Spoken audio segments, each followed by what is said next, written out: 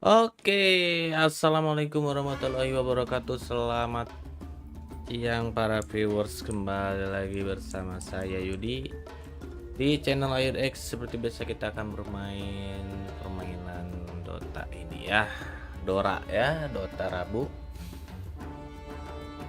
Oke, kalau begitu kita langsung aja gas ke pertandingan pertama atau game pertama ya. Seperti biasa cek ping dulu, ping aman, gas ke. Oh, pingnya 17.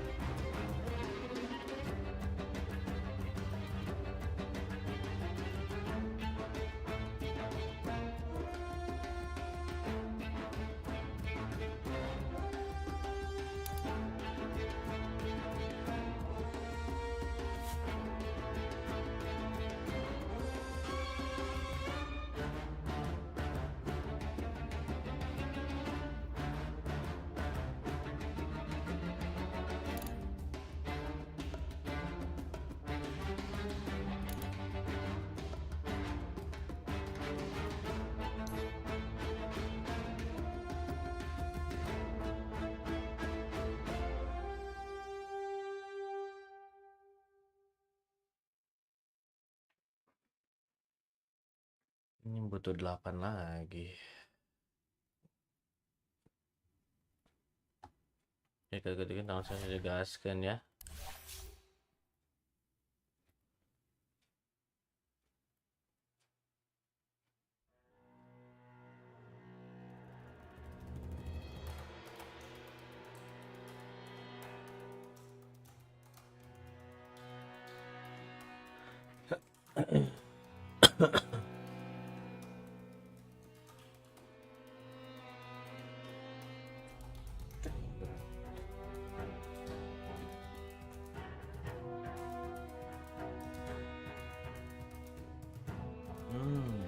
Sejuknya.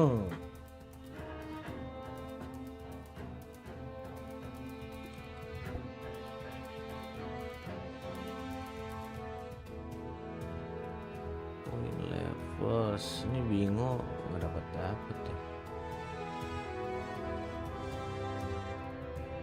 Shuffle card ini talents.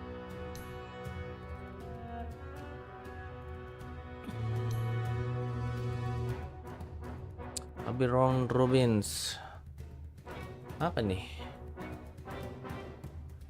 Gaming gladiator gigi. Lawannya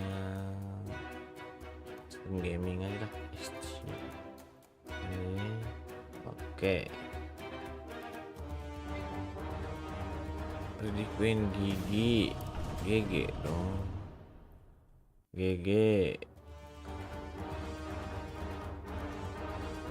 Queennya heroic atau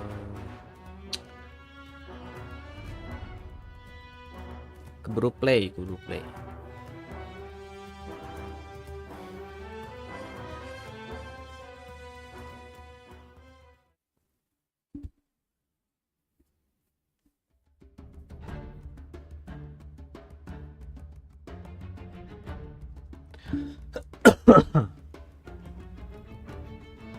Your pick.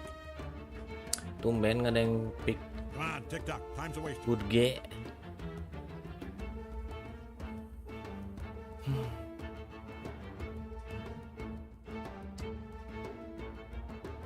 Seconds.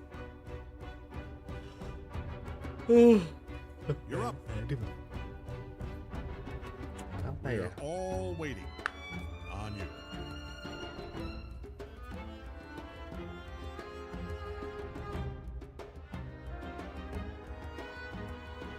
seconds.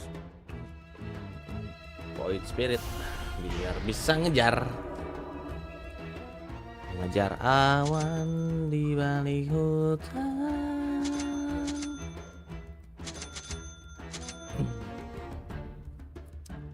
Waduh, lawannya Tide Wood G.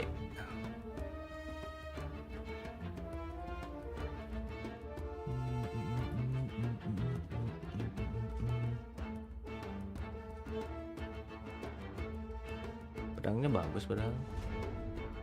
Au, mortal ini.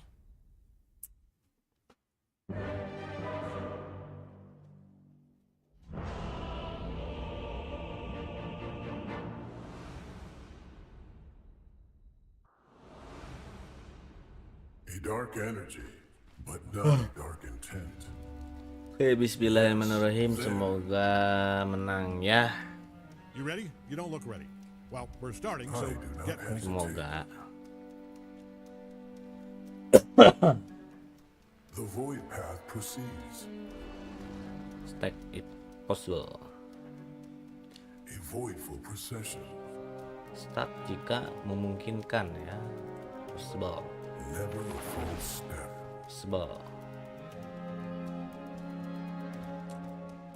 I walk the mortal way.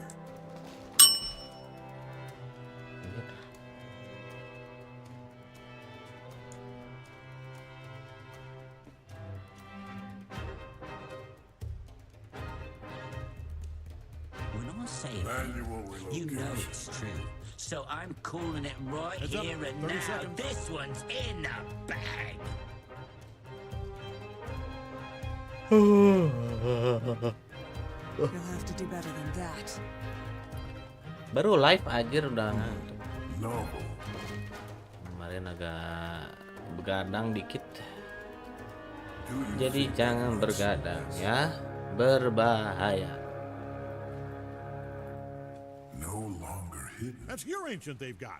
You should have two. Go, get it back. Smash it to bits in front of A them. single misstep could undo eons of planning. Even I must be careful. I must be attentive. Benang anjir. It was always Ini so. lawan saya. Oh, put the G. Terus ya, Bud. Terus ya, Natural mangga. course. A firm denial. I reject you. Terus ya. Lakukan we aing. Call it a premonition. Well, your courier's dead. Subtraction. Yeah, they knew what they were getting into when they took that shot. The hidden path.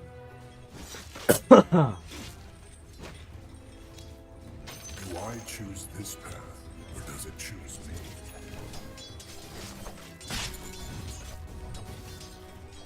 With purpose. Each step taken. Pointed pulse. A brim full of ether will help my side. It seems promising. Ngehuk anjing. In preparation.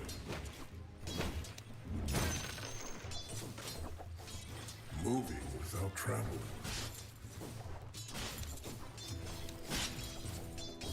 Other options are mere illusion. Did you think it was yours? Might want to haul ass over to your top tower. Firm deportation.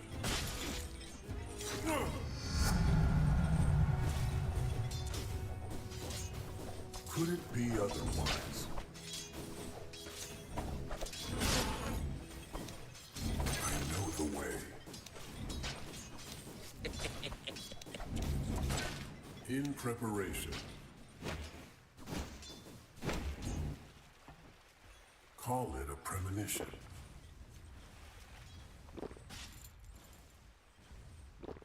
Everything in its time.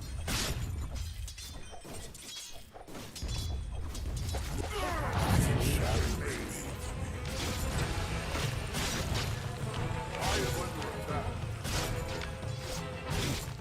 In preparation.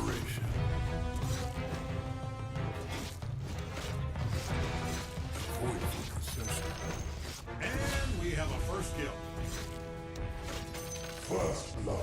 Do you think I've not worthies of the House of Ernest? You are nothing. I never liked this part. It seems promising. The natural course. With purpose. Never a false step. No longer hidden. Full reverence. It was always so.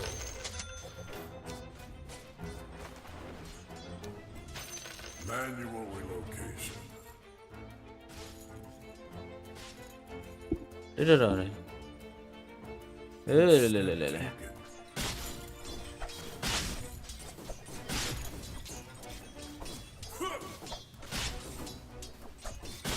stay in my element. An echo from the past. Do I choose this path, or does it choose me?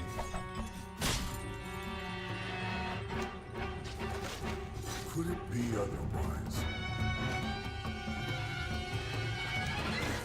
A taste of the void.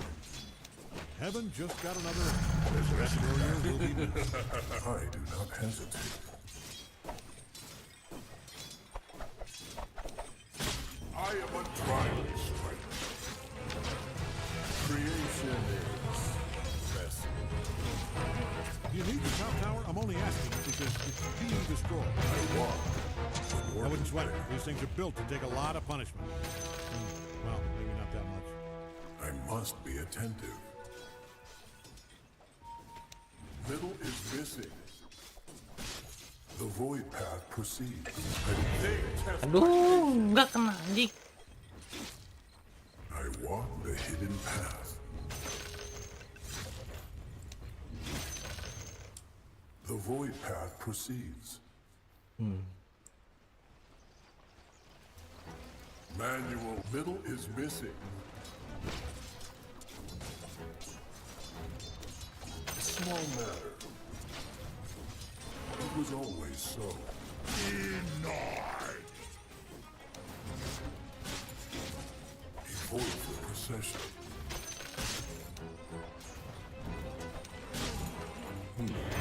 No.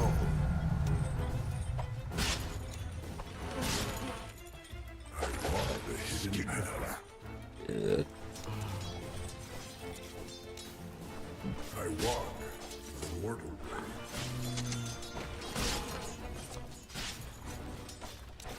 With purpose. Moving without travel.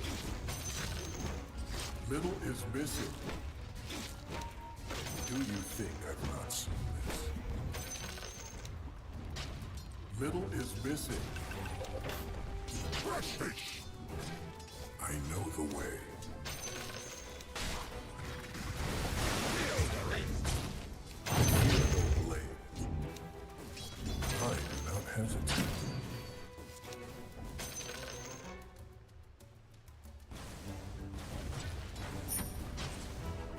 The Limber up. natural They've course. fortified their structures. Other options are mere illusion. No longer hidden. Dikasih missing mid anjing. Main.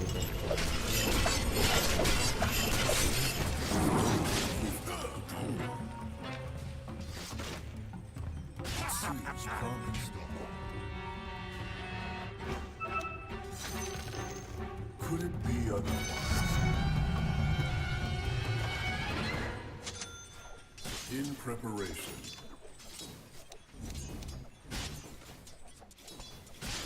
The void strikes. I am under attack. Do I choose this path?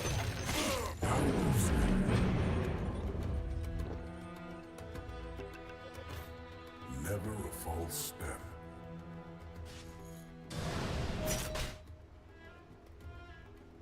Call it a premonition. Bounty. No longer hidden.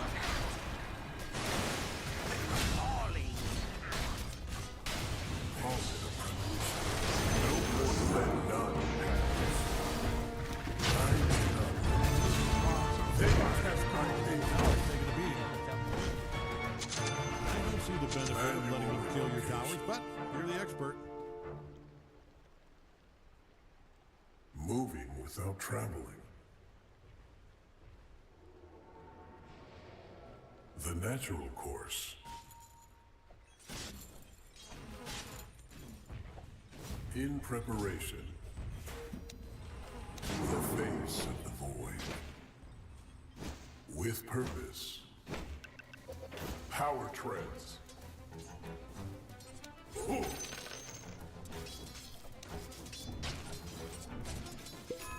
Each step taken. I do not hesitate. Only I can draw upon the it seems promised.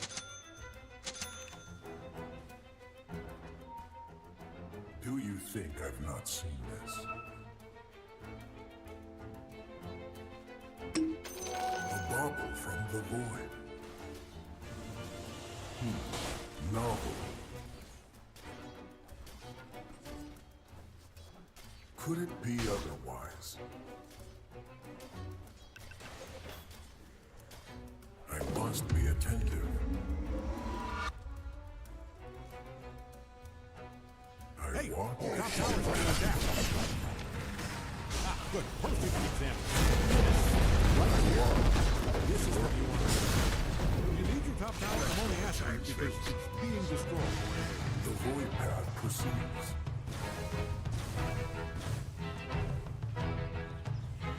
A voidful procession. Your middle tower might need a little attention. It was always so. Do I choose this path, or does it choose me? Trivial necessities. Love for nothing.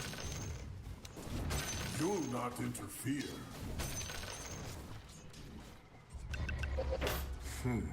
And mortals underestimate its power.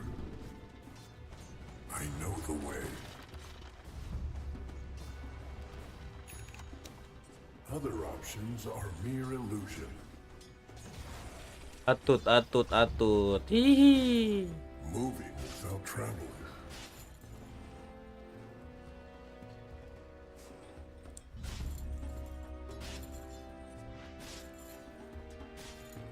In preparation.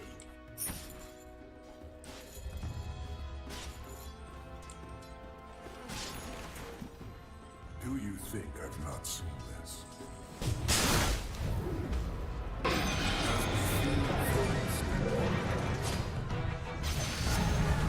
Soon I power with purpose.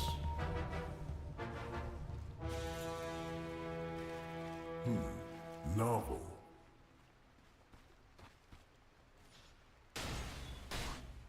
Do I choose this path, or does it choose me? An aspect of myself. There's no ample time here. The only... No longer hidden.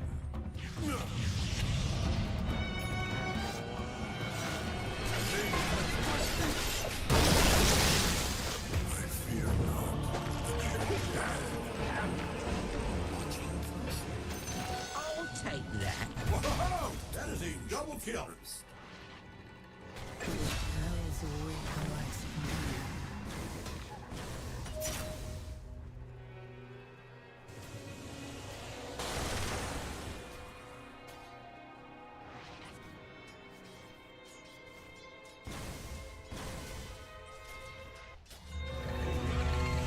Might want to haul ass over your tower. Hey, you really need to handle this. top tower is under attack. You fortified your structures.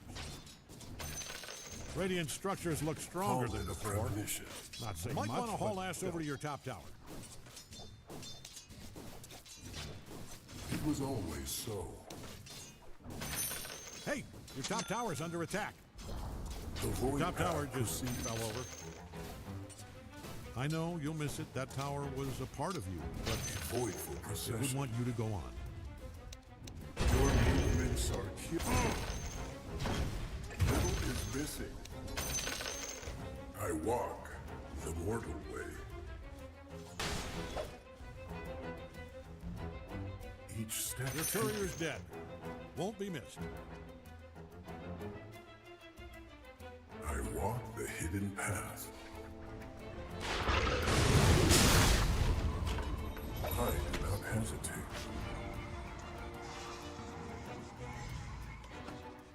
Could it be otherwise?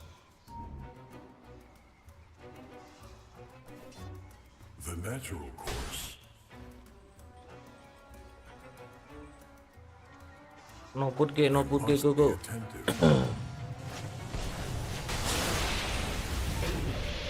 Never a false step. Bottom tower's under attack there. Oh, The enemy's look at them right. go. They are destroying the hell out of that. Manual relocation.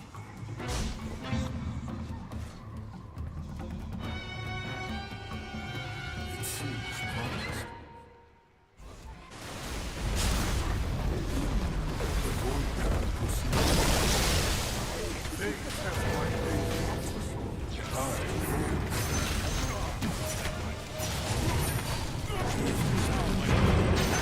I wouldn't worry about it. I must be what you are.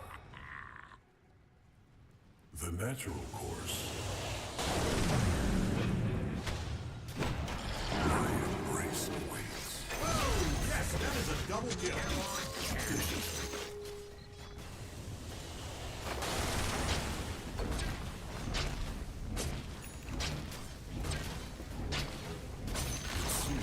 Great, their bottom tower's all busted up.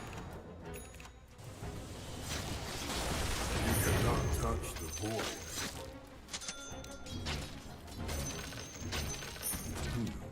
Novel. Moving without traveling.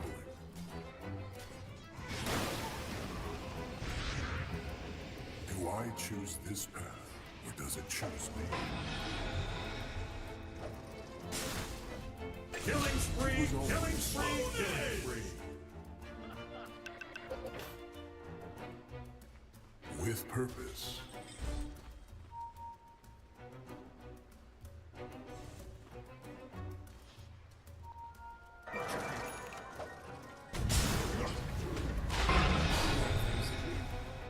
I do not hesitate. Taste. No longer hidden.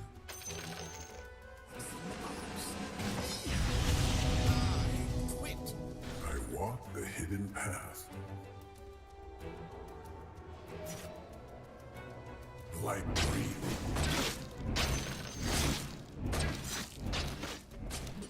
I walk the mortal way.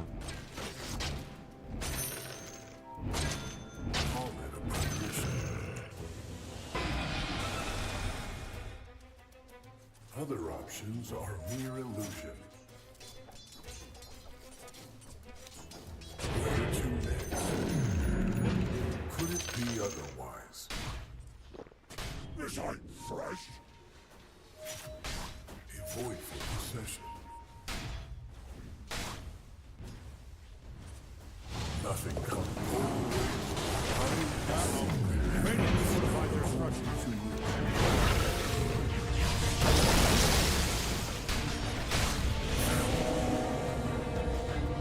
Manual relocation.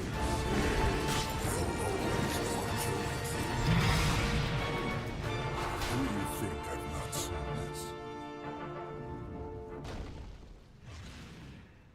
I know the way. Your middle tower's taking a beating. Do I choose this path, or does it choose me? Try to strike me.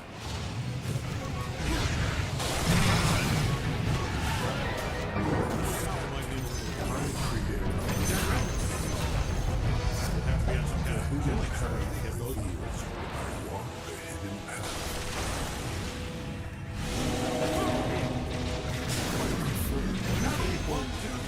Loosely here. I know you're probably a giant pink bat or Nice, nice. but you people need to handle this, and I mean yesterday.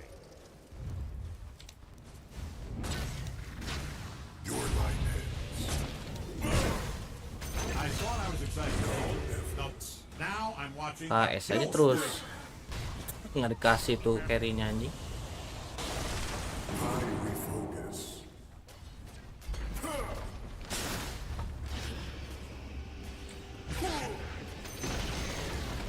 Their middle tower is down. I do not hesitate. I must be attentive. I'll take that. Call it a premonition. In preparation. Now to plan the proper application. With purpose.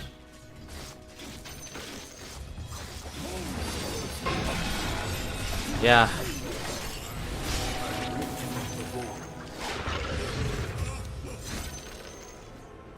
Your middle tower might Could need it a be little attention. otherwise? Yeah, I'd get over there if I was you. Manual sorry relocation. goodbye sama. Your middle tower's taking a beating. Strike in vain. Well, that thing can really soak up some Do punishment. you think I've not seen this? Your middle tower might need a wait. Test my patience. Mary chase you. Nah, sini. The natural course.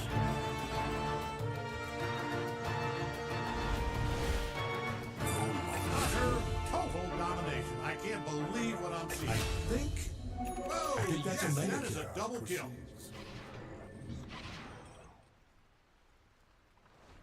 Moving without travel.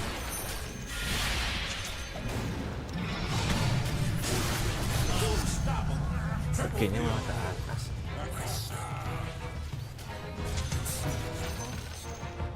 Burgernya malah ke atas. It was always so.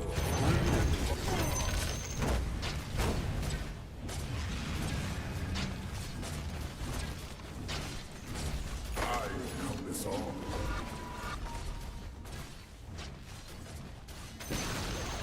Good stuff. options Their middle are tower's mere a illusion. sad pile of gravel. Now nothing stands between you and victory. I walk Except a couple more the things. mortal way.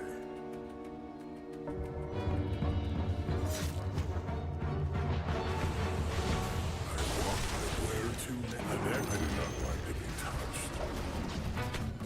Kill spree. It was always so.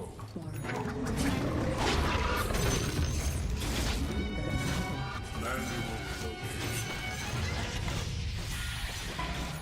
Woo! Woo! As I guard the temple, Goblok. Oh, in preparation.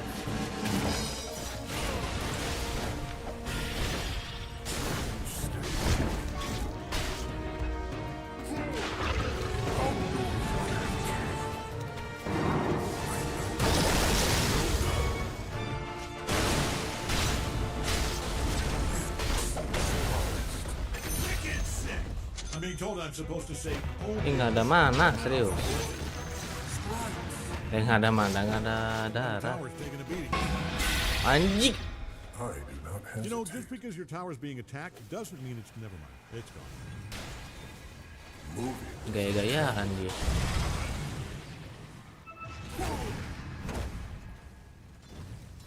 You lose your top tower, I'm only asking.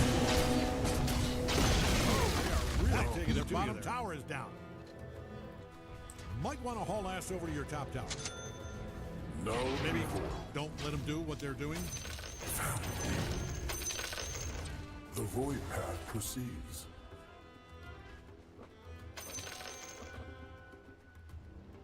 Ya, orchid segala anjing. With purpose, a powerful manifestation. Trying. On my way, on my way. You're losing It lots of seems blood. promised. HD anjing.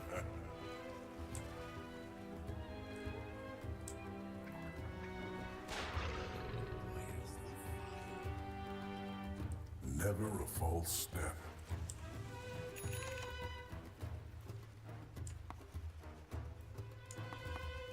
I must be attentive.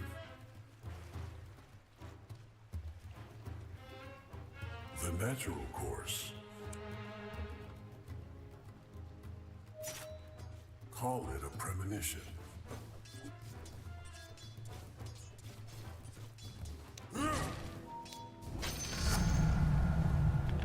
The void flows through me in my element. Do you think I've not seen this?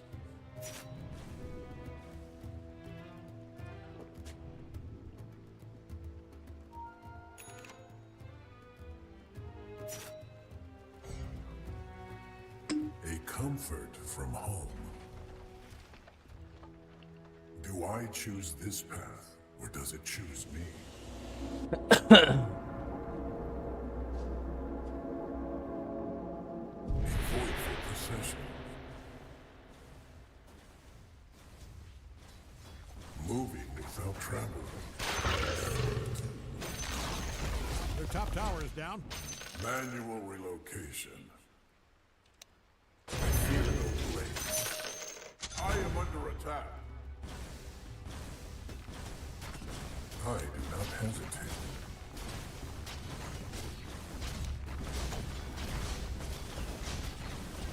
I walk the mortal way. I amplify my impact.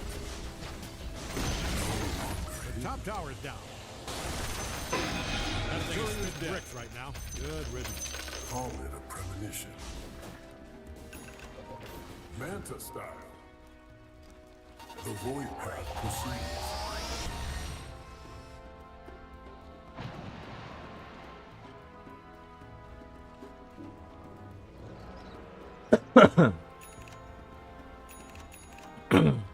With purpose.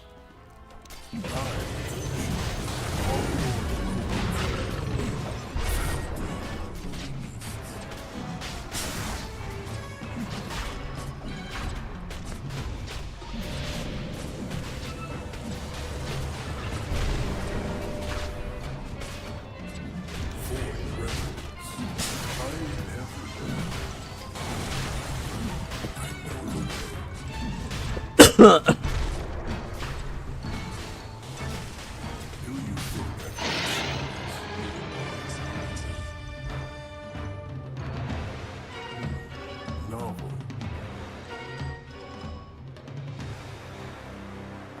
It was always so.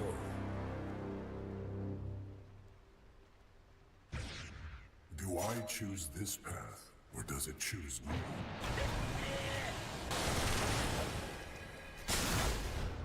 It seems promising. In preparation. Let none pass.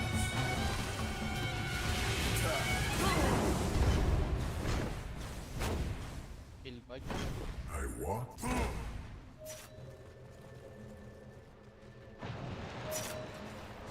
Other options are mere illusion. Enter the void. Each step taken.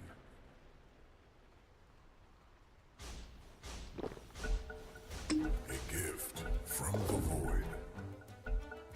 Ya, ringmasternya.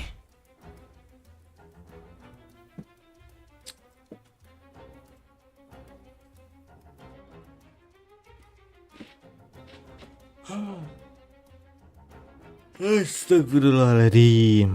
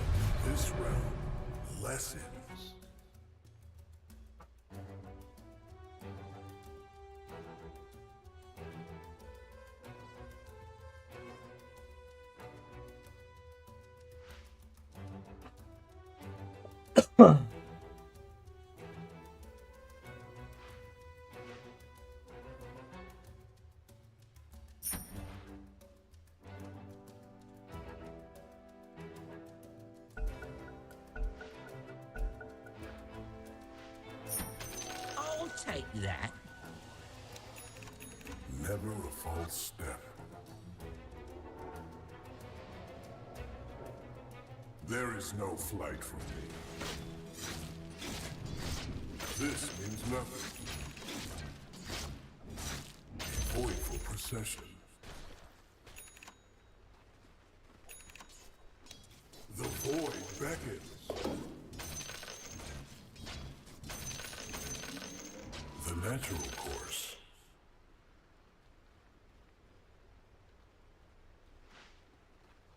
I must be attentive. I walk the mortal way.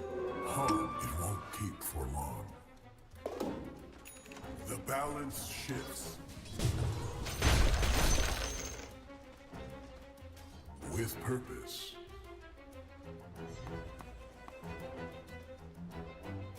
Moving without traveling. The void path road I prefer.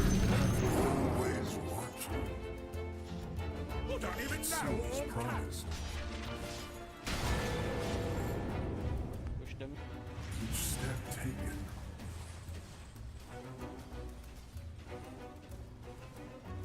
In preparation. An aspect of myself.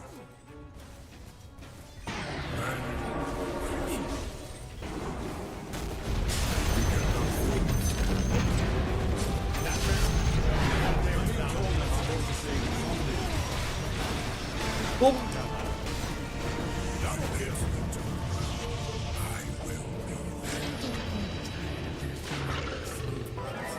Ah, telat.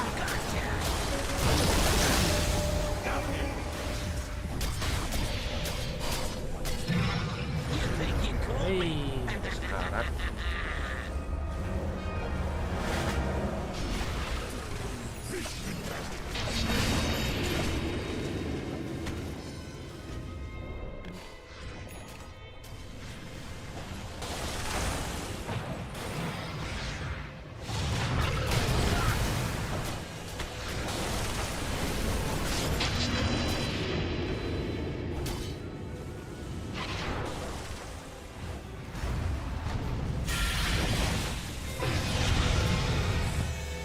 Ayo datang lagi. Why choose this path?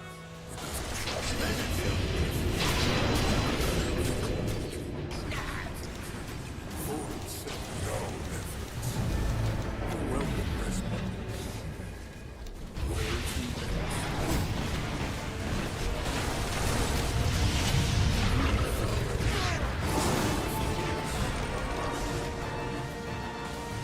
I create opportunity. The natural course.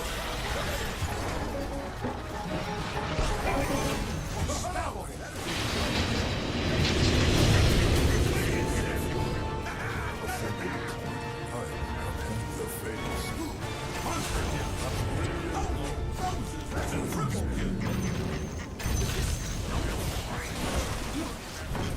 The great menu.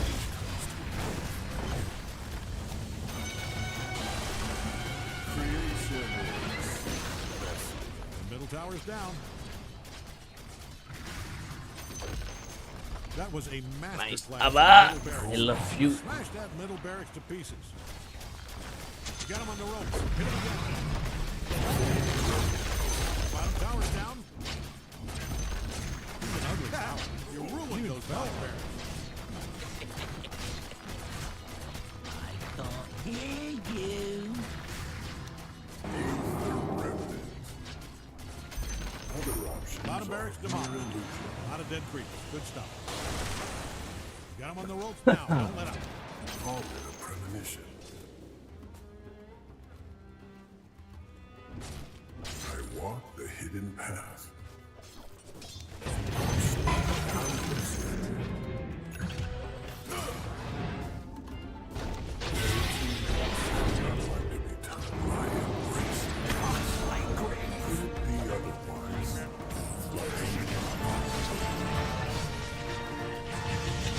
Ah, mati lah, bro.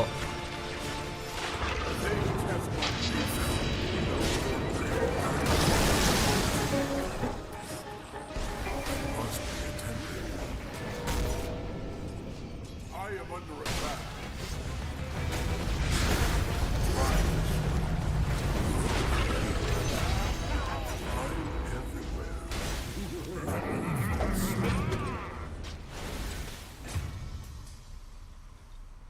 Patience.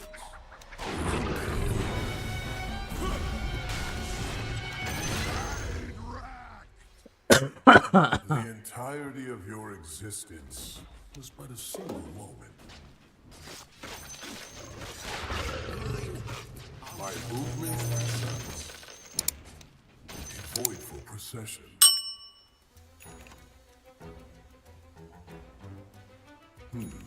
Novel. Your face.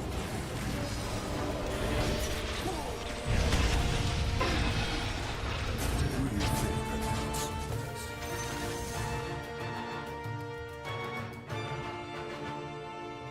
Each step taken.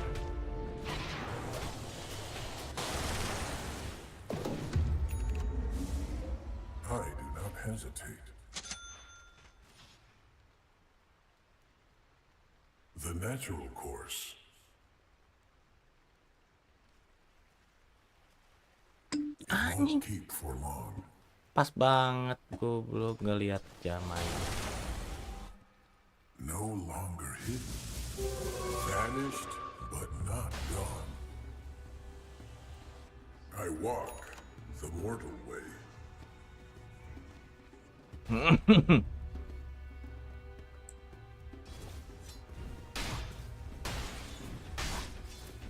Moving without traveling.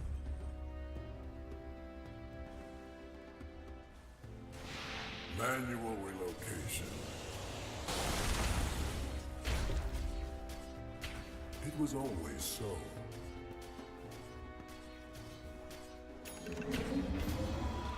The void path proceeds.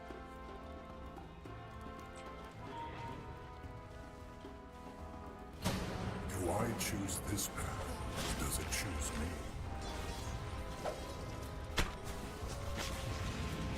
In preparation, I create the power of the void. An echo from the void.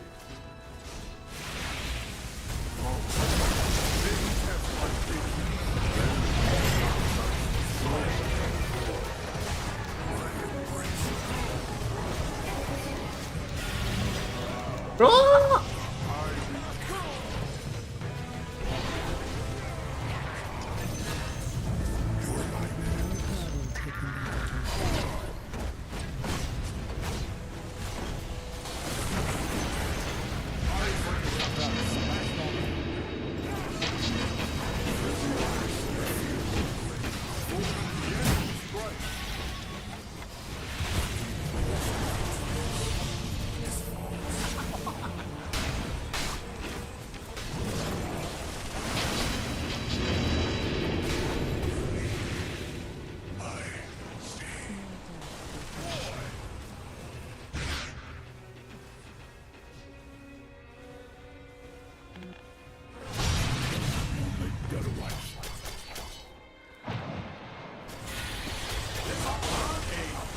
That's a double kill.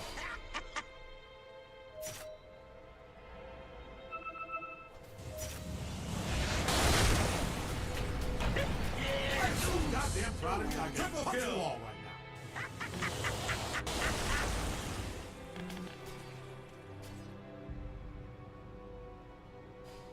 I can't hear you.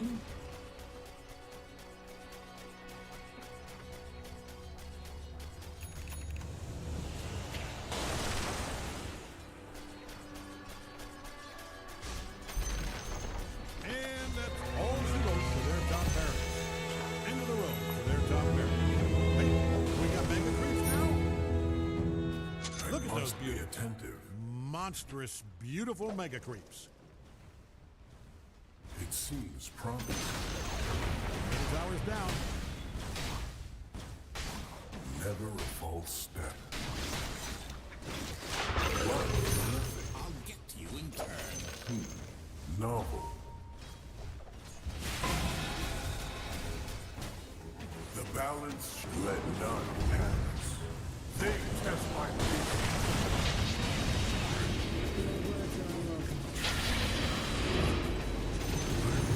Good stuff.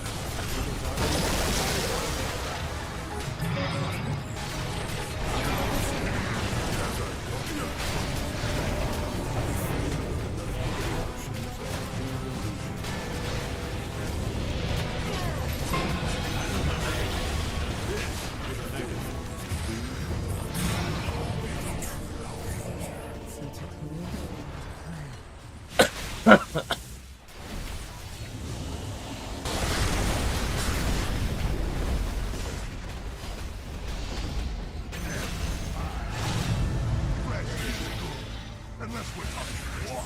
Always so humorless.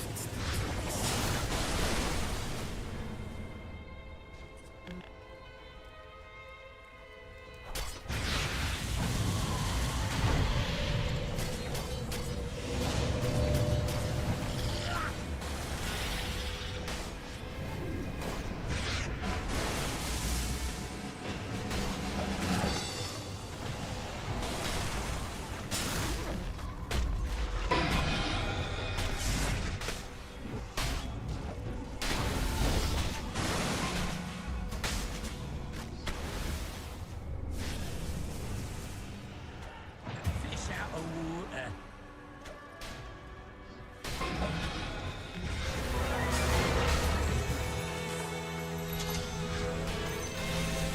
Could it be otherwise?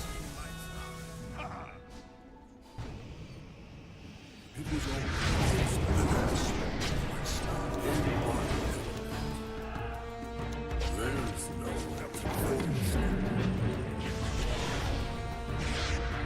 I want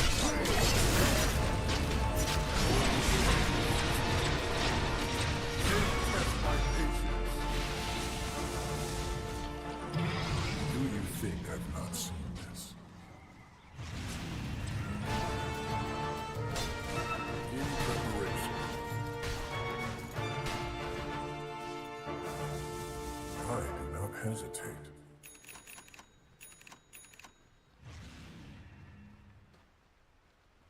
Manual relocation.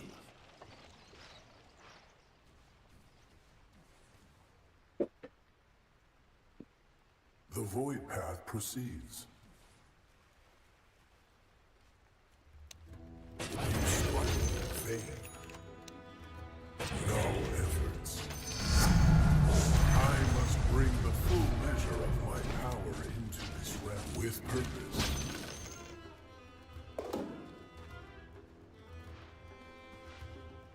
A voidful procession.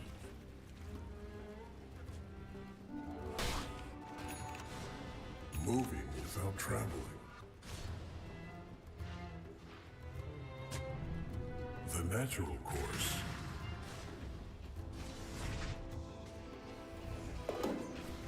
Call it a premonition. Void sending. I walk the mortal way.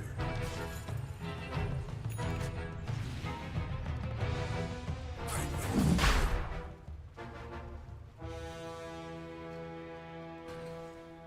Fuck no smoking. I must be attended. All doors open.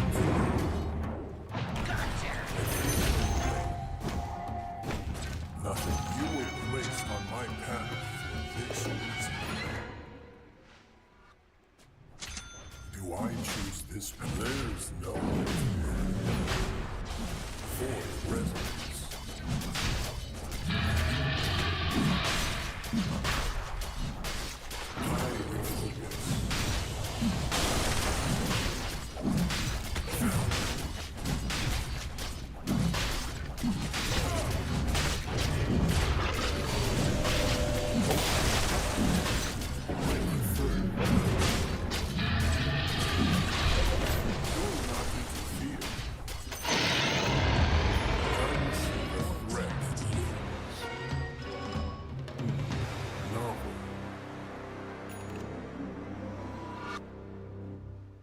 each step taken.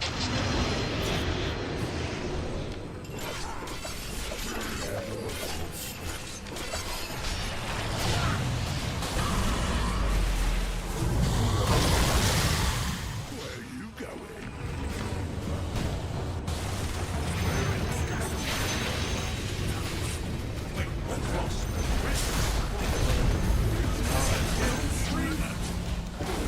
Your life. Hey, Greg, are you seeing this? I I think that's a double kick. should Yo, I'll just let you. here.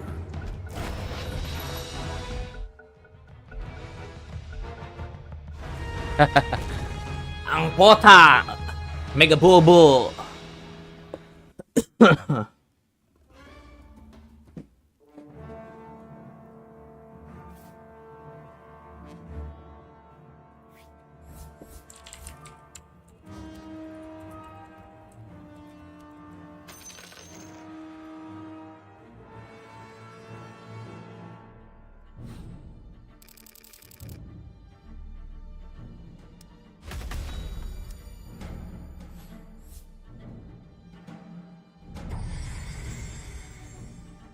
Red Abaddon mantep. Abaddon struck. Nice.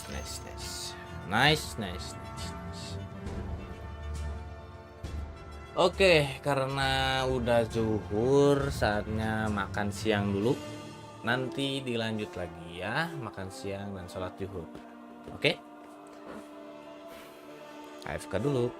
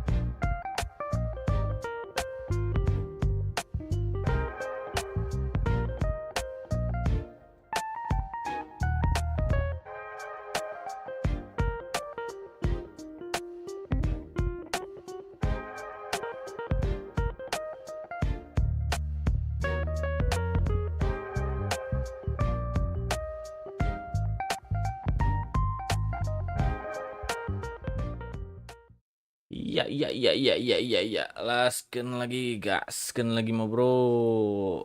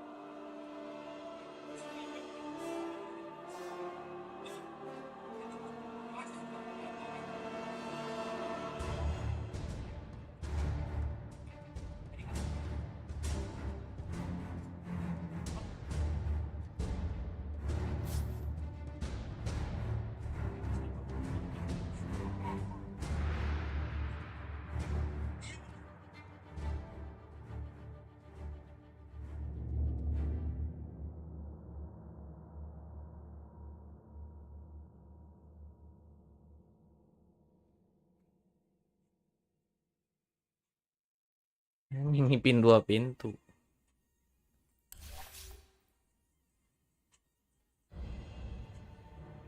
Goblok kameranya.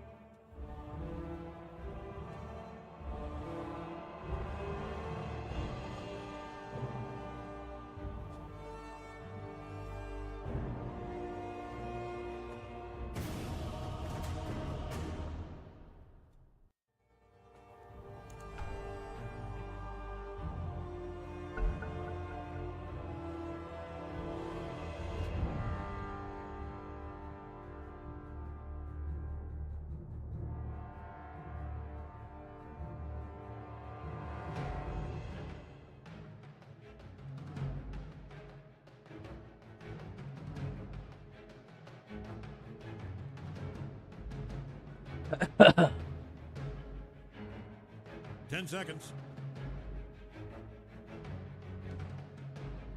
5 seconds. Yo, game 2 yo, let's go.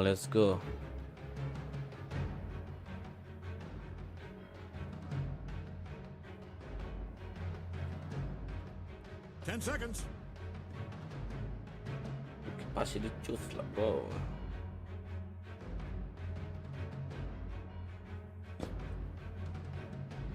Your turn to pick. Come on, it's not rocket science. That was not even science. Just point at something.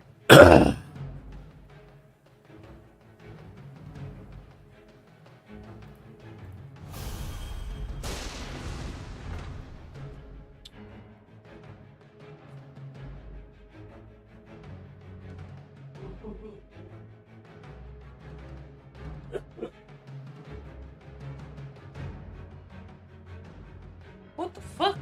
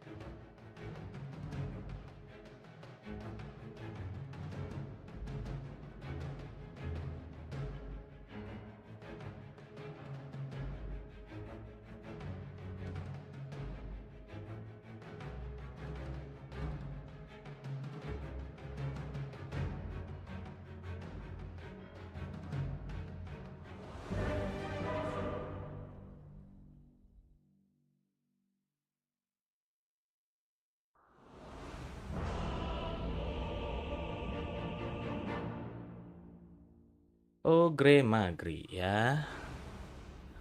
Oke, let's go. To walk among mortals. Midna bok pasti. All right, get ready. Very good.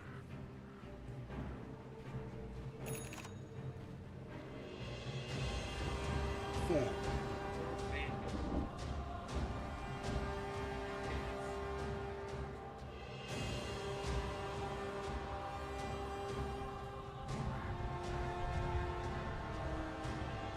Sound advice.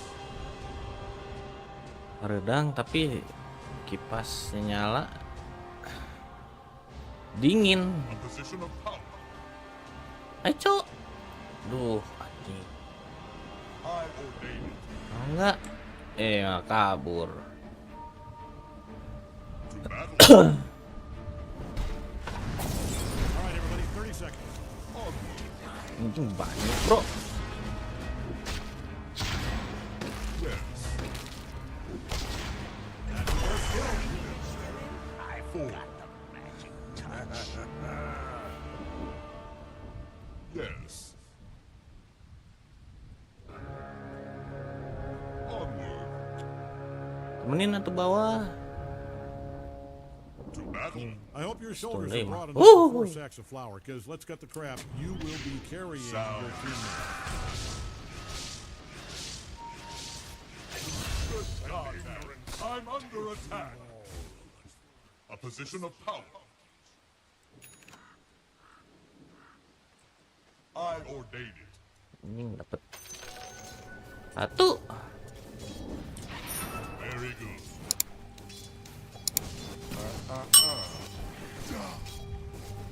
Your prayer answered. Oh, ranknya tinggi ya kamu.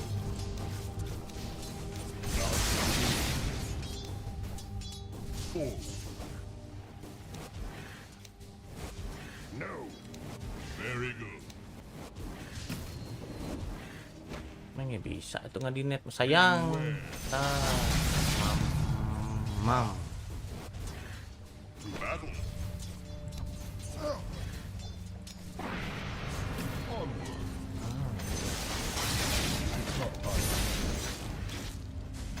Your prayer answered. Yes. Boom. Sound Anjing. advice. A position of power. I order.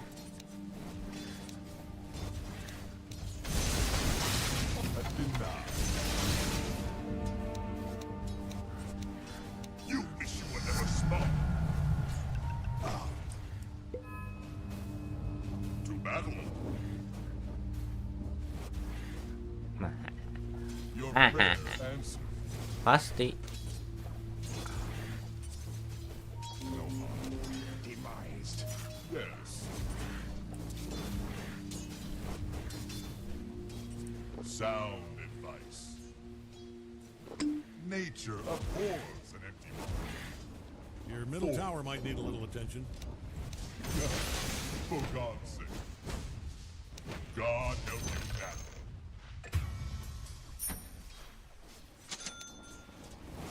now. Very good. I ordain it. A position of power. I'm not ready. A position of power. I ordain it. Sound advice.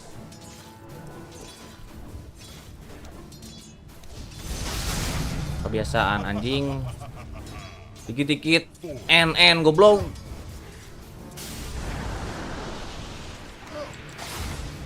Your prayer answered. Good God. I'm under attack. Very good. Dikit-dikit N anjing. Yes. Onward.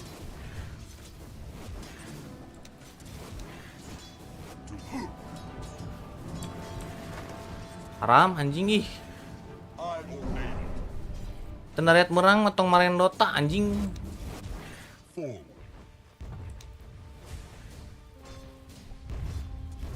Your prayer answered.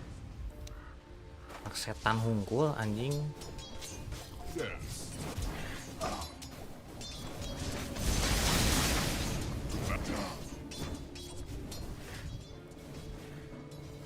Main we anjing tong loba Bottle up your field. cincong.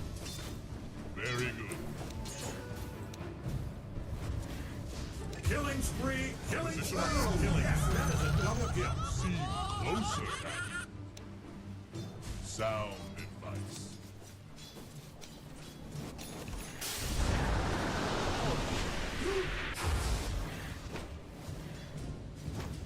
Very good. Oh, efek ini anjing. A position of power. Terus tong marahin Dota anjing ai an-enan mah. All things fall. Yes.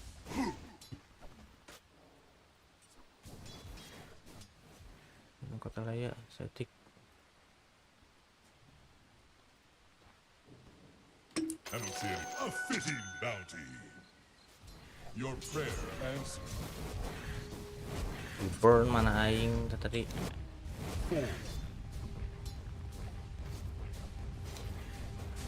Sound advice.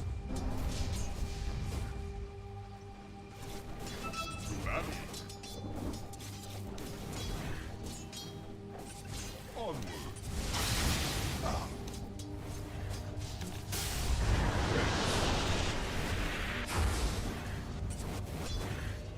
Your prayer answered.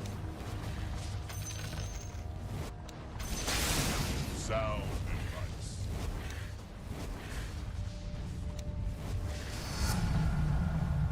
To battle. Rich middle is missing. Onward. I obey. Very good.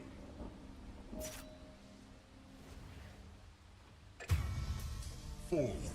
The mask. You won't escape. Bounty. A position of power.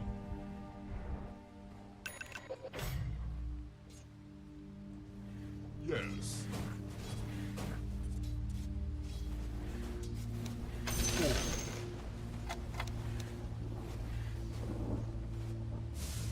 To battle.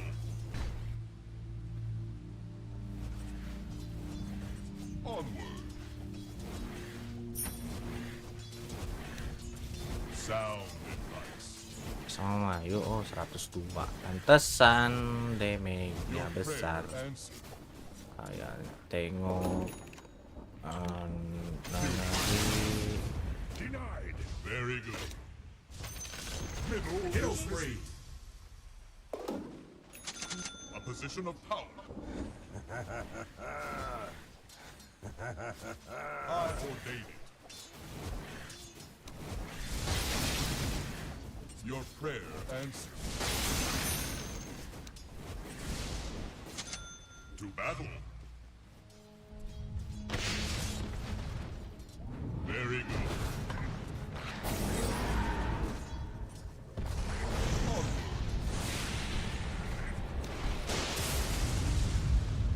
I ordain it.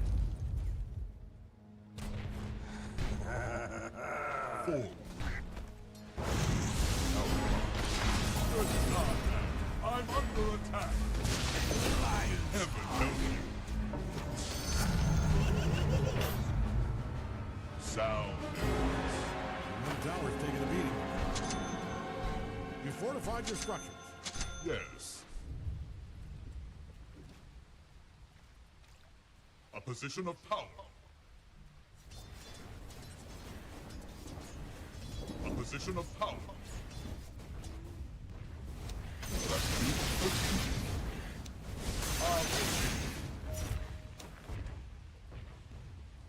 Middle is missing.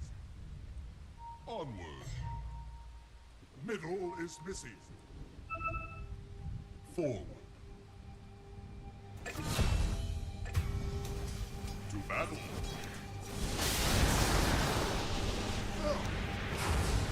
Very good.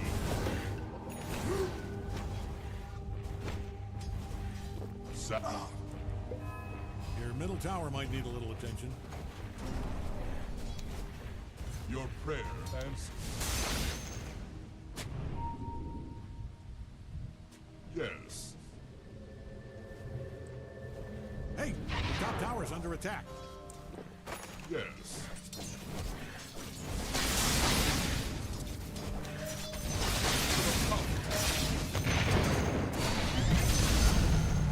Enough. That's all it takes to kill you? Kill spree. Sound advice.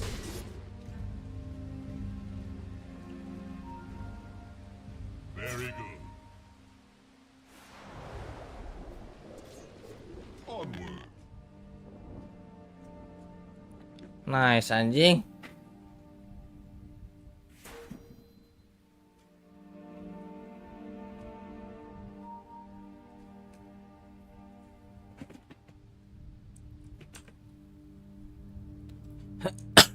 Anjing bling deh.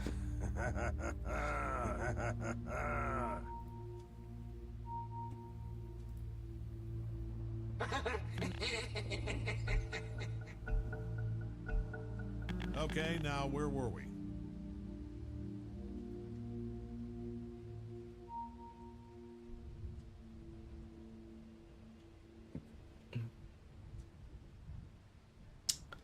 Leleheun nih mah euy.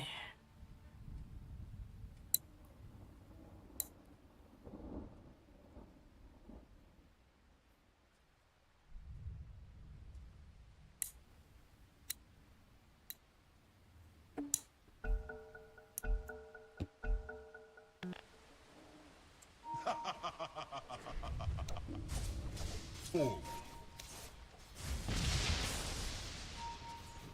Your prayer answered. Wait for it.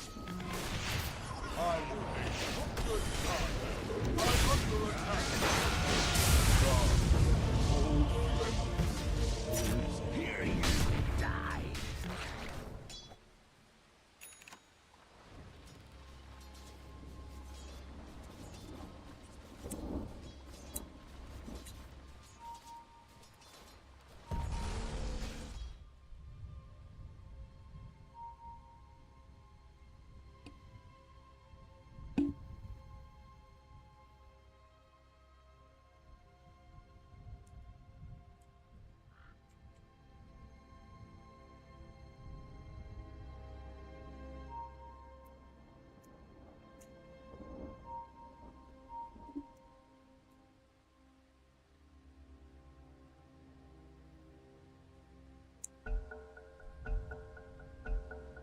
And we're back.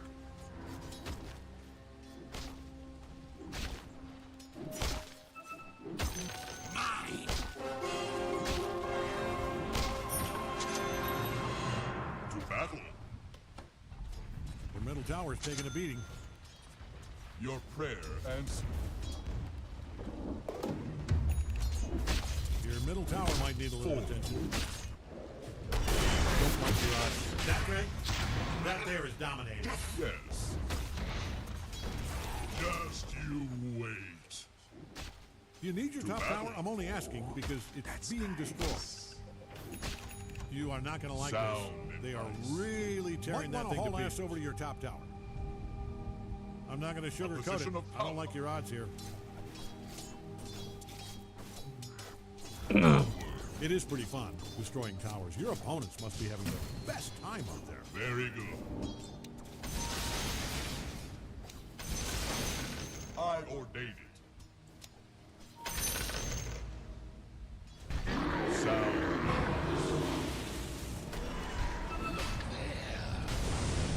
Your prayer answered. To battle. Are we mega kill territory here. Double kill. Look at you, cradle body, you covered in blood, big smile on your big dumb face. Oh, this is a mega kill, all right. I ordain it. Your middle tower's taking a beating.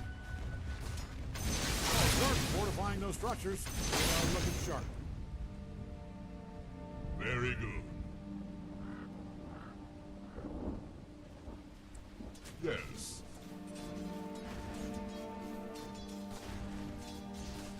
Forward. Oh, yeah. Sound advice. Onward. For God's sake. Forward.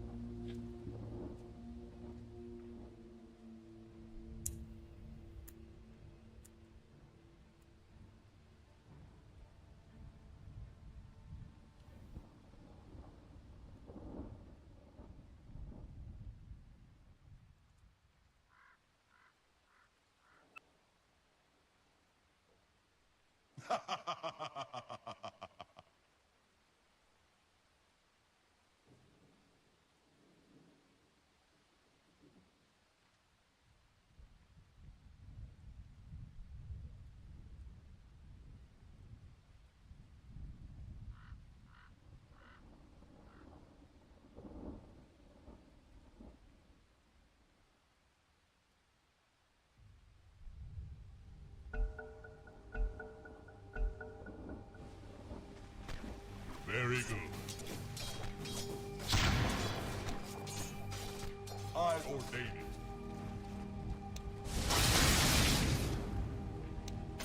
Yes.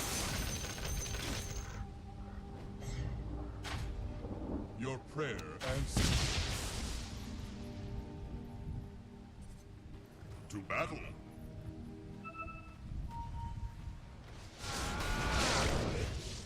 A position of power. Your prayer answered.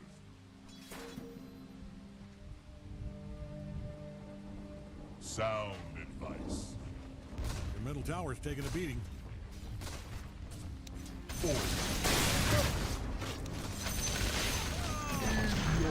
Nice one. You just denied middle tower. Very good. You are a spiteful, black-hearted piece of trash. I ordain it.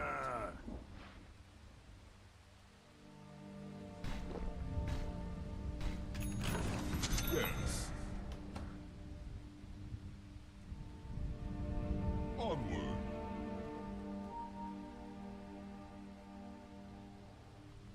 To battle. Invisibility! A position of power. I'll say this. Good work down there. Also, just so you know, I have called the police. Very good. Sound advice.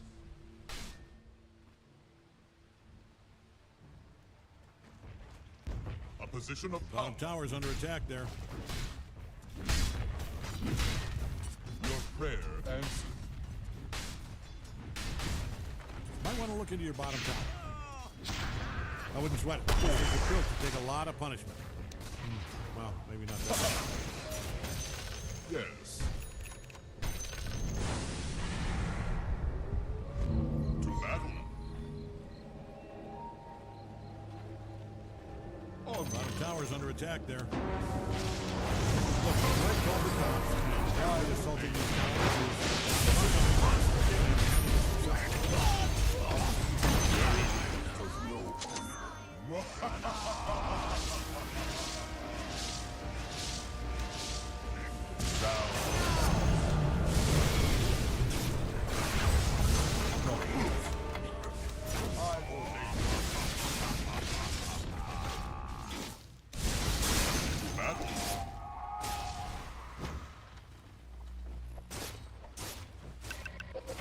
Yes. Radiant structures look stronger than before. Not saying Onward. much, but still. forward.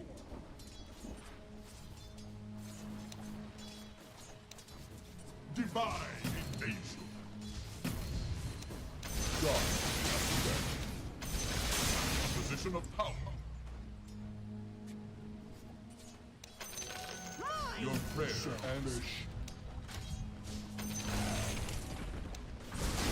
very good. To battle. Sound advice. Might want to look into your bottom tower. Position of power. Yes. Bottom tower's under attack there. You people need Your prayer. but you people need to handle this, and I mean yesterday. Anjing. I obey. Face up to your mortality. Whoa, that is a double kill.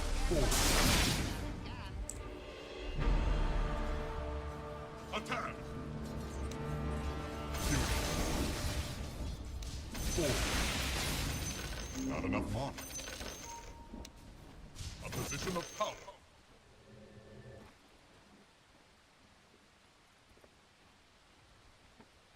Yes.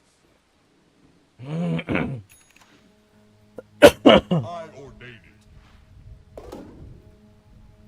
Might want to look into your bottom tower. Very good. And good news if you hated your bottom tower. Great news. Your prayer answers. Sendirian terus. To battle. Sound advice.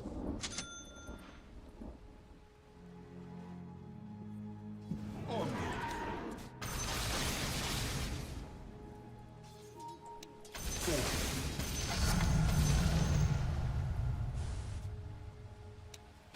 On a killing spree. You can't run from heaven. Very good. Your prayer answers. I ordain.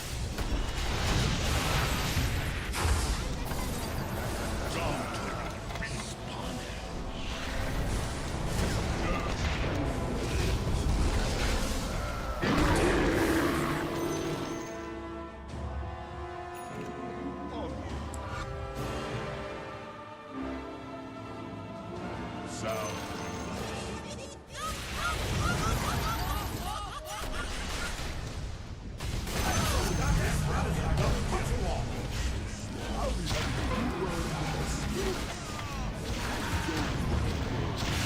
I'm your god too.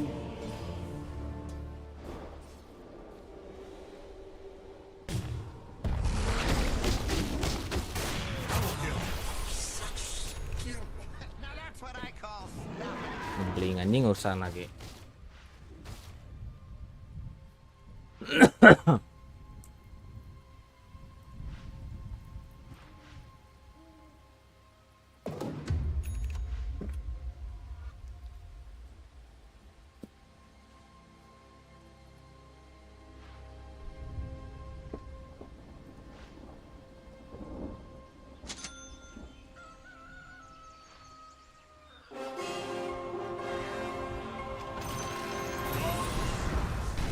Back. A position of power.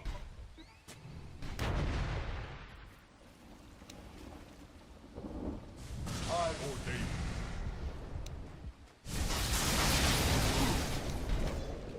To battle.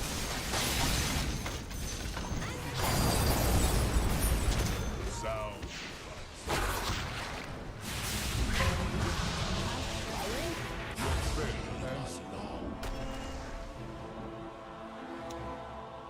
Might want to look into your bottom tower.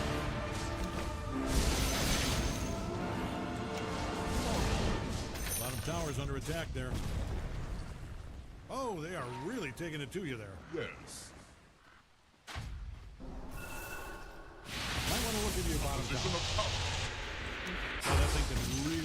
up some punishment. 4. I ordain it. Yes. Your prayer answered. Onward. I'm seriously getting tired of this place. Sound advice.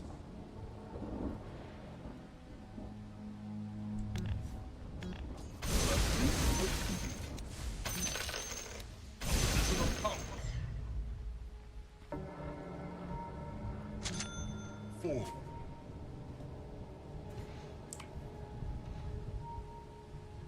Very good. Wait for it.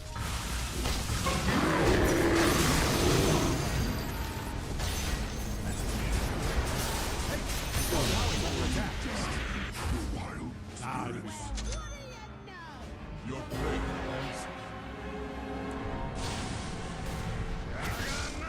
Sound advice.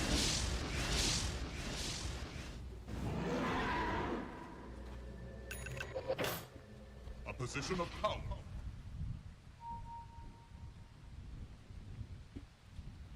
Yes. Just you wait. To battle. Very good. Reach for the sky.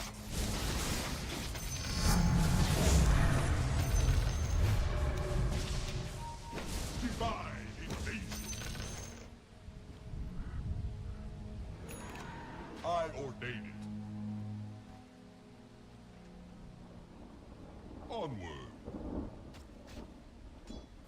Wait for it. Battle.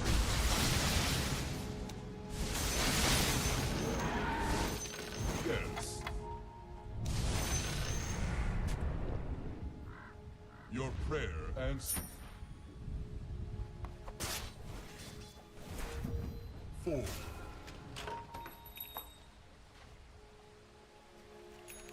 I ordain it. Sound advice. God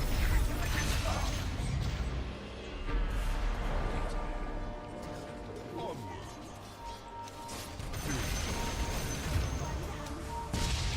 Very good.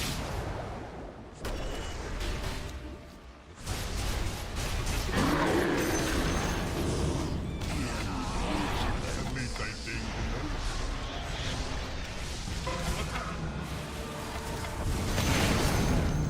A goodbye. Battle.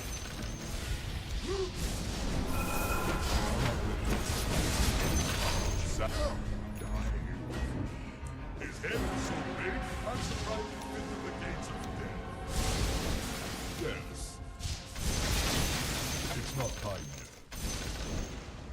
Very good. I ordain it.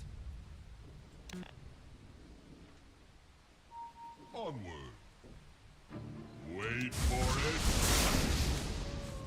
Bye, my whiskers. I'm not ready. A position of power. Oh, the enemy is denied their middle tower. 4. That's a wet loaf, no matter how you slice it. Your prayer answered.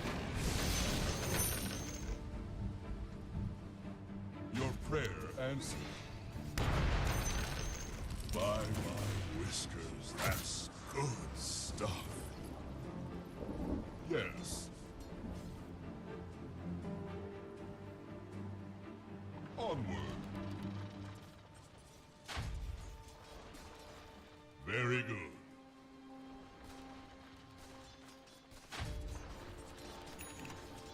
Forward. Prosip aja lah, nong glimmer. Mending ini nih. A position of power.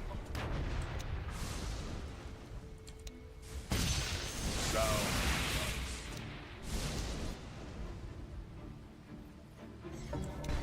To battle.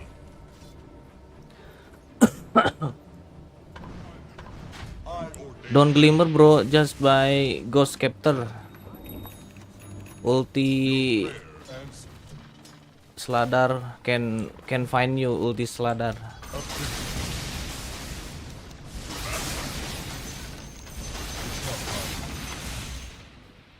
a position of power. Forward.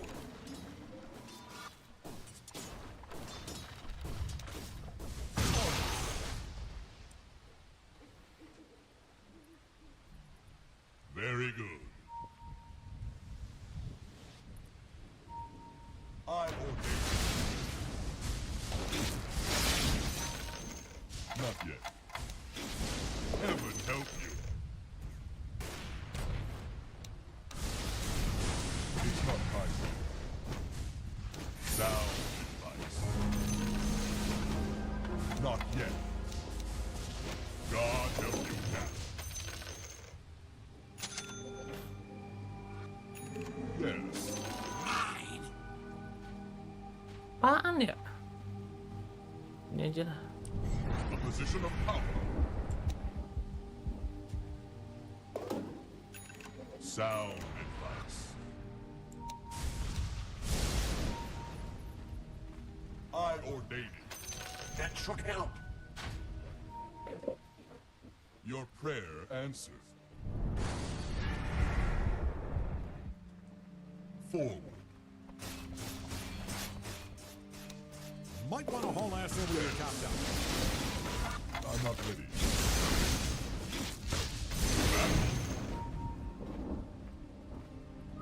Is that for me?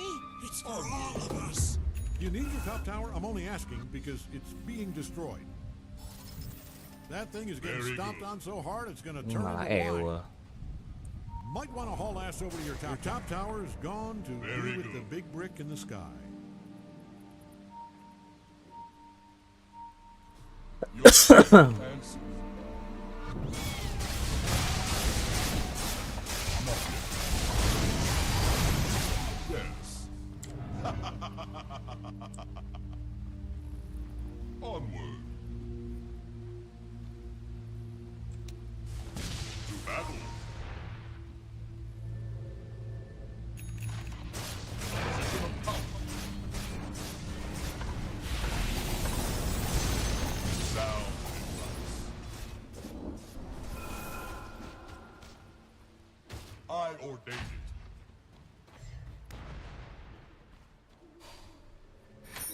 Forward.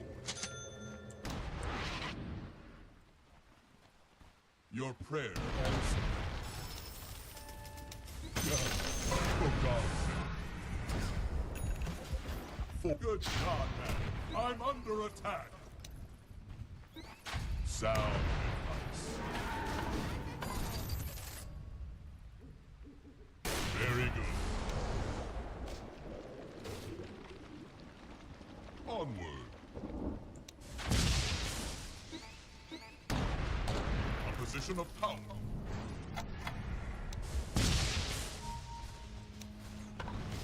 Yes.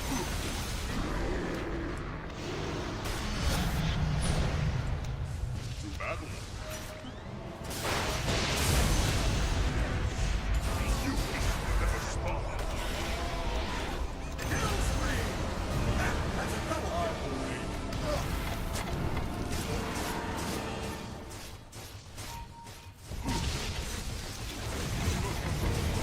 Anjing. Your middle tower might need a little attention. Cool buzzer goblok. Ah.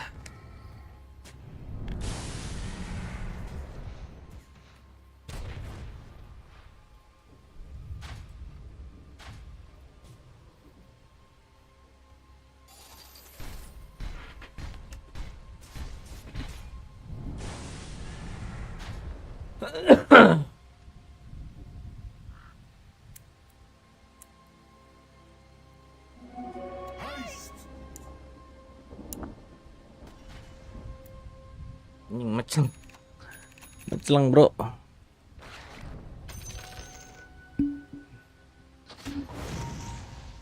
Alah.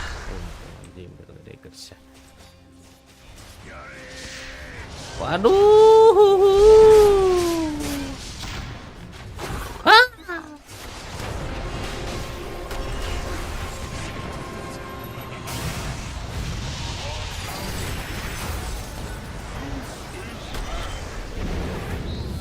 Sound advice.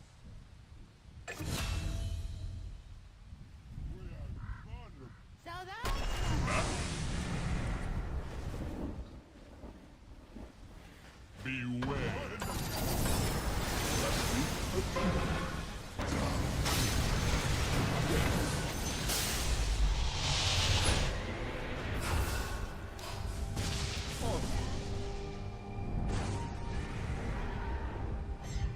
Forward. Very good. I ordain it. Your prayer answered. To battle. Your prayer answered. Very good.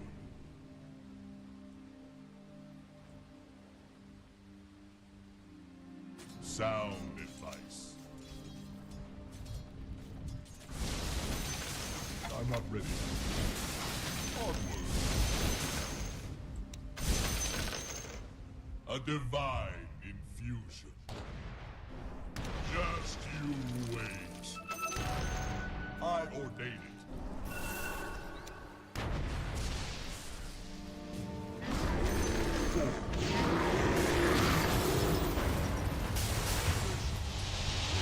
Oh, Sonic.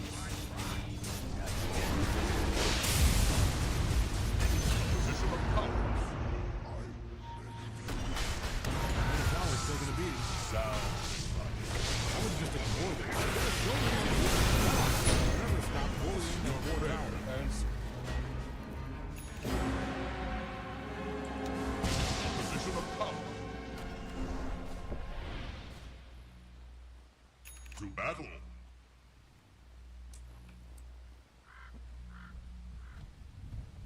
I ordain it. Very good. God, after bad. Onward. Your middle tower might need a little attention. Yes. Your middle tower's taking a beating. A position of power. Your middle tower is now past tense. I will. Sound advice. Onward. Very good.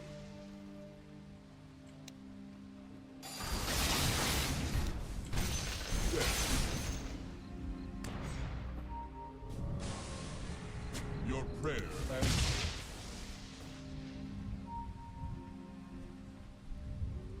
Forward. To battle.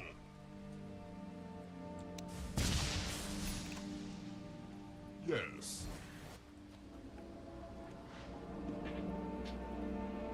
To battle.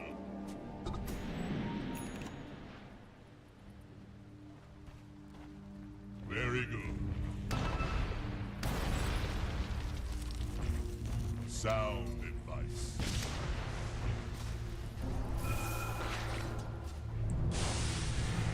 Your prayer answered.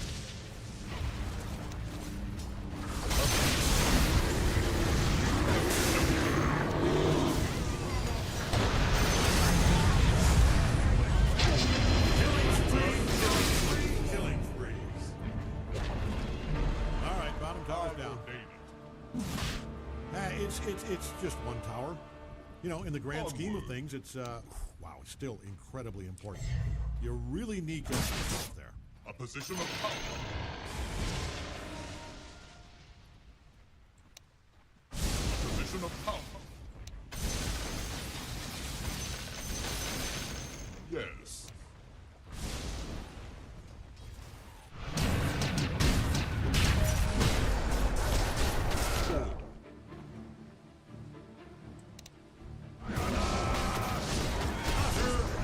Domination. I can't believe what I'm seeing. That courier will be missed. Forever. Very good.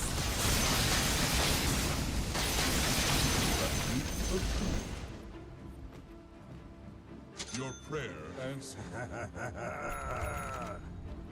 Uh-oh. Radiant's fortified their structures. I ordain it. Onward.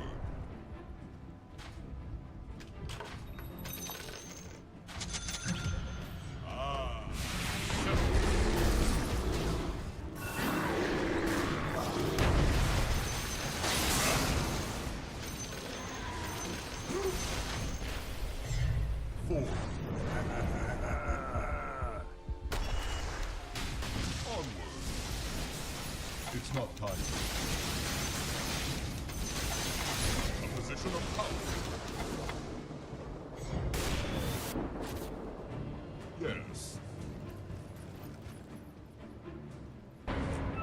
Your prayer answered.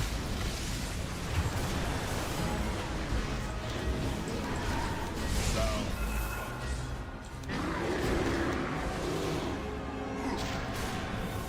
Very good.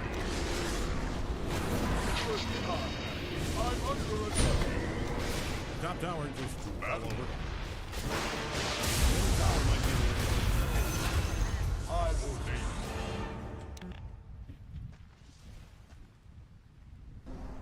Onward.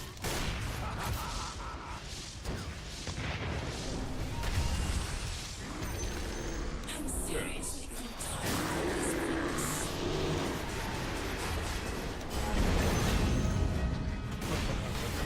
Oh, you little thing. To battle.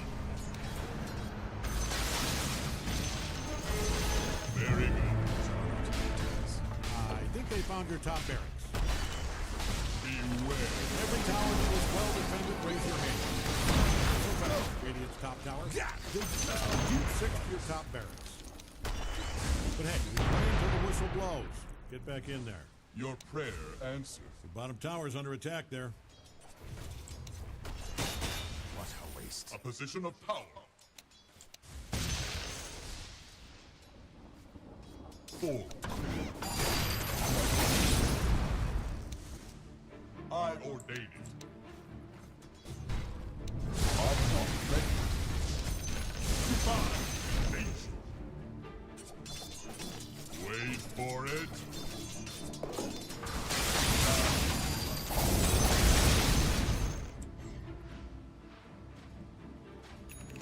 Forward.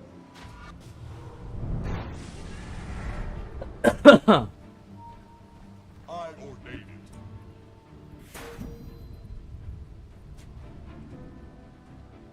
You wish you were never small.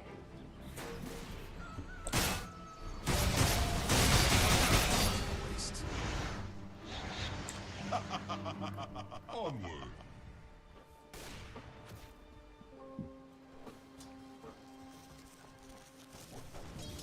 Your prayer answered.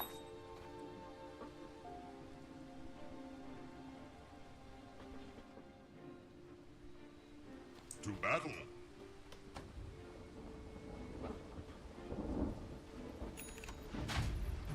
Yes. Very good.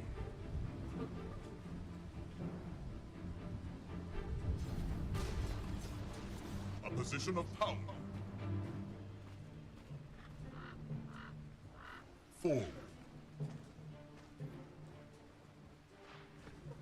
To battle. Position of power.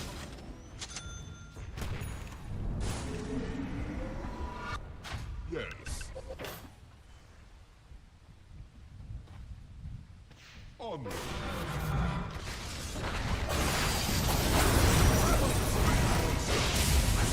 Taking a beating. Either my eyes are fire. Sound advice. Interesting. Very good.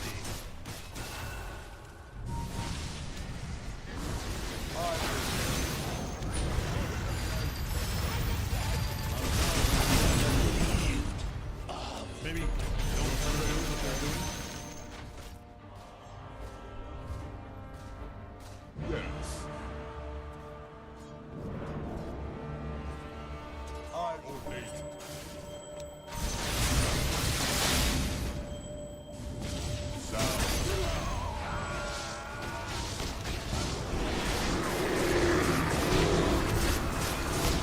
You are unstoppable. Full stop. Don't actually stop.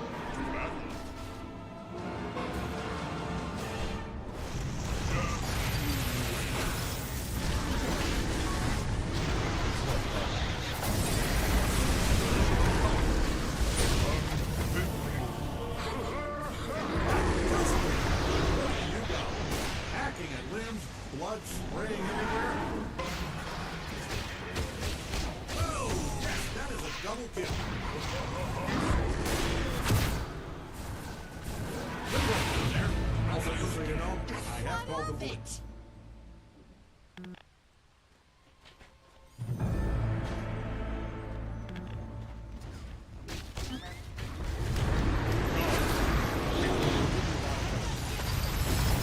I wouldn't worry about those.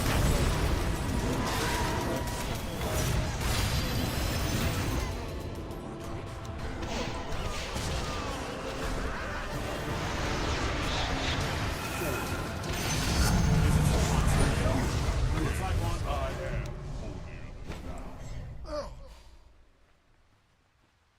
Yes. It's not time yet. Your middle tower might need a little attention. Forward. Just you wait. Very good. Onward. Bottom tower just bit the brick biscuit. Hang in there. Position of power. I do. Being such a now so much big bottom barrel. Love to know that.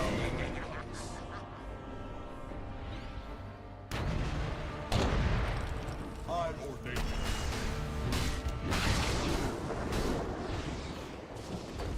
Your Middle prayer. tower might need a little attention.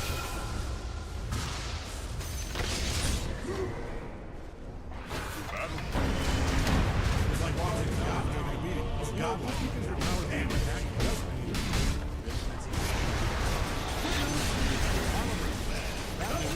Your middle tower might need a little attention. Let's see how this plays out. Maybe it's just a very stupid trap.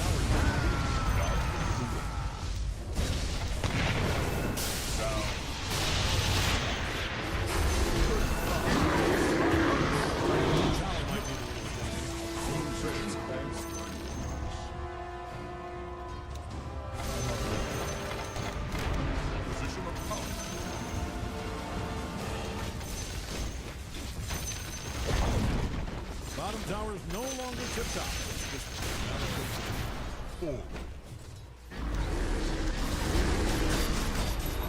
Or danger.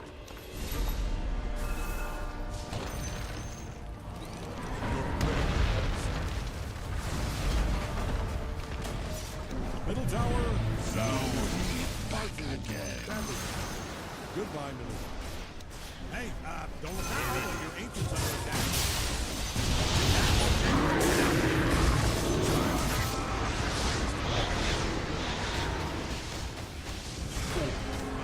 Your ancient's under attack. Position.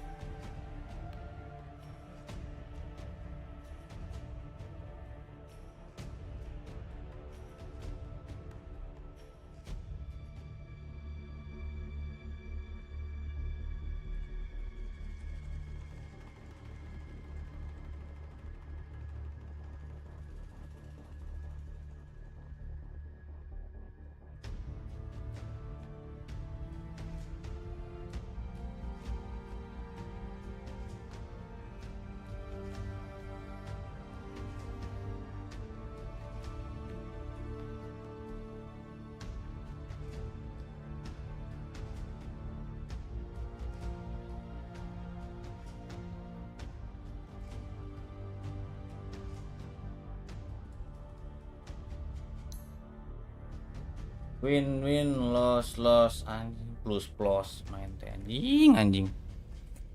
Aduh, ini Akbar.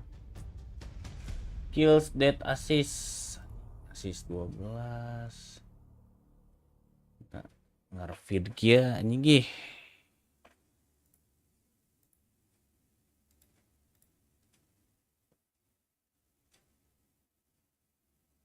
Thailand anjing. Hah? Non sih marahin Dota teh anjing. Tapi beserta ilmuna gitu tuh.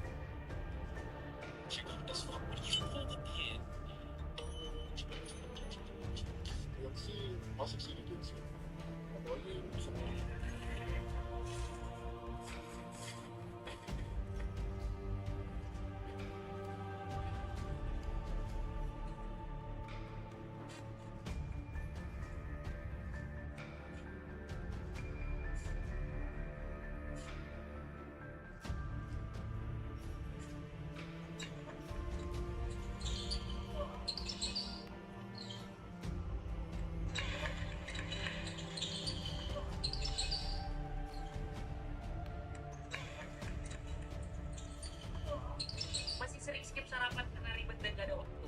Kenalkan Foto Purto, solusi sarapan praktis yang siap menyelamatkan pagi Anda. Foto terbuat dari bahan-bahan premium alam 15 biji bijian, ubi ungu dan juga oat dari Swedia. Nutrisi lengkap dalam satu minuman. Dengan Foto kalian bisa mendapatkan sarapan sehat dalam dan siap minum. Klik link di bawah ini untuk pesan foto di website resmi dan nikmati sarapan sehat penuh nutrisi. Masih sering skip sarapan karena ribet?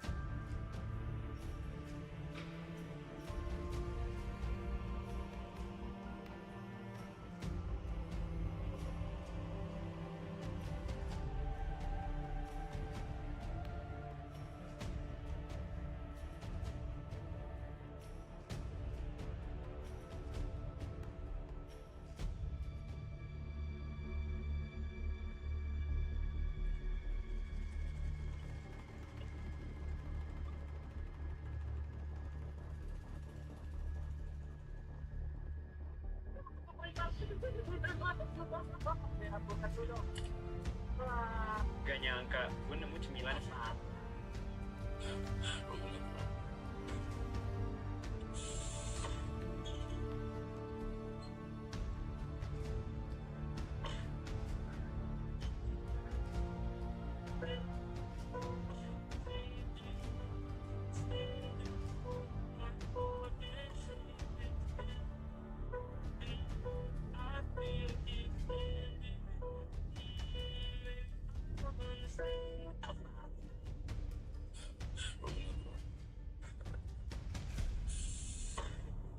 Saya boleh minta tolong nggak Pak? Saya boleh pinjam jaket sama helm Bapak nggak sebentar? Gue tunjukin kasih ke ibu saya kalau saya udah dapat kerja. Tapi ibu saya di tempat nanyain saya mulu Pak. Wah, saya anak bohongin anak, maksud apapun gue nggak terima. Nah, saya anak muda. Ya bodoh. Saya bohong ke orang tua supaya orang tua saya tidak sakit hati Pak. Salah, kamu orang tua, gue dibohongin anak, gue nggak terima. Saya harus ngomong sama ibu saya. Bapak boleh bantu saya ngomong ibu saya? Saya boleh minta video sama Bapak nggak? Kalau Pak, ini yang sedang usaha ya,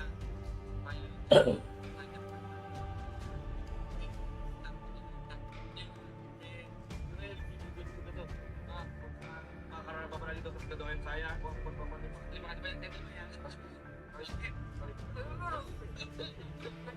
Wakil karena kejutan saya boleh minta tolong nggak Pak? Saya boleh pinjam jaket sama helm Bapak nggak sebentar? Gue tunjukin kasih ke ibu saya kalau saya udah dapat kerja. Tapi ibu saya di tempat nanyain saya mulu Pak. Wah.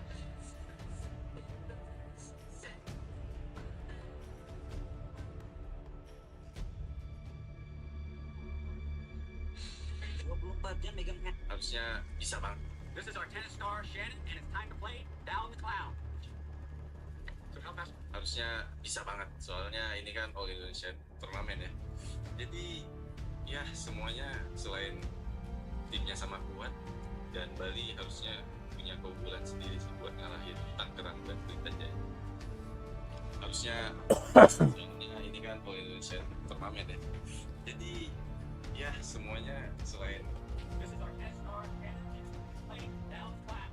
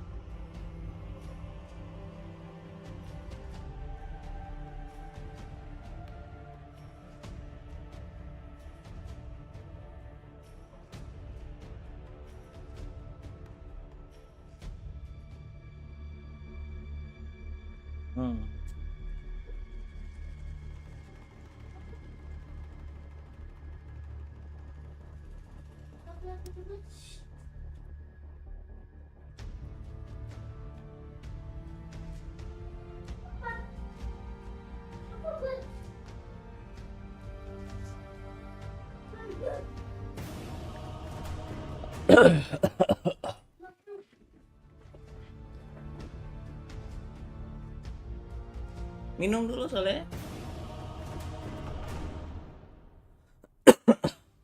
Itu di kulkas ada KPBS. Buka dulu bajunya, buka dulu.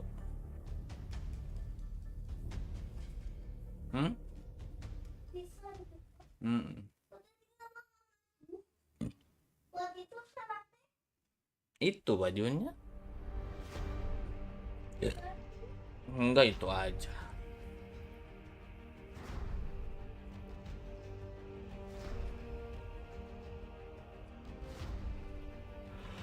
Ten seconds.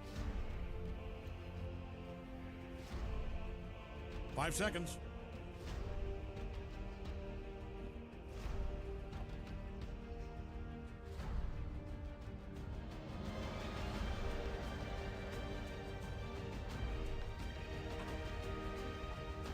Coba papa deh sedikit. Your pick.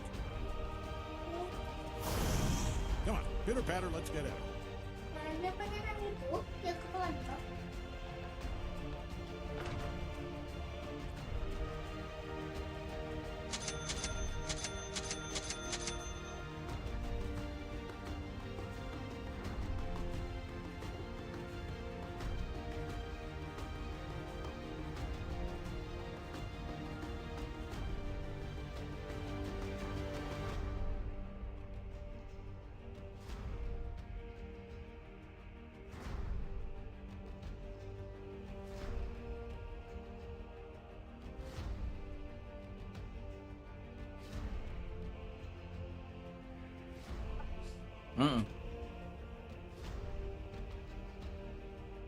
Udah minum.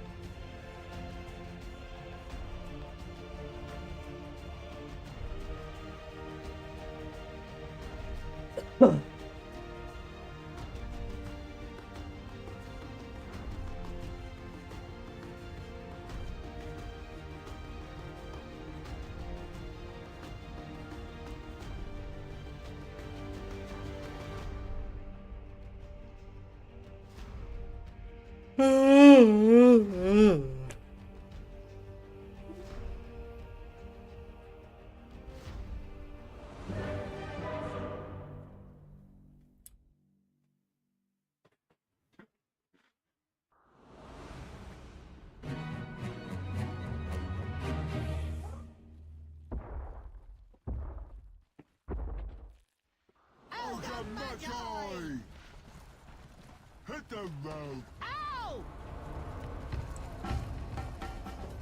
All right, get ready. After you.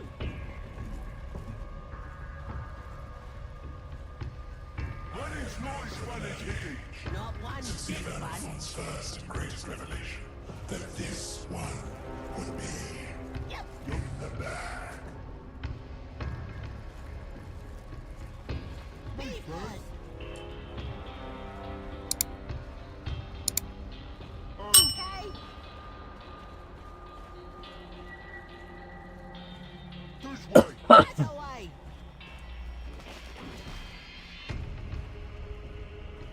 Let's go north. No, south.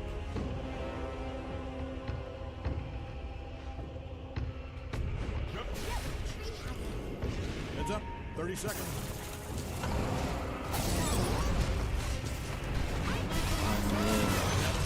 That's first blood. You would.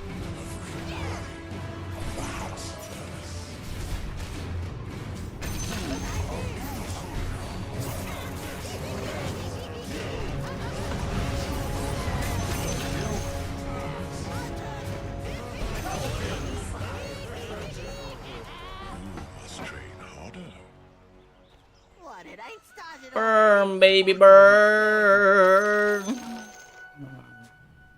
Okay. Let me through. Ow!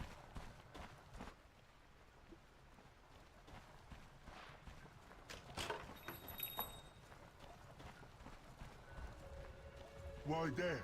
Who knows?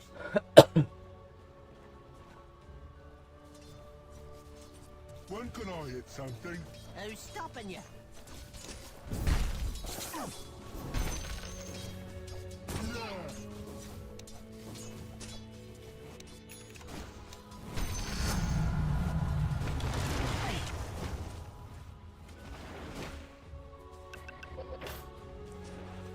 Good idea. Because it was mine.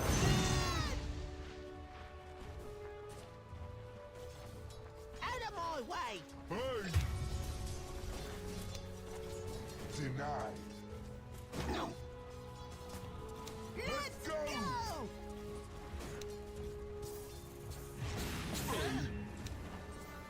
I'll do legs this time. Okay.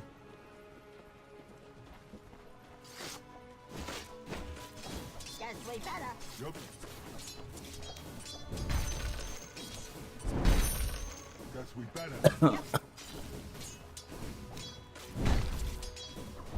Bego. You go first.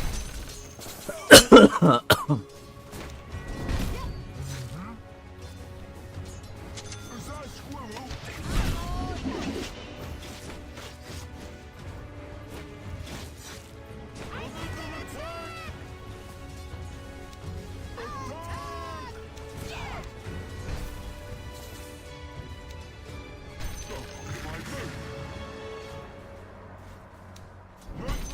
No, me!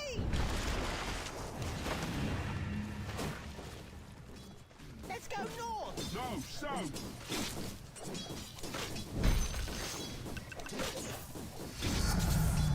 Hey, I was thinking! Uh-oh. Well, their courier's dead. Guess we better. Yeah, they knew what they were getting into when they took that job.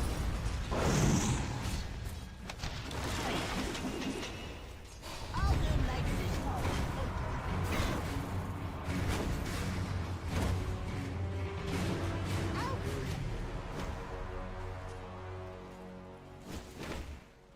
Hit the road. Ow!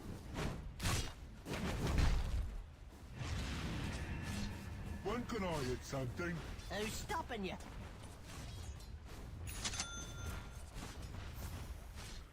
Good idea. Because it was mine. Cicil po.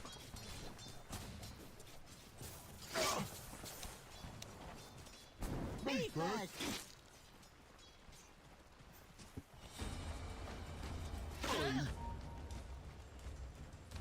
This way. That away. Okay.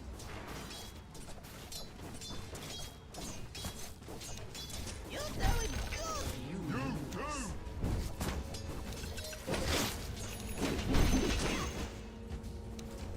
Oh no.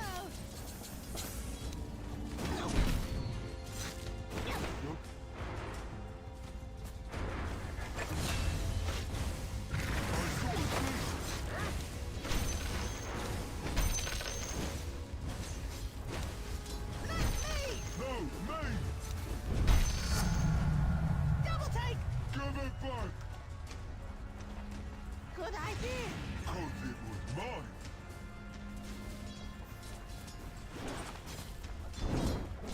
Why there? Who knows?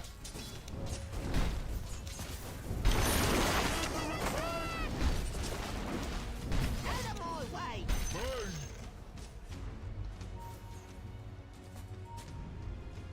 After you. After you.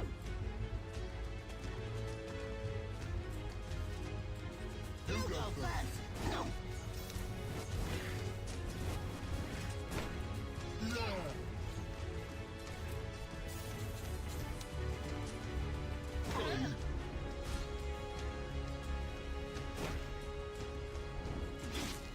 Yep. Yep. When we get a light. Running's not as fun as hitting. Not one bit fun.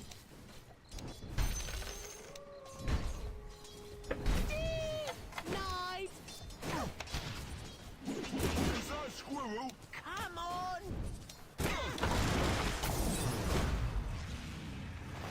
Guess we better. Yup.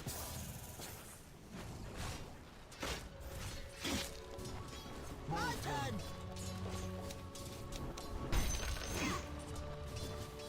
Get going! On it. Hey, you were on there! Yeah. Hati-hati ba bro. Anjing pae. Saan jagoan. Nice atuh.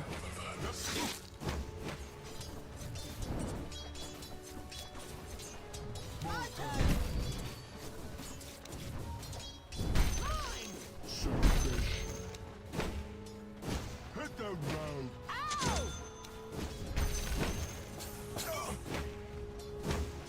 When can I hit something? Who's stopping you? We're looking at you. I'll do legs this time. I'm under attack. I think I just got smarter. Nope. Let me through. Ow!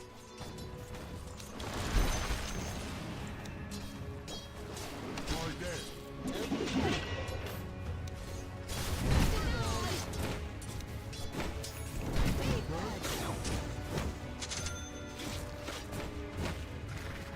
Is that a squirrel? Come on! Out of my way!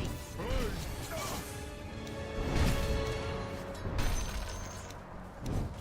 Stop it.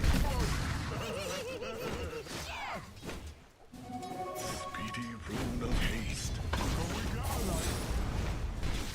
Your middle tower's taking a beating. You know what? It's probably.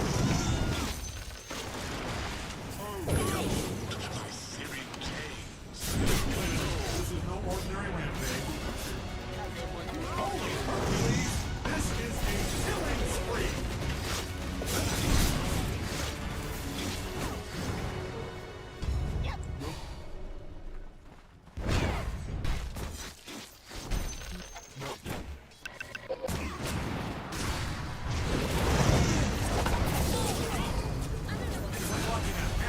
Ma?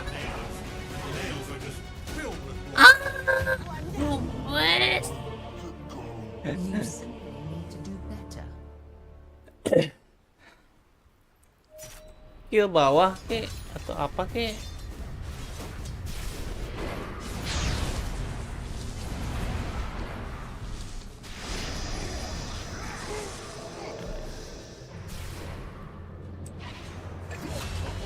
Nah, begitu.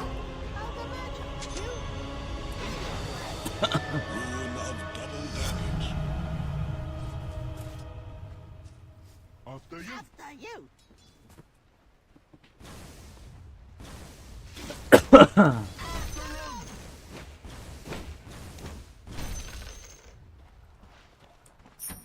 I saw a thing. Huh?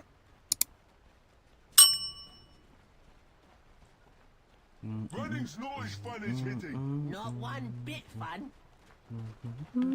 Here we come!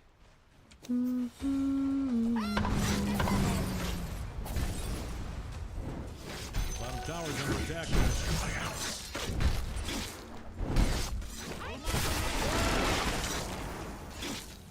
Killing spree! Look at your bottom. Killing spree.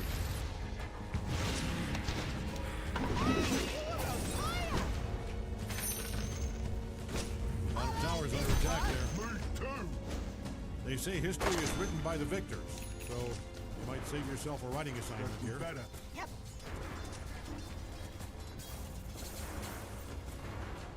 Good idea. Missing top.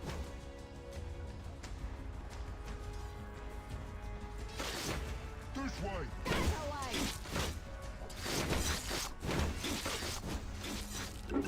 Hit the road. Ow!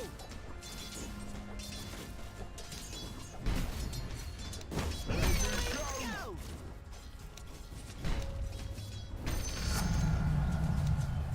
You go first.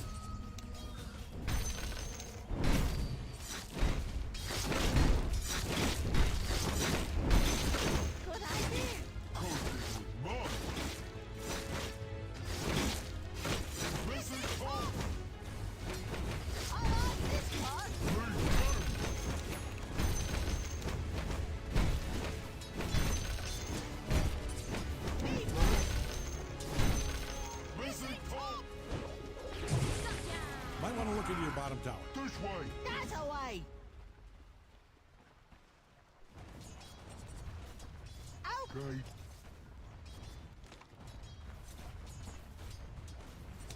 Let's go north. No, south.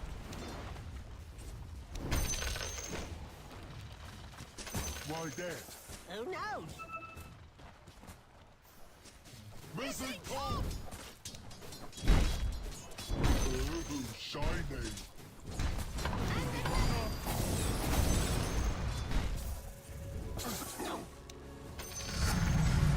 I just had an idea. Because it was mine. Hey, wait for us! The middle tower's taking a beat. I mean, I'm no expert, but yeah. When is noise fun in hitting? Not one bit fun. Missing top. Get going! On it. We got your number! What comes after 2? Yep, Yup.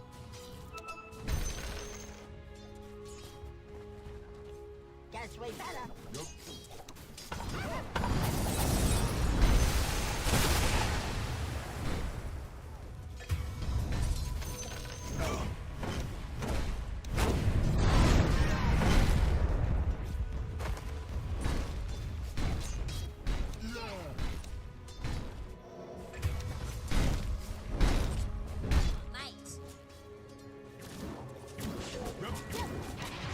We got a light.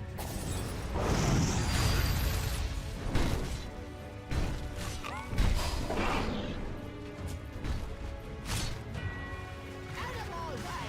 Hey.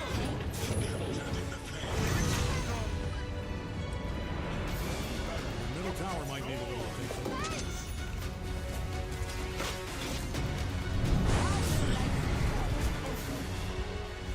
You need your top tower? I'm only asking because it's being destroyed. Oh, Okay, Are you letting them do this? I mean, if this is an insurance scheme, say no more. I can keep my mouth shut. I saw a thing. huh?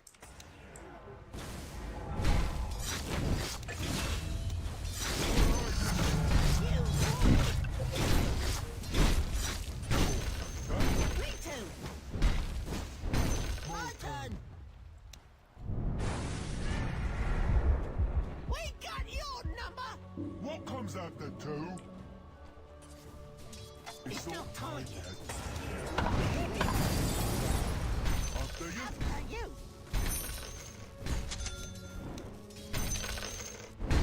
Let me through. Ow!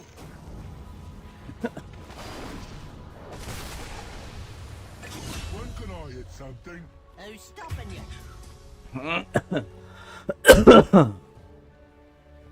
My turn! We're looking at you. I'll do legs this time. Okay. Your bottom tower's down. Okay. The middle tower's taking a beating. Yeah, I'd get over there if I was you.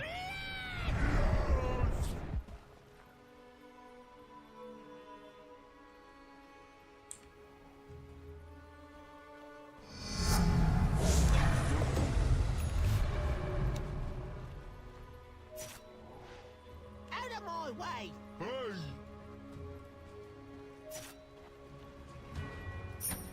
This way. That's away!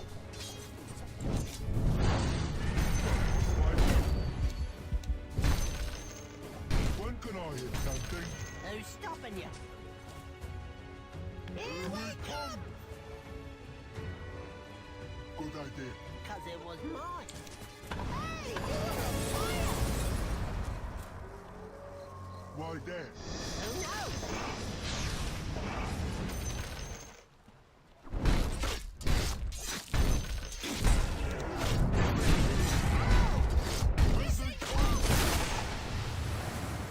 Hey, wait for us!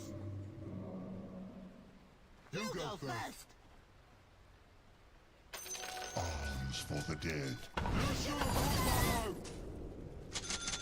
I saw a thing.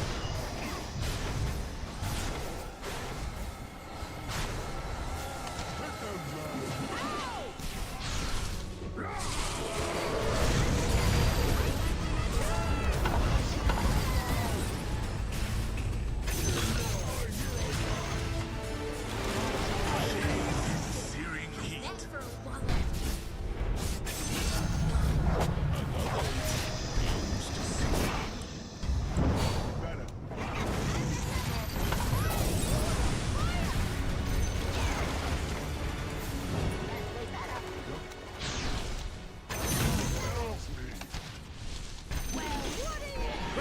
tower's all busted up.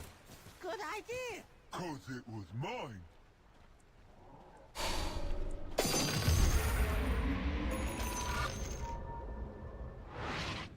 Yep. Yep.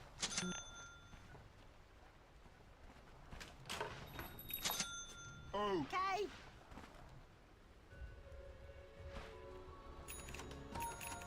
after you. After you.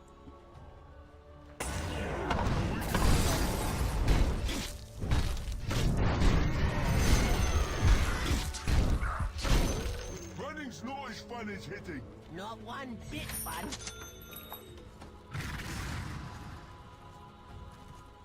Is that a squirrel? Come on.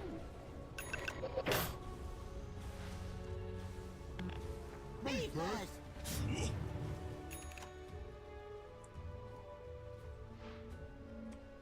This way. That away.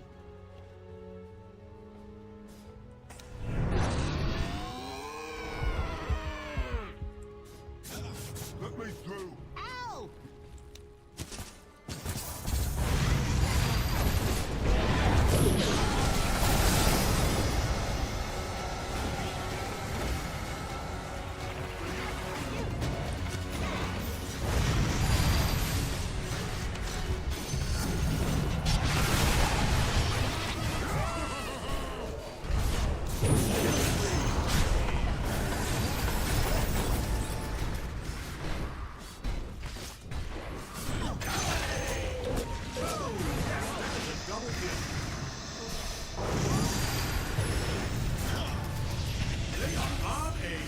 I'm being told I'm supposed to say tower's down.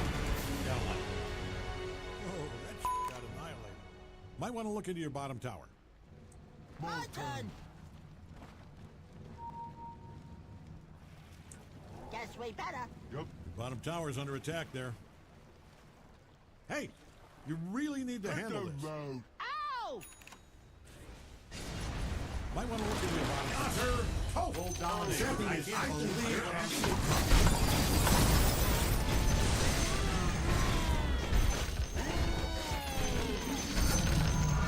Where'd that money look? Go on. Hey, Wait for us. Why there? who knows? Hey, you're a fire. Getting stuff is fun.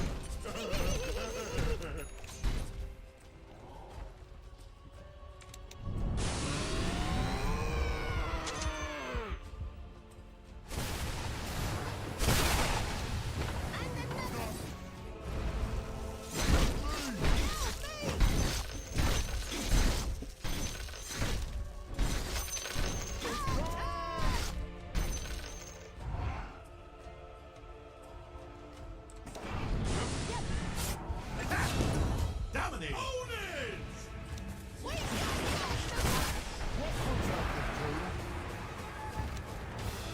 When can I hit something?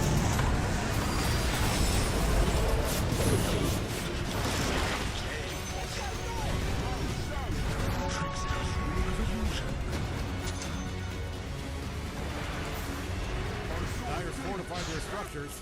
That's no good for us.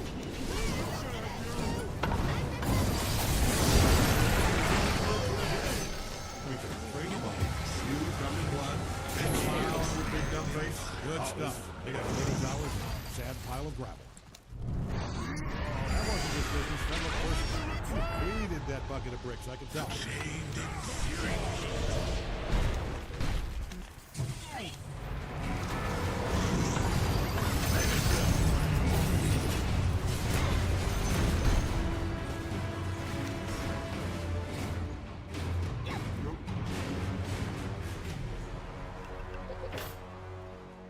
You go first.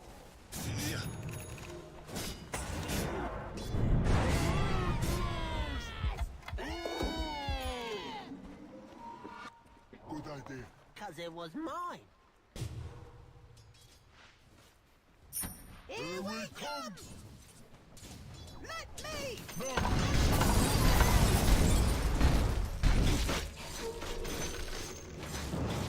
You are unstoppable.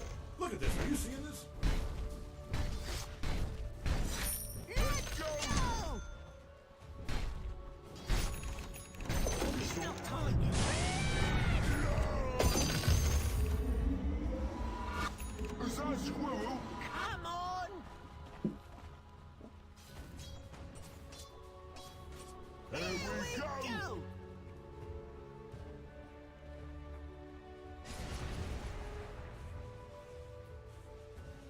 Okay. That courier will be missed. Lots of break.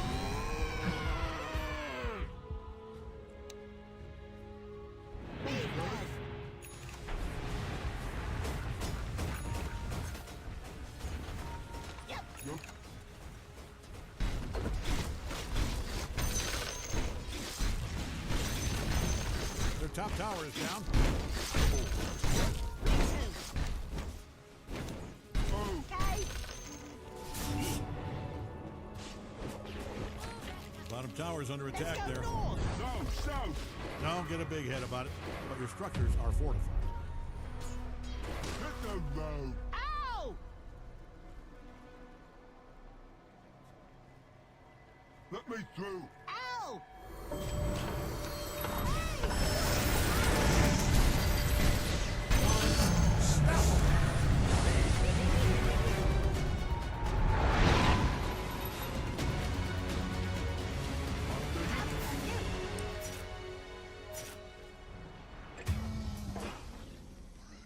You You go go first. first. My turn. Just be better. Yep.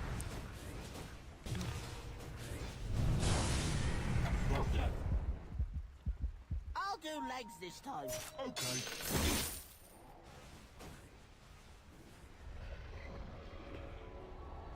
Yep. Yep.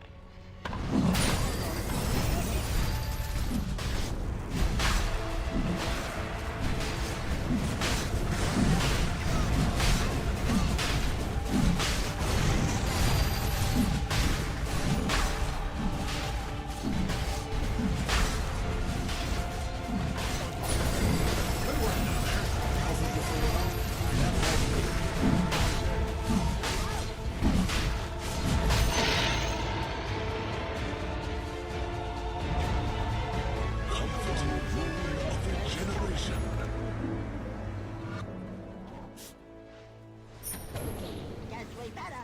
Yep.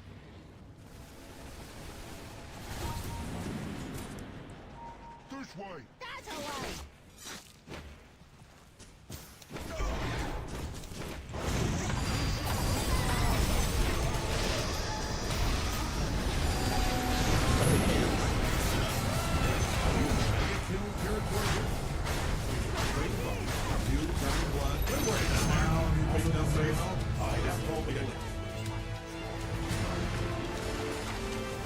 Middle tower might need a little. That's a double kill. Wedding's noise.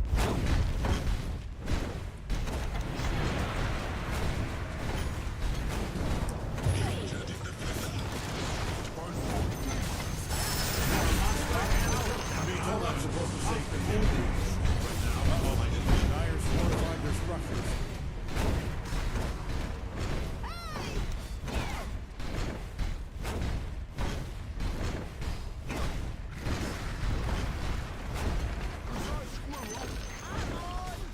You ruined those bottom barracks.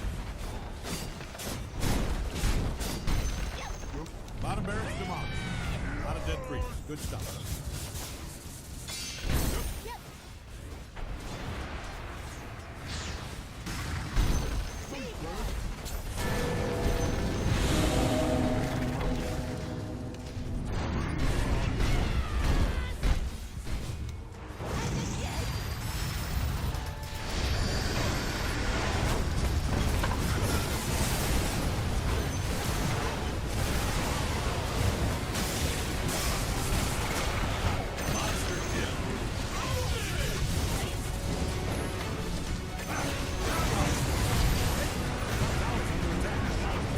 Good work down there.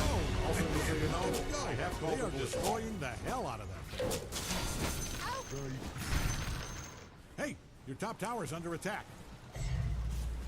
When can I hit So something? smash that little barracks to pieces. You need your top tower? I'm only asking because it's being destroyed. After you.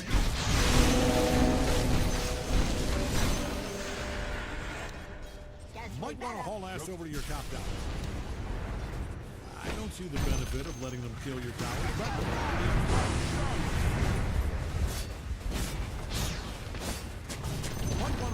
over to your top tower.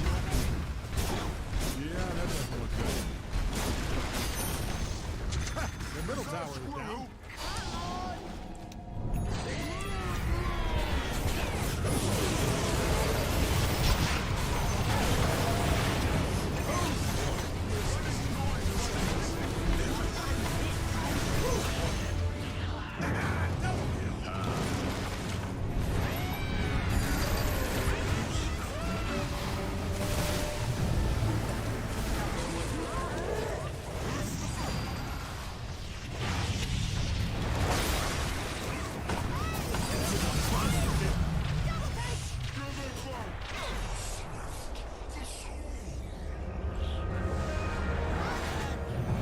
There are monsters.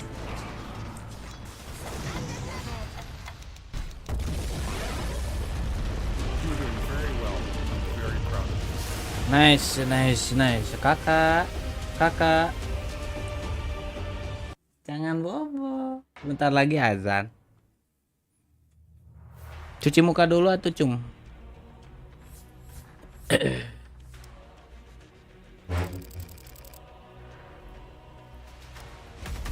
Ini error emang kompendium lagi.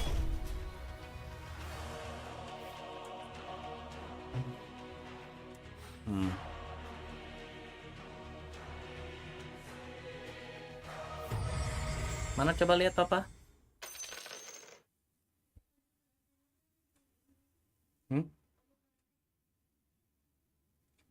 Nggak tahu. Cuci muka lagi kena gitu.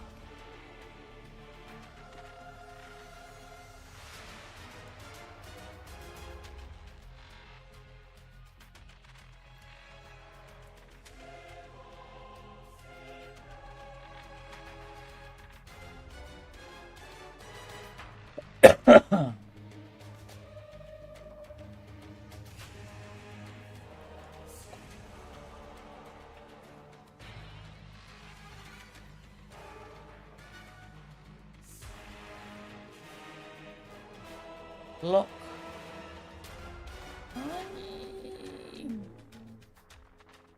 mana coba lihat sih.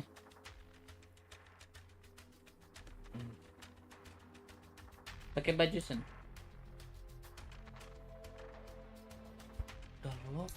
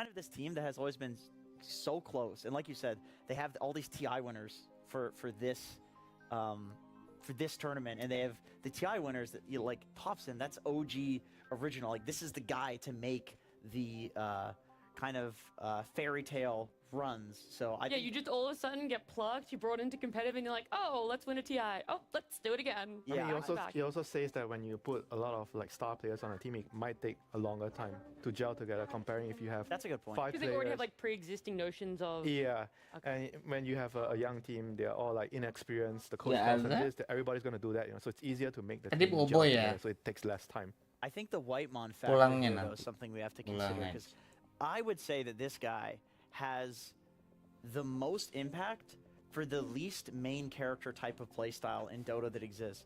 The guy plays only sacrificial supports. He always gets his core good farm. He always wins all the lanes. You're never like, oh my god, what a performance from Whitemon. But then if you could somehow measure the impact in the game, like he would have the highest impact. He's also very good at playing the initiating roles, like Clockwork. Like some of the position 5 players, you see them, they're really good at farming, you know, like snaking, he likes to farm. But some players, they are always constantly looking for an angle to initiate, and Whitemon's one of them, you know, and not every single position 5 player plays like that. Yeah, I think he's someone that's been present quite a lot. He's found his way on numerous tier 1 teams as well. I know that he was a big shining light, I would want to say, for supports in SEA, and then he had that brief moment over in NA. Now he's found his way in Europe. He's kind of like slowly climbed up this ladder for himself, and you're right, he's found himself on a team that has gone under the radar. The play style that he has is a little bit under the radar, but I do think he is a key contributor there. I'm interested to see what exactly he's going to be bringing out for this TI, because I think support meta might be changing up a lot more since the last LAN that we had. Yeah, and I think they're bringing Soxa onto the team as well, and I think the last tournament he played in was the TI qualifiers with Team Bald, I believe, if I'm not mistaken on that. And he's been playing pubs, and we're seeing a lot of Sniper. He's playing Sniper in pubs right now. He's playing Naga. These are some of these... Do you know what rank he is, by the way, on the sure leaderboard? Jenkins knows. He does, he does. I think he's 7? 9. He's 9, okay. 9? Another, That's pretty good. Odd number. Yeah, no, Look, he's... not being in competitive... On a competitive team for a year, he's still grinding it and ranked number 9. Sometimes that helps you, if I recall. Because, not being on a team? Yeah, because I feel like when you play competitive, you're playing most of your games in scrims, and you're playing as a competitive Dota player, and certain things you're expecting to happen a certain way. And then when you get into pubs, at least in my opinion, I get frustrated if I'm on a competitive team and I go pub, because everyone's just doing random things, or I feel like I don't have the time to learn.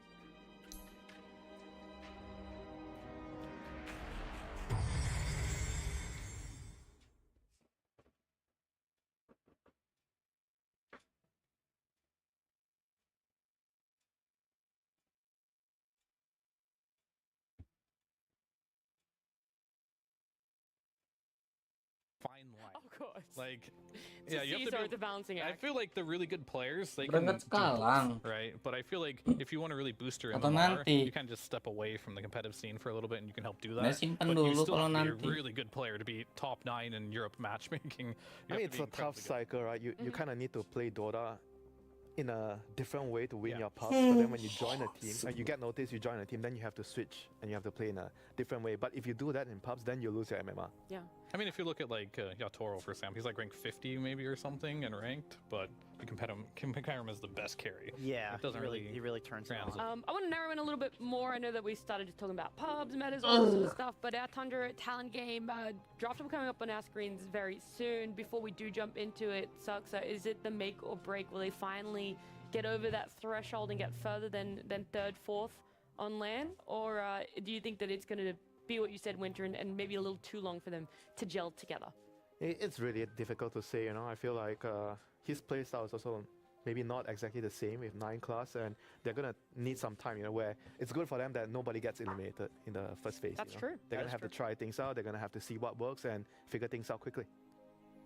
Yeah, they're going to have to do it quickly because this group stage is very short. It's only 2 days. So we've got 3 streams. I mentioned it before, but maybe you're just tuning in. It's 3 streams, 5 best of 2s on each stream for today.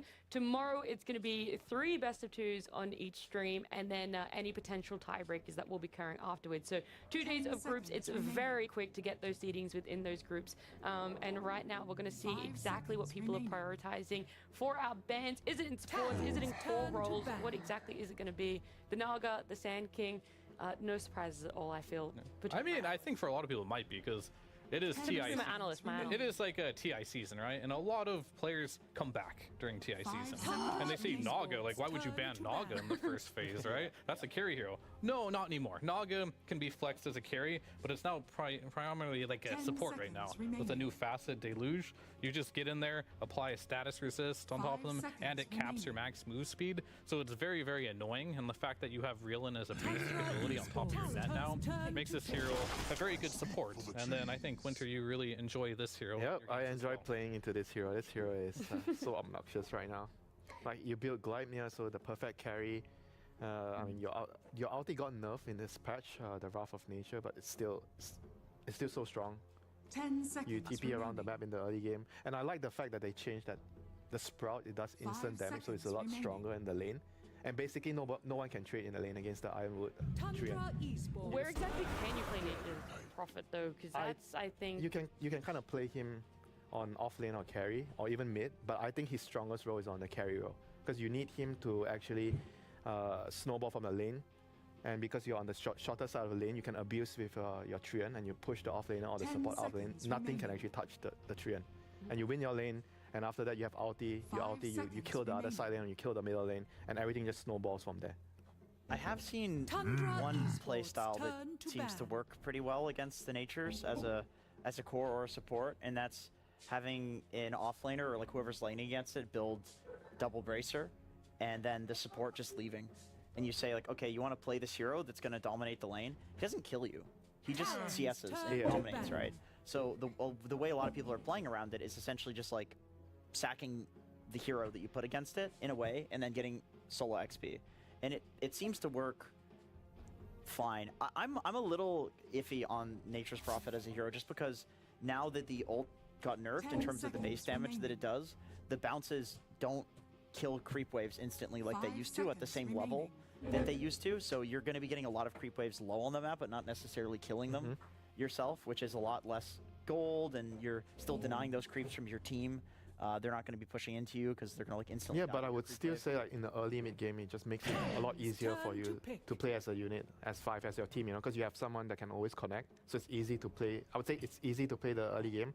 So in high level Dota, I think that matters a lot, you know. It does. I'm just saying, if I had to hedge my bets on like what heroes are going to fall out of the meta, I would say that the stock in Nature's Prophet, I believe, will go down when we see like, let's say, third day of group stages, because I think now there's no third day of group stage. When we do see it, I think it's going to go down. I've seen some counters to it. So tomorrow, you know, like yeah. I mean, I definitely think. I think tomorrow it'll be less valued. I think support and potentially mid might get figured out, but I don't think there is a hard counter to the carry NP just because of how fast it can play. Do you think the same as for the offlane MP? Like just side lane MP core in general? No, just carry specifically. Okay. And I think that'll always have some value as long as you can build Gleipnir. BKB is one of your toolkit, which you can. And on top of it, you can farm fairly fast. And I don't think as a carry you have to rely on your ulti to farm. It's just kind of like an additional tool that most carries don't have that can help team fight. Whereas if you put in another role, it won't be. It's an interesting interpretation from Talon. Dragonite, it's a hero that I personally like in the carry role, the fire facet, but I don't think that's what they're going to do here. I feel like this is an answer to NP, just on either it follows it mid or the off lane, because it has high armor, and on top of it, if NP ever leaves, and you do go for the Poison Dragon, you can just take his tower, right? And kind of just punish the fact that he is rotating on the map. I feel like that's Talon's like read on this particular game and how they want to address the Nature's Prophet. They knew they're going to pick it. This is the response that they had. That's a very fast lineup that Tundra's running. Yeah, Enchantress, Tusk, and this is such an old school thing. You run around the map, your 6 minutes, your supports go to mid, they take the rune, and you have an NP that can TP to mid. So there'll be 4 heroes there, and they want to kill the tower at 7 minutes with the first caliber. And I do think that DK, if he's in a side lane position, Tusk is one of the nicest heroes to play against it. He just does not have enough armor to survive through a tag team with 3 heroes hitting him. Where has this, like, I'm going to say resurgence, even though this is the first game we've not only seen right now in our road to the international, but right now, Tusk is like, so I feel he's about to come back into meta, and then all of a sudden just doesn't. So like, what garners him being picked up right now, maybe outside of the DK, maybe something in his toolkit? He kind of got like a couple of good quality of life changes with how the Lotus Orb interacts and the Lincolns interacted with the snowball. Because before you needed you cast your snowball on a Lotus Orb target or Lincoln's hero, you need the snowball to connect on that hero before he procs the Lincolns or Lotus. But now it instantly breaks. So that's a big deal in the mid-late game team fights. For Aghanim Scepter kicking people back, you can instantly break the Lincoln. Yeah, that too. Yeah, that makes sense. I didn't know they changed that. One thing that anybody who comes back to Dota after a year potentially of not playing or watching, and they see the Mirana, you might think that it's a support. It could be, but a lot of people are going for the Solar Flare facet, which gives you your whole team feels like damage and attack. It's a carry here with Marcy. I think they're gonna run a Mirana. Probably. Marcy lane, and Mirana you can kill the Treant, you know. Because you were saying Planyo is melee position 5 player. He loves playing melee here. So he loves the Marcy. We've been seeing a lot of Mirana carry, although I do believe that what Mirana offers she offers pretty nicely from the support positions as well, as long as you have heroes that benefit from the solar flare. But I love the overwhelming damage that this hero gives you, playing into the aura and like tank meta that people are. Yeah, but the thing with Mirana carry, I feel like she's weak in the first couple of levels. I mean, correct me if I'm wrong about this, Clayton. Like, I feel like he gets abused in the early few waves. I mean, I'm not a huge fan of the Mirana carry right now. I think a support role's a lot better. But yeah, your early stage isn't incredibly good. With Marcy, it might be good enough, but it's not like really good setup. I think it's a pretty strong lane overall, but I think if you do have a carry Mirana, it makes your lineup look a little bit strange here. But I don't think they have a choice, right? I think it kind of has to be the carry Mirana in this situation. But against Morphling, it's definitely not good. That's a matchup where Morphling will take control of the mid-late game. They really have to snowball the game. But they do have a good lineup where they can group up. DK can really use the attack speed as well. Mirana does hit hard, but the only issue she has right now is you stun her once and she's just dead. Very, very squishy. I mean, you have the SD to help you, I guess. I mean, the SD is also really good with DK. I mean, I love getting the Neo, the facet, you know, the promulgate. When you have a tanky hero on your team, I always do it. Like, he's gonna go in and I'm just gonna cast my spell on him. Yeah. That plus a Solar Crest makes whatever hero you put that on immortal. It is so hard to deal with. And I love SD as a hero. We were talking before we went live, and I actually pick SD as my top contested support for both 4 and 5 in this tournament. Just because not only does it allow you to like buff and save your team, it also counters the buffs and the saves that exist because of the SD ult purging. It purges Force Staff, purges Glimmer, it purges Solar Crest, Drum Buff, like all of these auras that people are building, minus Pipe because it's not purgeable. I mean, the thing with SD this game, I feel like you're very vulnerable in the early game against Ange, Tuss, MP rotating around. I feel like you could die a lot in the early game. Man, my question has just been, what's Thompson gonna play? He doesn't strike me as a Nature's Prophet type of guy. He does play Nature's. I mean, he does, but he hasn't played it recently. He's actually been playing a lot of Ricky. I mean, what do you think their draft needs right now? Do they need like someone that can go in and They need someone that can just play with the supports, I feel like. And Morph is going to farm a lot. NP can always come in. NP and Morph are going to take up most of the farm on the sides of the map. They need just a hero that can just run around with the Ench and the Tusk as a 3-man and just control like the runes, make side lane rotations, play really quickly here. They don't need like an Alchemist or something very greedy that we saw banned there. They want something Thompson to play very fast on. And NP could be it, but if it's Thompson going mid with NP, then we need something that plays fast in the off lane, which I don't think there's anything in the off lane here that really will lane well with a Tusk and also play fast. Maybe a Centaur, potentially? Centaur, Primal type of hero. But Primal Tusk lane doesn't sound I mean, the lane is gonna be wonky regardless. I mean, if you want Tusk to be useful in the early game, you need like something like a range hero, like DP. I mean, they could double down and just go all the laning stage. I was thinking of the DP as well, but I know Visage? SD yeah, is really Visage maybe. I like Visage. Yeah, because I love how quickly Jenkins just turned his mind. He's like, yep, no, yeah, Visage, yep. I think that hero's. I mean, to me, that's doubling down. Like, if you want a well-balanced lineup here, you pick, like, I mean, he likes Ricky. I'm fine with that. You pick your Ember Spirits, some type of Spirit type of hero, or Rotator, these Tinies, Primals, whatever it might be. That makes you have a well-balanced lineup. But if you just want to go all in on the speed, then yeah, you can pick a Visage, build the auras, TP around with NP. You've got a really fast lineup, but if you don't do well in laning stage or you lose a team fight here and there, the game could get a little rough later, a bit down. I just feel like all the heroes we're mentioning as like these ranged heroes are just Nature's Prophet. There you go. Replacements. So yeah, I like this. I like that they pick something. They needed something that can just move around the map with the supports that has some control. So they completely lack team fight. I mean, it's also good against Mirana in the team fights later with the arena. Can block out a lot of the damage. I mean, the laning with Tusk is not the best, but it'll do. Yeah, and against DK, to be fair as well. Like they just have to survive. I think the one thing you need to keep in mind is when you have like a mid NP, this guy can salvage any lane that he wants to. Like, you might not do the greatest in laning stage, but this guy is going to be level 6 at, 5 minutes. I mean, that's the point of like the DK, right? You put the DK in mid, so every time he does that, you're going to hit his tower. Yeah, that's their answer. And unfortunately, the only way you're going to be able to mitigate that is you're going to have to rotate the Ench mid every time NP goes out. So there's definitely answers, and they definitely need to strategize like what they want to do here. And is it going to be, you can't just leave the lane completely open for DK. That's not going to work. So I think Ench has to rotate to the mid lane every single time that the NP TP's out, and then they can play really fast while defending their towers. And it's going to be very important that Morph gets off to a good laning stage as well. We didn't talk about Morph at all, but this hero is incredibly cool right now and how people play it, but we'll see what Talon pick first before we get into that. And I feel like they need either a mid or an offlaner at this point. Probably offlaner, I think, right now. Are you happy with Makoto playing a Dragon Knight? I just no. He likes the slippery, like the pucks, the spirits, but right? you don't want That to is do something- DK off against Morph either, do you? No, that sounds awful. Now you're in a tough position. You need to pick an offlaner here. Okay. Ideally, a Zoo hero are the ones that are best against Morph or Underlord. Precision. No, Is Underlord banned? is not, no. Ricky. Okay, this is a very strange This is a draft. mid hero, probably. Oh, they're using the mid tech against them. Okay. Thompson's been playing this one. I mean, I feel like that draft looks so wonky right now. It does. I don't. If I'm Nature's Prophet and I see a Ricky picked against me mid, I'm kind of like, I mean, I'm just expecting free farm. Yeah, you don't care. But then again, the Ricky doesn't care about the NP either. Yeah, Ricky is good against morphing with the silence later. Yes.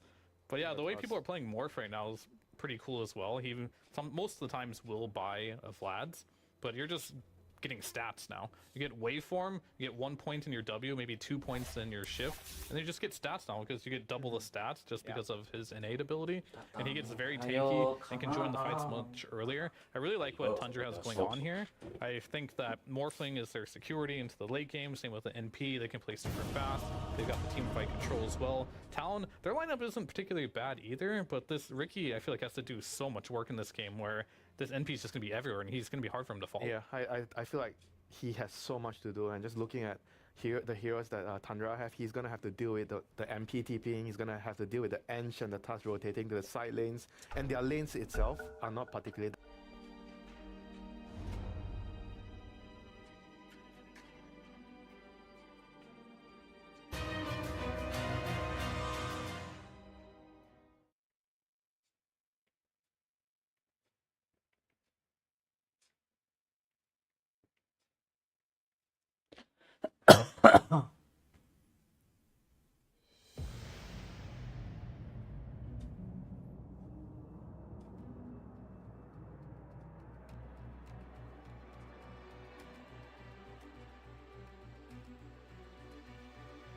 Ten seconds.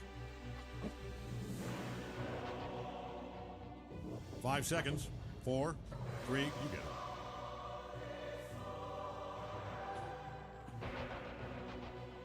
You're up.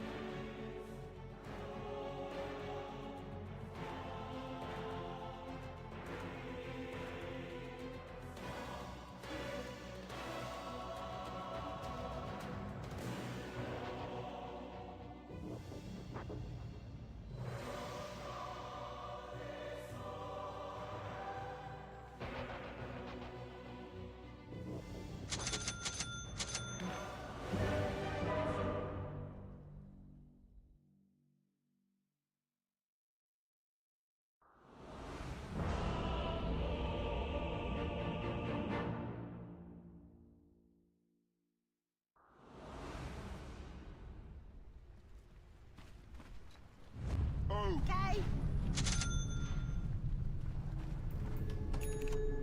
All right, get ready.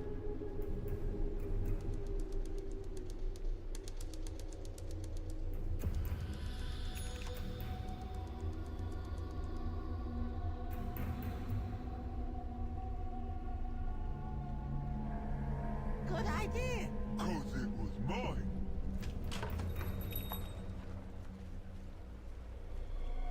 the road. Ow!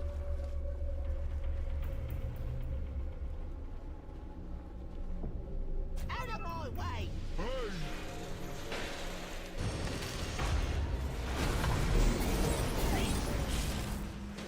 You go first. You were doing very well. I've always wanted to be on that spacecraft. All right, gang, 30 seconds. First blood. Guess we better. Should try that way. I'll do legs this time. Okay.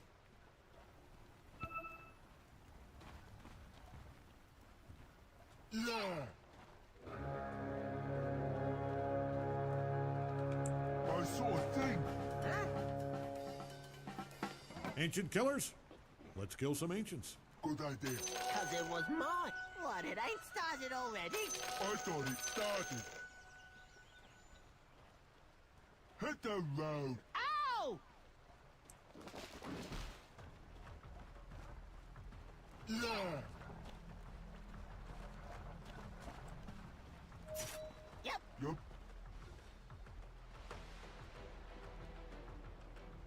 Why there? Who knows?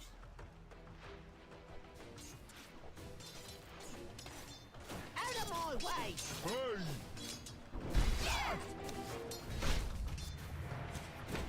After you. After you.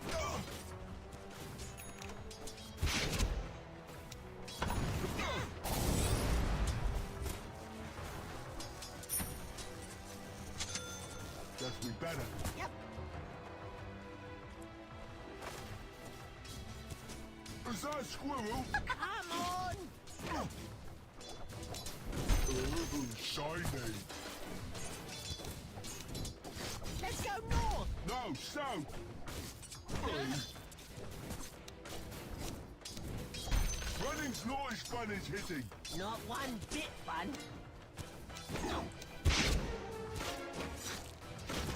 Oh.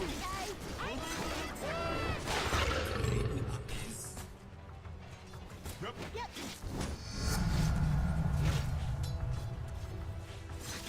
This way. That away!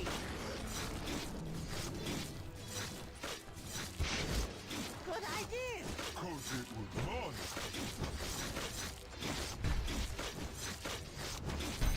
When can I hit something? Who's stopping you?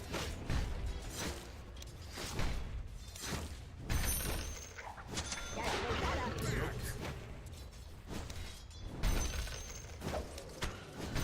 I'll do legs this time. Okay.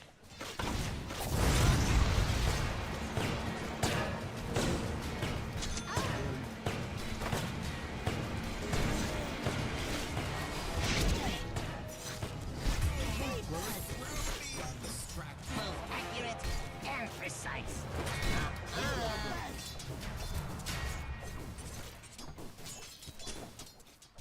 Denied. Turn.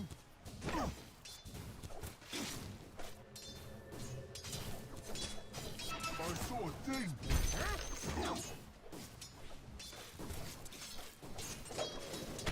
Here we go.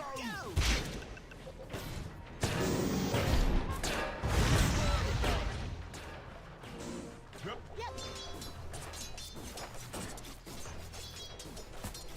I'm not with it. My My turn. Hit the road. Ow!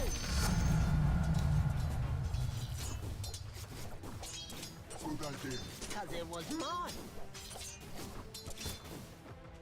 Well, their courier's dead. Yeah, they knew what they were getting into when they took that job.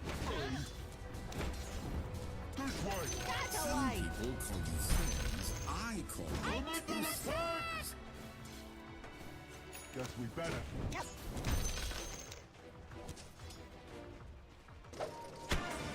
Hey, you were on fire!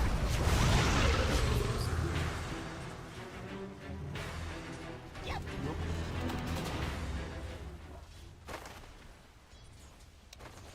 Get going! On it. You didn't need that. Let's go. Go!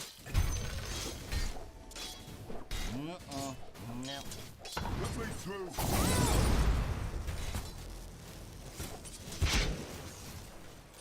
Let's go north. No, south. You are killing it out there.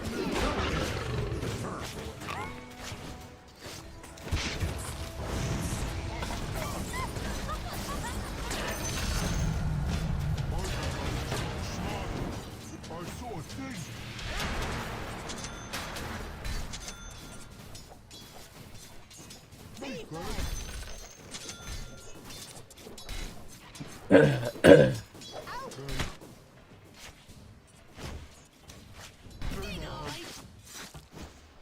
Why there?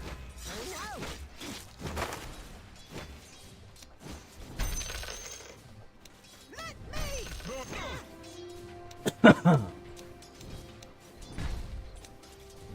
You go first. Yes. Mine. Selfish.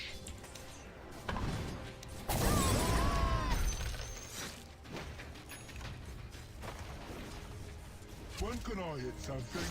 Who's stopping you?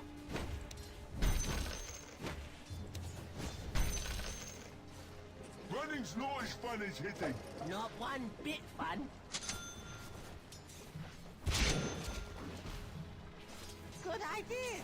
Cause it was mine.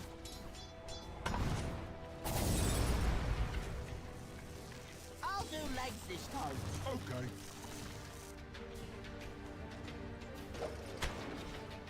Is that a squirrel? Come on.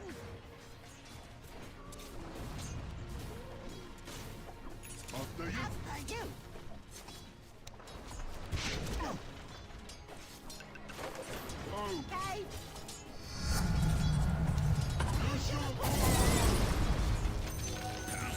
Yep. Yep.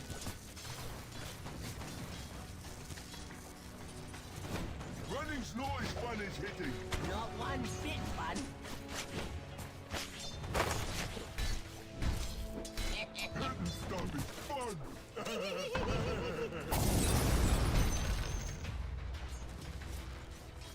Hey! Hey, your top tower's under attack.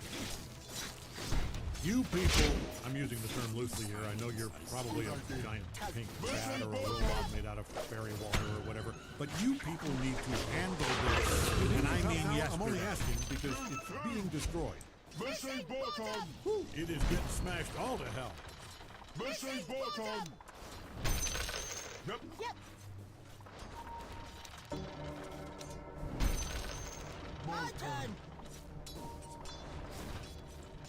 Hey! Fire! Let's go north. No, south. Is its own reward. Okay.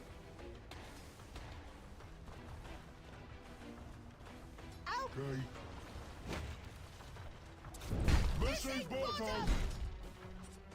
Guess we better. Yep. Can we get a light?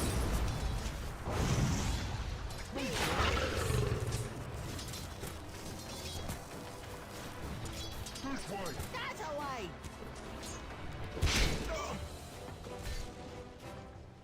Guess we better. Yep.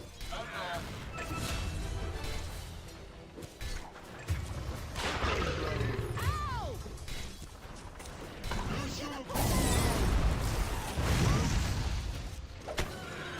Good idea. Hey, your top tower's under attack. Limber up. They've fortified their structures. You would. You might want to haul ass over to your top tower. Why there? Good. Perfect example. See, right here, this is what you want to do. I saw a thing. Huh?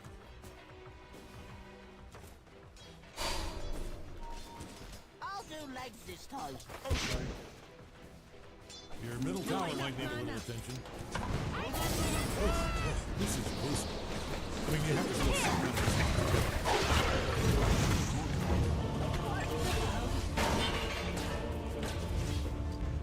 But I'm not done yet.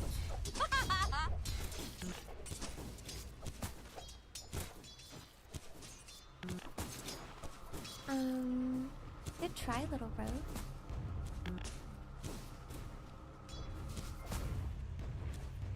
tower's under attack there.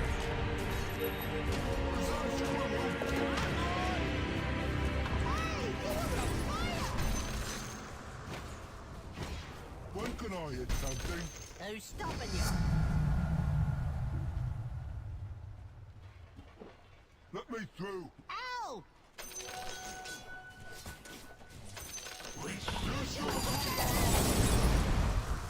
Out of my way!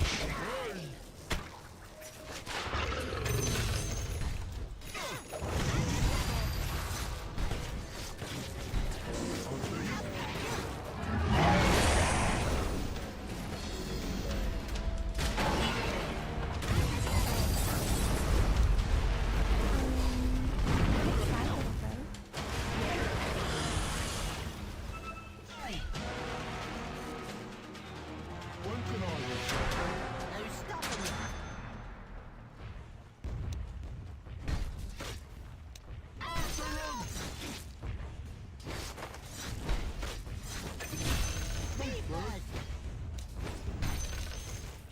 Don't mind if I do. Missing bottom! You go first.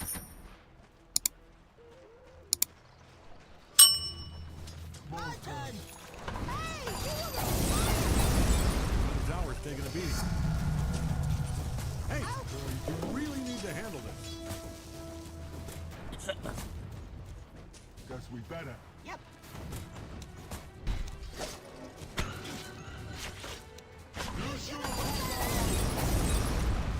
Why there? Who knows?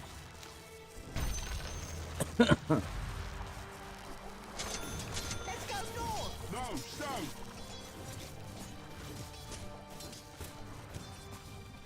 Is that a squirrel? Can we get a light?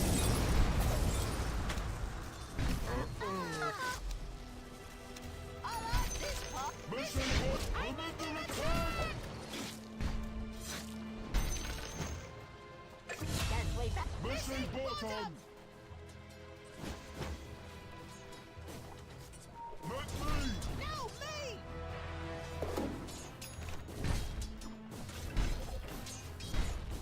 Hitting stuff is fun!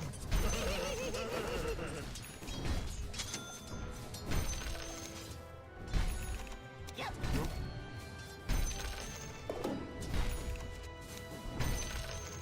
Good idea. Because it was mine. Okay.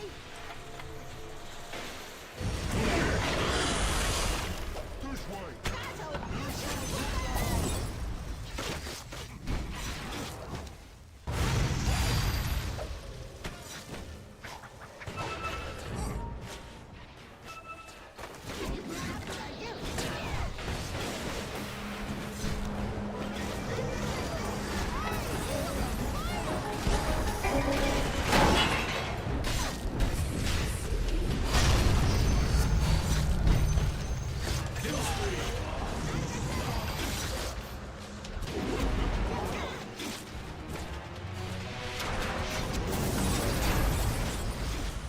Running slow!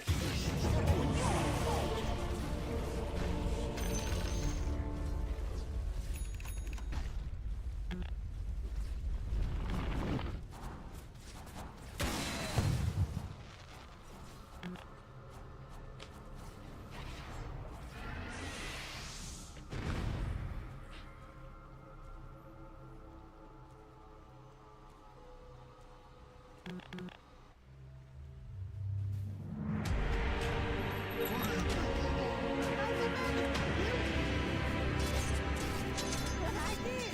'Cause it was mine!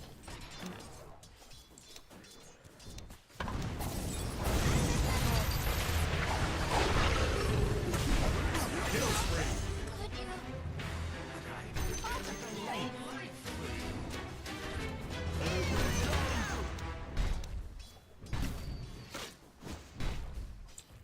I saw a thing!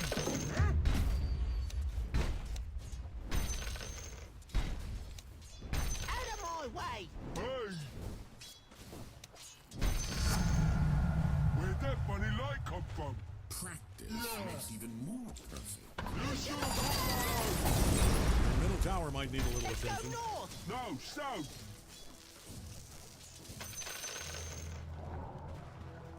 I'll do legs this time. Double damage.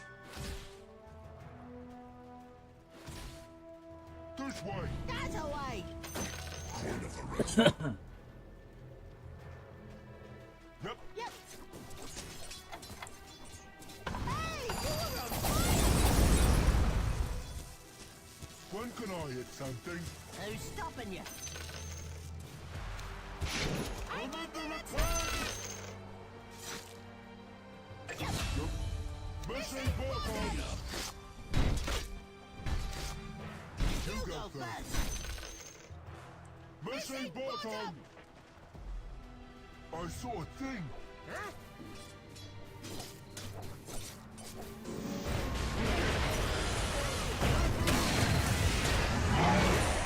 We got your My turn.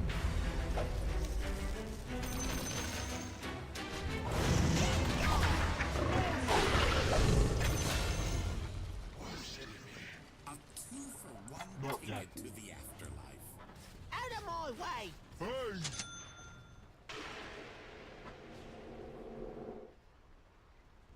Hit the road! Ow! That courier will be missed. Cut down and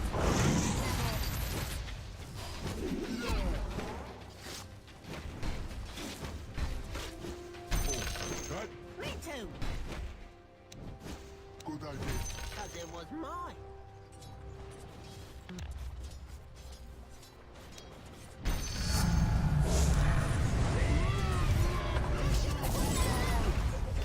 Guess we better.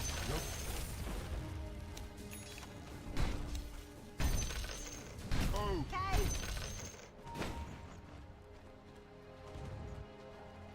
Guess we better. Yep. Missing bottom! Here we come. Good idea. 'Cause it was mine! Hey, you're on fire.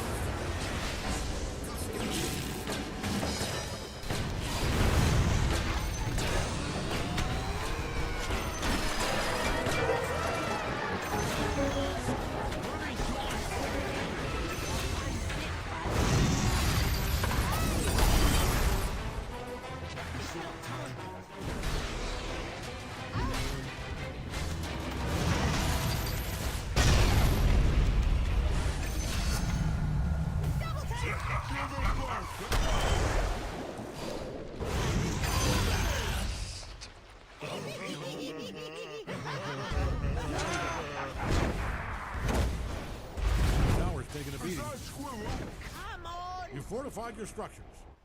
We're looking at you! Uh-oh. Radiant's fortified their structures. Your middle tower might need a little attention. Yeah, that doesn't look good. Nice. Their top tower's smashed all to hell. Who knows? It was an ugly tower. It even fell ugly. The middle tower's taking a beating. Me first.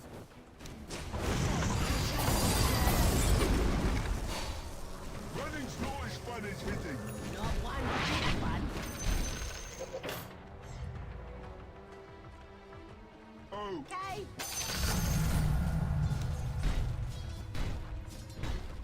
I like this part! You would. Does this mean my friends will go back? Out of my way. Hey!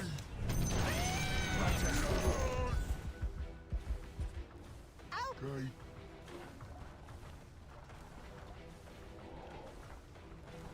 Is that a squirrel? Come on.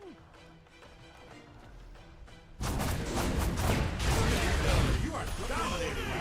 Middle tower might need a little You have attention. to punch a wall. Don't like your odds here.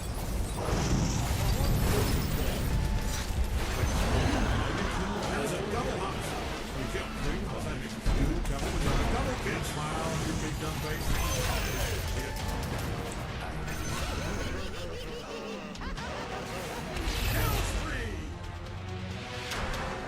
Guess we better. Yep.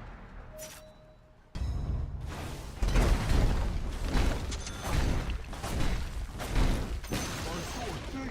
stuff. Their middle tower's a sad pile of gravel. you just hate to see it. I just had an idea. Let's go north. No, south.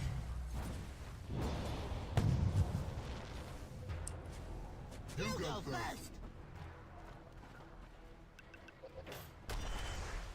Guess we better. Yep. I'll do legs this time. Okay.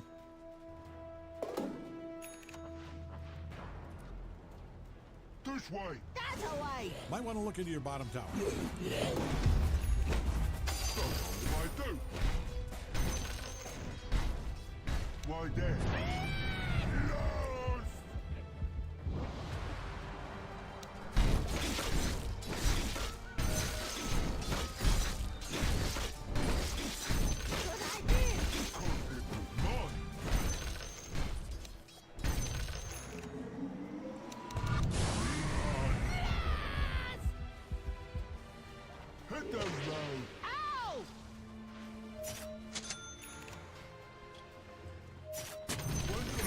The bottom tower's down. Stopping you.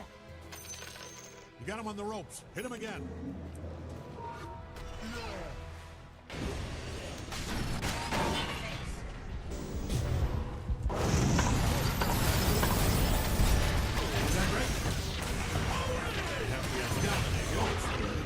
That's a double kill.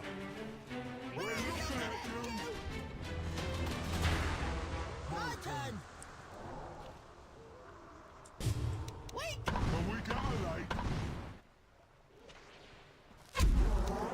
Yep. Yep.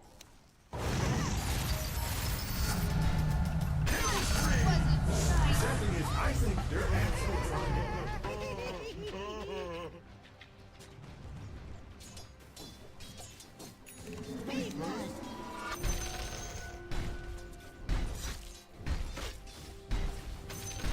Yep. Yep.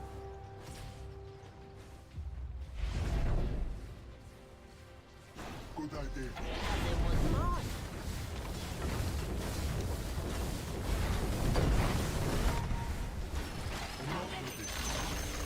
top tower's down.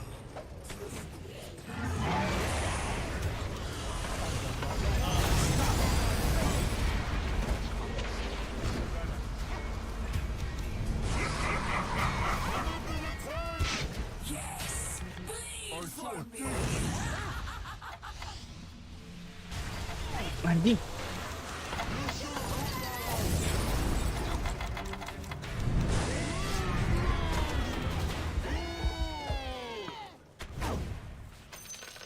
After you. Ooh, they just denied their middle tower. There's always next time. Guess we better. Yep.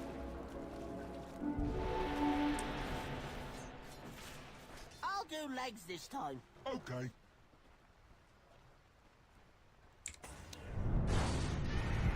Hit the road. Ow! Mine! Selfish. Is that a squirrel? Come on! Hey! You were on fire!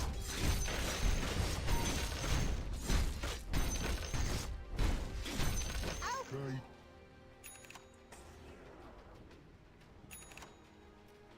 Out of my way! Hey!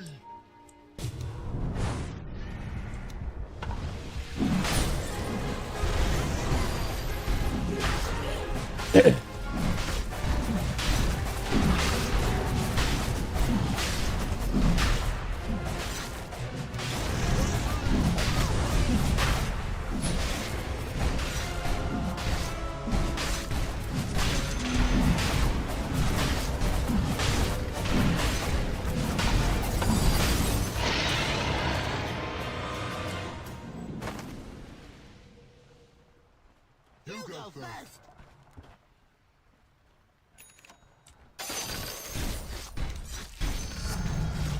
How many levels is that? One?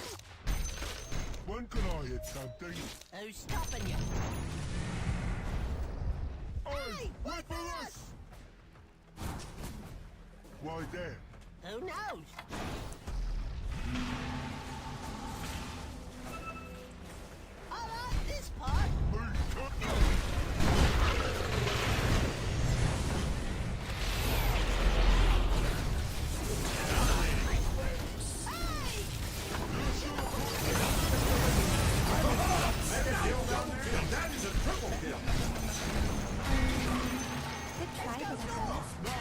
You were doing very well.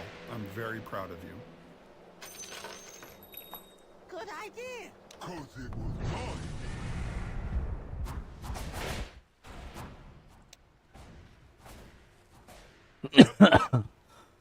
mine.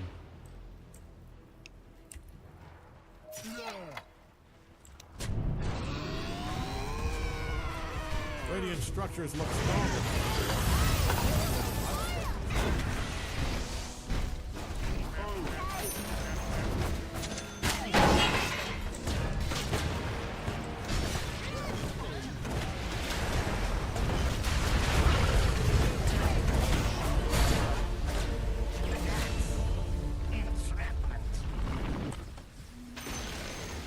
Middle tower's down.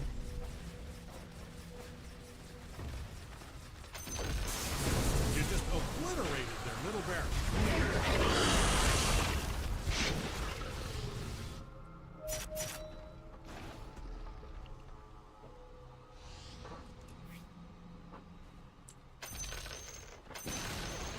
Their top tower's down.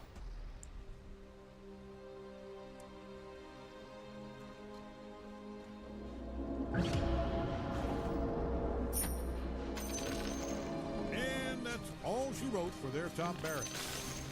End of the road for their top barracks. It was standing, it stood, you smashed it. Sunrise, sunset, circle of life.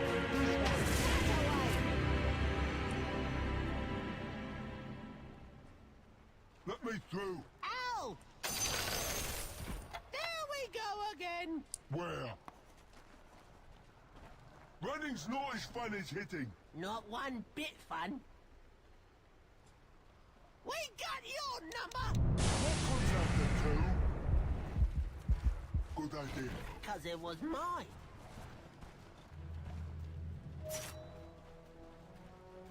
Good idea. 'Cause it was mine. Bottom tower's under attack there. Yep. Yup.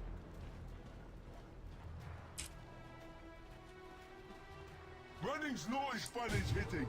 Not one bit fun.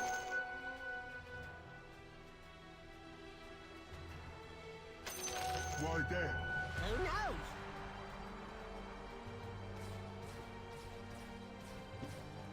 Yep. Yep.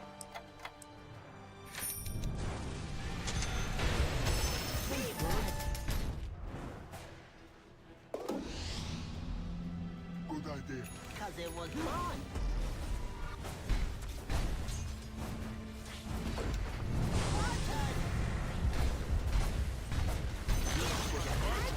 Their bottom tower is down. That's better.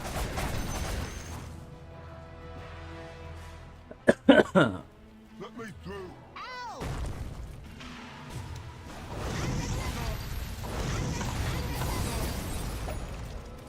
Is that a squirrel? Come on!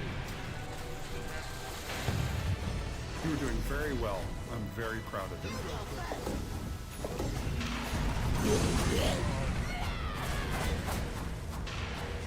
Let's go north!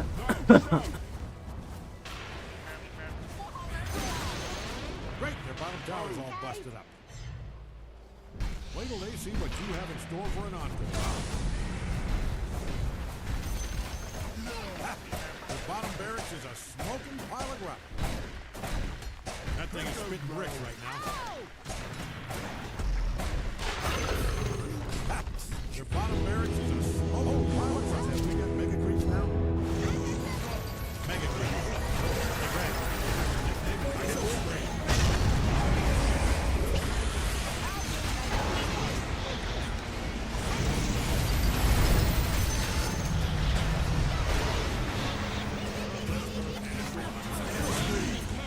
That is a double homicide. Kill. Homicide mission. It was a double kill.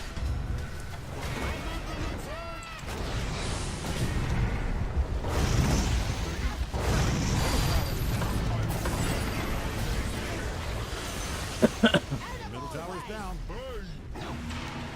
Still, we should be respectful. A moment of silence. Monster kill. That's a double kill.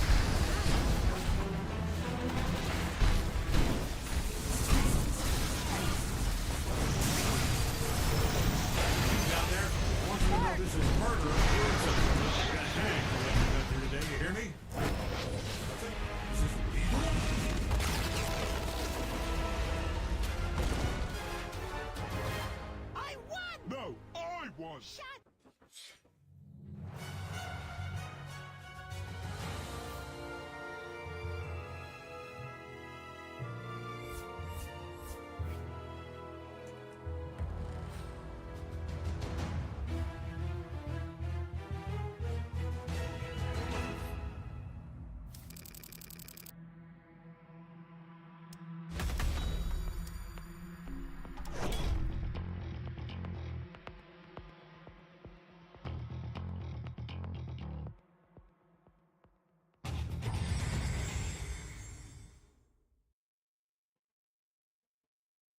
Burst him down as the Roshan's still going. They'll be able to pick up Aegis here on Pure, but they'll leave the banner behind. So WS will go ahead and pick that one up for Pure. How do you get out of this situation? He'll mantra off the Gleipnir. Makoto chasing him down, but no, they'll go after the Ench instead. They'll take down Saksa. Can they find more? WS, he'll get jumped. Akashi focusing on Thompson. Thompson dropping low, but Ramses with a huge arena out. Makoto, he got hexed up. Makoto, he gets the tricks of the trades off just in the nick of time. But what's it going to do for him? He does go down. So does Ponyo. Onto the DK, they'll go. WS not looking too tanky. He will drop. And Ramses, that was a very nice buyback up from the Mars just in the nick of time to save the fight here for Tundra. With the Roshan, with the Aegis still going, they'll try for high ground. And it's not going to take too much here from Tundra to rip these buildings to shreds, as we've seen before. Side of Town only have the 2 buybacks. Even with buyback in WS, he doesn't have the Dragon form. You know, don't have their steroid as well in Solar Flare. Gonna have to try to at least give up 1 set of racks. But Tundra, smell blood in the water, tier 4s, no problems. Forcing the buyback from WS, but what can Town feasibly do? And they don't have these ultimates up. It just feels... It's a difficult defense to say the least. Tundra right on top to set off their road to the International here on the right note. As Town...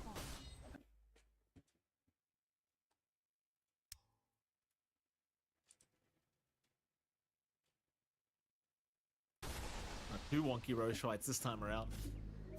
Oh, here we go. I mean, Tundra looking for that final lane of barracks. Slowly starting to head up top. You did get that Roshan banner, but that's not going to do you too much good here if you are the side of Talon. Not right now, it won't anyway. The Tundra, though, still just kind of sitting back and relaxing. They are just buying Pure some more time to get some more farm going before they do get onto that high ground.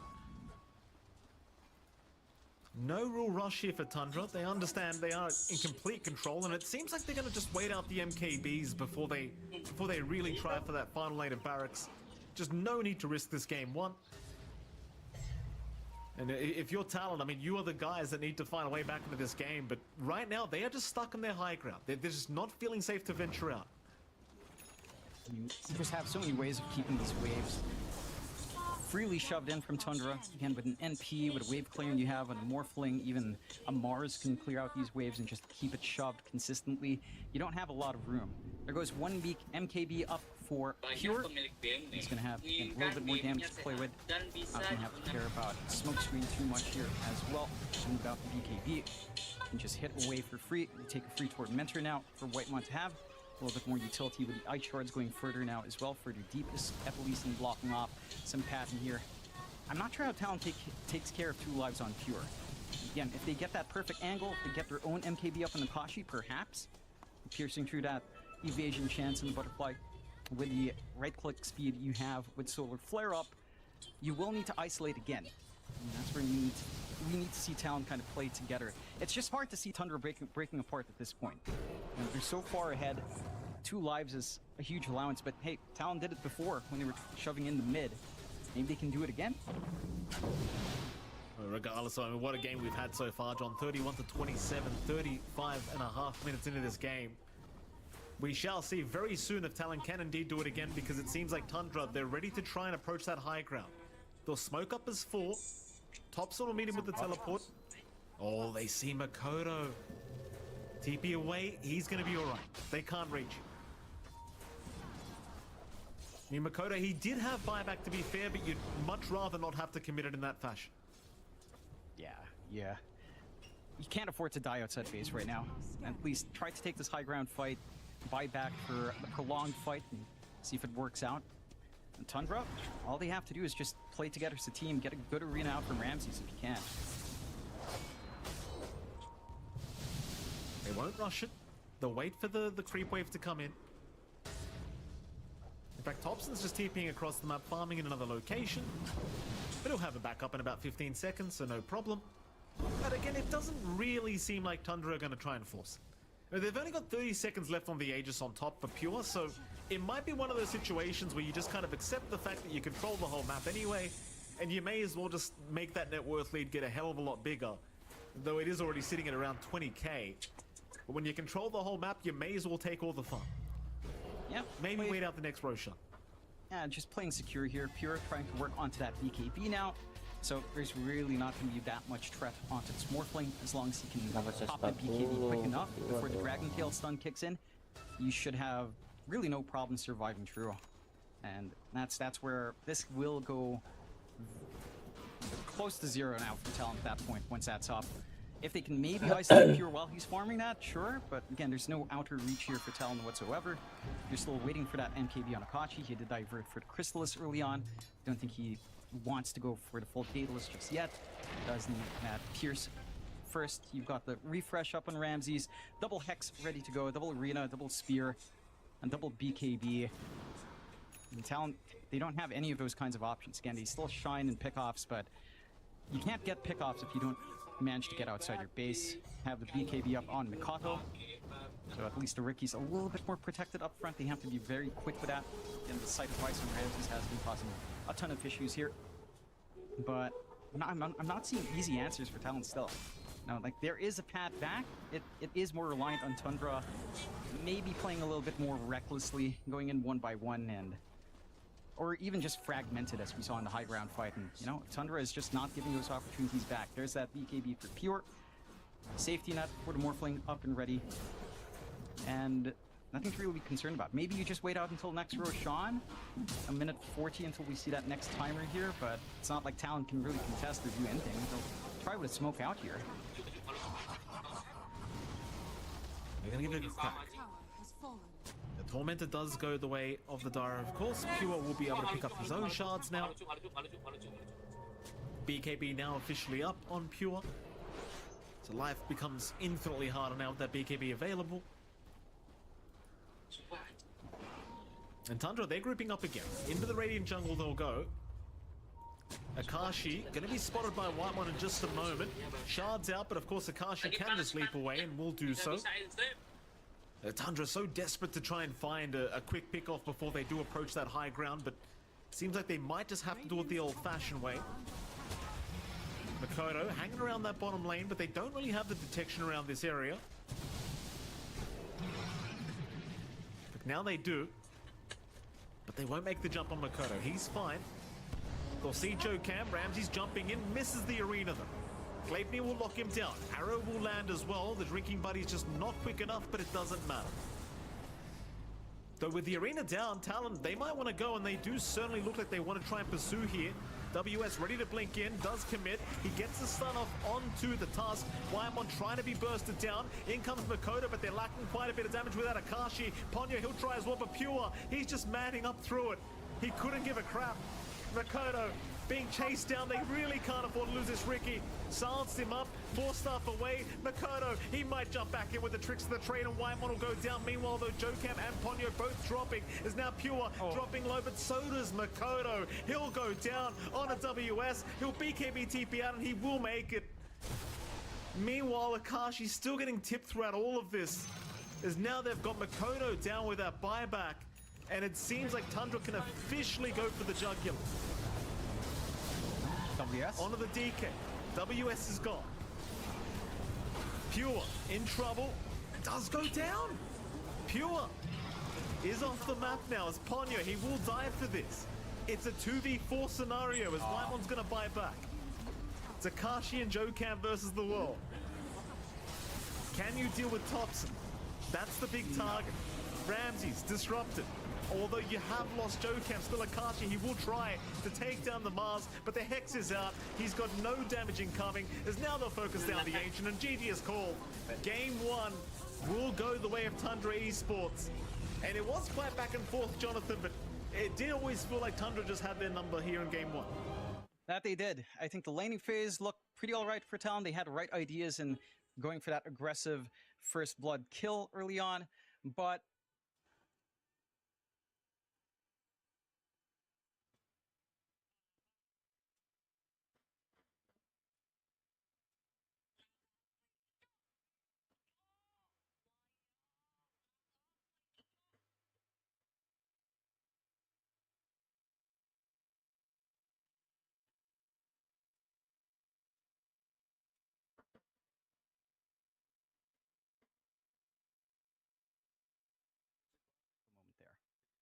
Well, that's game one in the bag. Let's head back over to our panel and see what they had to think about this game number one.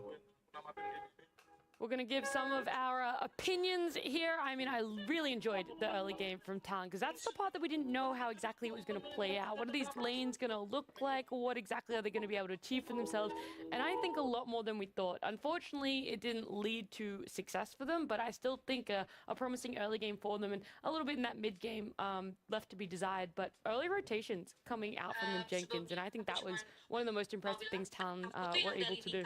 Yeah, that was going pretty well for them, actually. Yeah. Surprisingly, Akashi made his classic rotation through the portal, and that went really well. There was an early buyback that we saw from Ponyo, which was interesting, but it just spoke to how much fighting there was in that game. I think at like 25 minutes, there was like 45 kills or something like that, so almost 2 kills per minute, back and forth. The net worth lead was until the last 10-15 minutes of the game, maybe closer to 10 minutes of the game. Like, it was fairly even. I mean, they kind of had the greedier draft, I felt like, overall for Talon, so they needed like the early game to go well for him. So, I mean, Jenkins talked about the buyback. I felt like they kind of tried to slow the game down. They tried to slow Tundra down with that, but kind of didn't really work out, but I like the idea. And after that, the game kind of became very scrappy and a lot of like bad pickoffs, bad deaths. They were just trying to scramble their way into the late game, whereas Tundra, I felt like even if they don't get a big lead, they still have a really, really comfortable early game with the Midas on the Morphling. And going to late game, you have Morphling plus MP, two of your very, very strong late game scaling cores. And on top of that, you have an Ench, which is also a core in the late game. So I don't feel like Tundra at any moment of this game, they were threatened. Yeah, it felt like, the two evils there. It's like, okay, you either burst Ench and, spend a lot on trying to get rid of her because she likes to sit at the back line and just deal damage, or you just kind of get caught out and Nature's Prophet gets to also sit on the sidelines there here and just dish out some free damage. Yeah, but you know who wasn't doing any damage in this game? Who? The Riki. This pick in particular, it was supposed to do a lot. We talked about in this game. Unfortunately, it ended up with 12,000 hero damage in this game, which is not good for your last pick mid Riki here. We expected it to do a lot in this particular game. It was a very scrappy game. Yet again, I feel like this is where Riki should shine. But unfortunately, if you go for this early Diffusal Blade Rush, you also had to go for the Shard to counter like the Drinking Buddies from the Tusk. And he just ended up being more of like a support role in this particular game. So I really did not like the fact that it ended up going for this Riki last pick and throwing the DK into the offlane, and the DK also going for the fire facet too. It kind of just put him in a position where everything had to go right, and it just didn't. The game was very difficult because I felt like if Riki, you want to succeed in a game, you kind of need your draft to be more like team fight. Your other heroes need to have some sort of team fight, where I felt like their draft doesn't really have much of a team fight. It's all about you get your items, then late game you have this DK, you have Mirana, you're going to out DPS your opponents. But in the early mid game team fights, like, what is Riki supposed to do when nobody's willingly standing in front? Like, for example, Tundra had the arena to team fight, Talon kind of didn't really have anything outside, you hit some arrow with the DK jumping in. That's about it, Yeah, I think that was like, we saw a good early rotation from Talon, I think at like the 10 minutes, and then you fast forward literally 2 minutes to... Yeah, when the actual team fights are happening, you can see they are struggling. Yes, Tundra had that arena up that you're talking about, and yeah, there was a lot more that they could do with it. Riki, we haven't really seen him in pro games for, I want to say many years. It's not that long, but at least definitely not this year competitively. I mean, we saw him last year with the dart. Yes, we did, and then that kind of got like nerfed out. But this year competitively, we haven't seen him. So do you want to talk about the facets? Maybe people at home might not know, and then which one Makoto went with, and that you question mark? Yeah, I mean, I think you're really right about like Ricky not being in the meta for many years. Yeah. There was that dart meta, and then before then there was also a year-to-year gap where he hasn't played. But right now he's seeing a little bit of a resurgence right now against some of the popular heroes. He's got two different facets. One of them gets some bonus EXP when he gets a kill, which is what mainly people went for, right? Just go around the map, get kills, get high level. That is kind of inconsistent now. It's very difficult to do. People know when you're off the map. So now he has a different facet now where his E, Tricks of the Trade, does like 450% bonus damage to creeps. And I expected him to rush Ags from the mid lane. That way, with that facet, it makes sense. You're farming, you keep up on farm, you're not reliant on getting hero kills. And that's something that Thompson's been doing. He's been spamming this in pubs. But Makoto, I don't know if he's super comfortable on this Riki. He knows how it works. He went for more of the, I'm going to just get kills and snowball the game, rushing the Diffusal Blade, going for that early shard as well, getting behind. But if you don't get those kills, this hero does not shine, and unfortunately he could not find those kills in this game. And that's why the Riki just didn't really work out. He did half the damage that the enemy Inch did in this game, and that's not where you want to be. If you include the damage that he did to the Treant, then we're really racking up the numbers. No, I think the point that Winter mentioned was an interesting one, like the fact that they had pretty much 3 carries on Talon. It was in all the lanes, and then the supports were not team fighters. Even Tundra lacked team fight. It was just Mars. Like all the other heroes were, scaling, and you have the Tusk and the Ench. Like these heroes are more like run at you, like ganking heroes, save heroes. So really just a game in general that lacks team fight. But one team fighter is infinitely better than 0. Like if you're Talon in that game, I do agree with the Ags take that you probably just play for pickoffs and avoid fights, because they actually were getting pickoffs. There was that one time we saw them jump Pure on the Morphling and kill him in like a fraction of a second with the Riki. And maybe if they played the entire game like that, it would look really weird and wonky, but they have a DK playing essentially DK carry off lane. They have a Riki playing Riki carry mid. They have Mirana, which is one of the highest damage dealing carries in the game. He wasn't really playing Riki carry mid though. That's my problem. He was playing like Riki space. But if he went for the Ags, I mean, like if they kind of had that idea where it's like, okay, we're just gonna dodge them. I mean, it's very not this meta, but that might have worked out because Pure did go for a Midas. Like he was planning for the game to go late. Yeah, Pure had like a rougher game than I thought, especially when we just saw the scoreboard there. His KDA, sure, it was still positive, it looked great, but there were a lot of deaths that I feel like as Morphe could have avoided, so that is big props to Talon being able to, get him a couple deaths there for themselves. The other thing is his Nature's Prophet. What's very obvious is the fact that he has a teleport built into his toolkit, right? You get to be off the map farming, and that's that late game that we talked about. I thought Riki would have lent into that, is that you could potentially run around with your supports and try and find him. You hunt get him in the trees. Wherever he is when he's not ready. Maybe a new camp that he's teleported to. And that didn't happen. They didn't go for that sort of play. SD plus Marcy, which I feel like didn't really enable that. If you want to do that, you kind of need like a support that can burst heroes, like Lion, Skyralph, this type of hero, or at least a Snapfire. You can do damage from far away, and you can allow the Riki to find pickoffs, And with SD and Marcy, what you're supposed to do, you follow the Riki and what? That's what I'm saying. I think they just should all buy Midases like it's 2 weeks ago, and then just play for the late game. Yeah, it's also not how the game played out. Like you saw, like every fight was like a team fight. Yeah. Like he wasn't just alone. Even this Morph, he just had Treads Midas. He was joining every single. It was 5v5. Yeah, it was 5v5 the whole game. There was no like split pushing shenanigans in the early mid game. Later on, there was towards the end of the game, but like at that point in time, it was already kind of too late. The game was a bit over. How consistent do you think that style is going to be of we want early fighting carries? Because Riyadh, the last big LAN, that's what teams found success in, is we snowball up at like, let's say the 12-minute mark, and we don't leave each other's sides unless we're not winning team fights. And you think that's going to be pretty prevalent? Yeah, I mean, I think right now most all the carries are playing heroes that can be very active. Morph is one of the greedier ones, but most of them are buying Gleipnir first item. That way they can join the fights while still farming on the side. Their second item is usually BKB, so they continue to join these fights. If you miss a timing here or there, or if you're just a bit too AFK, you're going to lose these fights. And these fights are massive. Now you're going to lose Roche, and now the game's going to snowball. And right now, currently in this patch, snowballing a game is something you usually can't come back from. It's going to be very difficult to get back from, so speed is very important. Yeah, if you don't join the early fights, you're not farming. Basically, you won't have time to farm. So I felt like a lot of the heroes, the carry heroes that were picked before, something like Terrorblade, Antimate, that's why they fell off. They can't really have time to farm. And even if they choose to come to the team fights, their impact compared to the range carries right now, the Lina, the Wind Ranger, the Mirana, it's not the same. Yeah.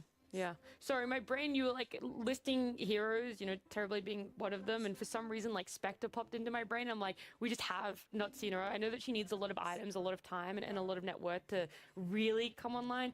But with her ult change, that's what we saw at TI last year, is that people were looking towards picking her up because she could ult in and then just leave again and go back to farming. And I thought maybe that might have come back around with everyone wanting carries that could join fights. But there's two aspects to it. You have to be able to join fights, but you also still have to be able to do something in the fight.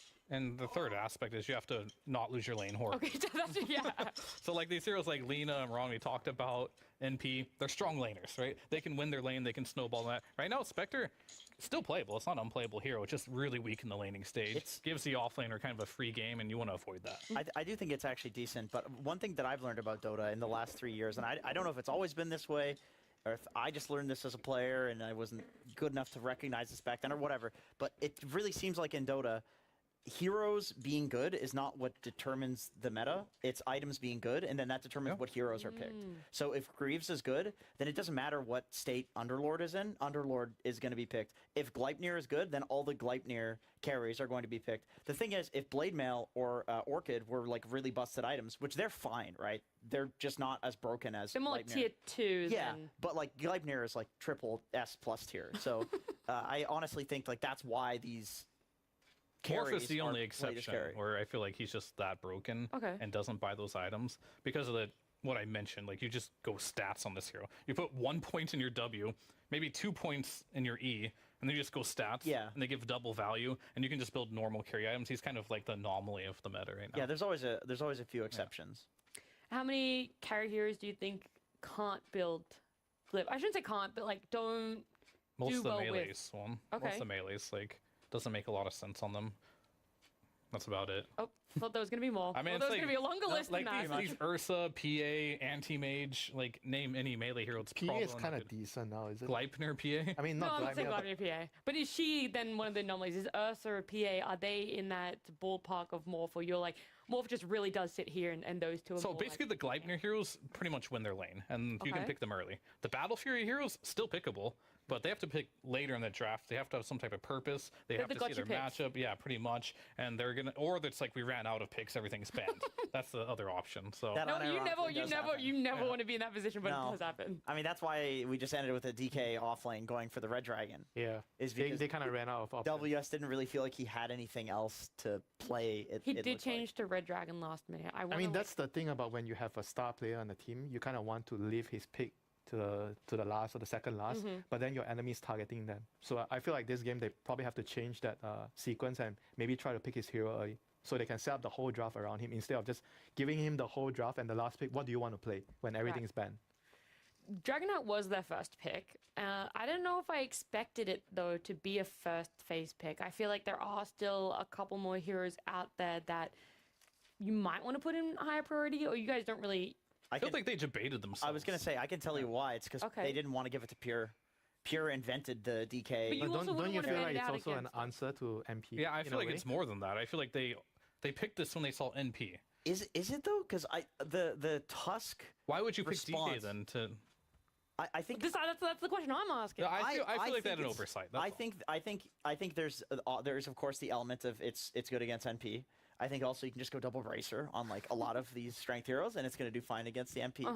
But I think it's because like Pure this is his thing. Like he brought this into the meta. They're not going to give this to Tundra because now everybody is picking the DK carry. Now it's actually considered S tier meta. Interesting. To counter that, you're going to take Counter his counter? hero, give him his other good hero, Morphling, and then pick that hero that isn't good versus Morph and try to counter it. Yeah, I think they ran out of bans. I think that's the issue, and it's what you said. They debated The thing themselves. about countering as well is sometimes you're just not as good as your opponents at executing the same strat, right? You copy their strat, but there are certain small little detail that you are missing, and the thing is just not the same anymore. So I'm not really a big fan of trying to just take what your opponent's good at. I think they pivot away from that. I don't think they do that Look, a second. It could have been both things that factored into this. Either way, it's a best of 2 for our group stage here between Talon and Tundra. And we're looking at our draft for game number 2 there in our screens. Are the bans going to change up? Right now, not at all. Nothing is different between these two teams and what they've decided to take out.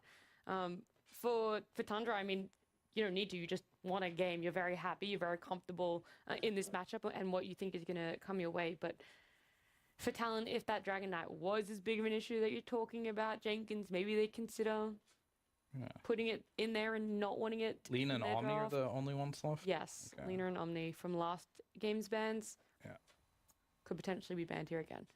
We'll see. Do you think Lina is Cannibal Winter? Do you think you're comfortable coming up against her in a competitive game of Dota? I think Lina and MP are heroes that I will never want to fight against in the game. Like personally for me, I think they are really, really difficult to deal with. There's not many answers. I think a decent solution is maybe going like some centaur with Crimson Guard and you try to negate the damage, but I don't even know if that's enough. They go back for it. I mean, at least if they're going to do this, I think I would prefer to see the DK go mid. Yeah, I mean, I don't like that. This to me is a carry hero. Right now. Okay, strategically, you don't pick this as a carry counter to NP. My opinion. You pick this to exploit when NP leaves the lane, but they didn't do that, right? This is not an off-lane response. But do you also feel like the last game they did it to mirror the NP? Like wherever the NP is going, they want to send the DK there, but they changed their mind in the end. Yeah. So like that's what I mean. Strategically, they might correct that, and I feel like that would be an okay thing to do because you're going on the same path of what makes sense. And I don't know if it's good or not, right? But it makes sense to me. It's like, oh, you have high armor, you kind of have the built-in bracers you talked about, and when the NP leaves, the value of it. I mean, the high armor thing is not exactly a thing anymore now, because in the beginning it's different.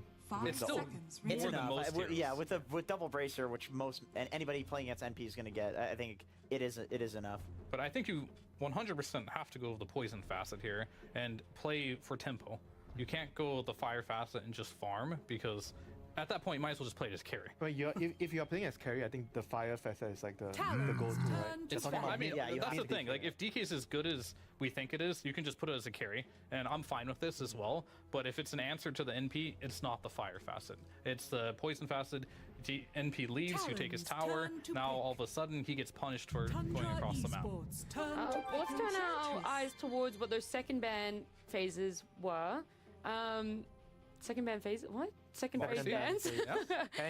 Sniper. Yes, Sniper getting through. So they think Marcy was an issue from game number 1, willing to give up the Sniper now, and the Morphling also making his way in there, which leaves the Viper through. So that's the differences in that second phase between game 1 and game 2. But Enchantress still on the table to be picked up and taken away. On Talon this time. That's the adjustment they made. The swap. And they're going to go back for their Tusk here. It can be played on White Mon and Soxa, so it's still available here. And do you guys prefer the drinking buddies or tag team now? Not a Tusk player, not sure. It made a lot of sense against Ricky because you can just like. As a viewer, I like it.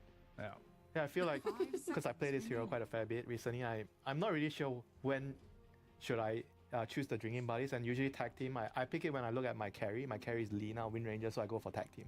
That's my logic. But isn't drinking buddy also go to the range heroes because it gives them the buff, regardless if Tusk is next to them? Yeah, but you don't need the attack speed on Lina, for example, or Wind Ranger. Either way, that is going to be Sox's hero, the sniper. Do you have any insight on this one as support? Absolutely. Lane winner, he's like a Lash. I have a 25% win rate with this hero over the last 6 months. No way. My most played hero. How many games? Sniper? Well, I go Conda 6 Rapier Rush. Oh, maybe that's why you're losing as That's a the support. build that I... No, that couldn't possibly be it. That couldn't possibly be the reason. But one thing that I did notice looking at this hero on Dota 2 Pro Tracker is a lot of players are spamming the Sniper Pos 4 and considering this to be S tier. They have a 20% win rate with it. Like, a lot of people are losing with Sniper. But most of the games you watch, you notice they're winning the lanes. I think you pick him to win the lane, and later in the game, I feel like it goes well with the current team of the meta where you need your support to do damage. And Sniper as a position 4, after you secure the lane, you don't have any catch for your team, but you farm, you skill, and you help with the damage department. This goes back to our conversation about maybe it's winning. Bad in pubs, but really good for competitive. Well, that's exactly what I was going to say too. All of this is very fruitful, and I enjoy the conversation. But Sox is one of the only people that actually has a positive win rate with it. Right, that's what you're going to say. He is actually good at this Sniper Pos 4. This man has been cooking for Sniper for many months, by the way. Really wants people to play Sniper. Yes, because I remember all the way back at the Dubai LAN, he was talking to one of the teams playing in it and was like, mid Sniper, that's the secret sauce. They picked it out and they won. I think it was Liquid, wasn't it? Pretty sure it was Liquid. I wasn't gonna name the team, but I'm pretty sure it was Liquid. I think it was because there was a lot of like coddle mid, which was just like kind of pushing the lane, so you could get away with the carry mids. There was like less track mid with sniper counters. I also feel like it kind of enables your support because back then maybe it was the meta shifting towards more emphasis in fighting in the runes. And sniper, I feel like when you put this style here where you have some AoE spell to fight around the ramps, it's very difficult for the enemy team to contest rune. Like a Razor mid, you just cast the plasma field and you kind of secure the rune. Yeah, and sniper does that for your supports. Yeah, and honestly, I mean, Thompson is one of the sniper mid players that will actually take it mid. So whenever you think there's a slight flex? There's a slight flex. Yeah, like I think when you see this, you're going to assume it's a sniper 4 because this is the meta. But with Tundra, you always have to look out. Thompson's going to look for any excuse to trick you and play a sniper mid. I think it's absolutely hilarious. Most people said this. What is the facet called on sniper? The scatter shot or something. Most people are like, this is the most useless facet in the game. I mean, you think about the position 4 heroes, right? A lot of the heroes that have a good facet now, like Lash and Sniper, they kind of change their spells from long duration to short duration, but you get more damage. And that works really well in the lane. So I felt like a lot of these facets just made certain heroes have a very, very strong laning phase.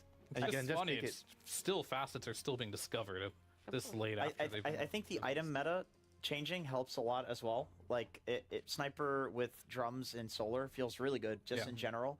Like you do really well in the early game, you get these early items and you start snowballing with the early items. When Scattershot was first added and it was the facets patch, it was not a group up as 5 like Pipe Greaves sort of auras meta. It was a like how well can you do in the mid game type meta. And when you're talking about the facet that falls off the fastest but has incredible early game didn't even matter back then. It was all about mid game.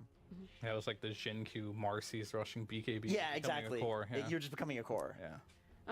The thing about Sniper that's always really annoying is he likes to sit on that back line. You know, there's normally exactly. There's normally other heroes that are willing to go in for yourself. Obviously, Tusk being one of the ones they've already picked up for themselves. You go, that man wants to initiate, wants to go in. But then on the side of Talon, you then think, okay, how do we get into that back line? How do we just take out this support that's going to be able to deal a lot of damage?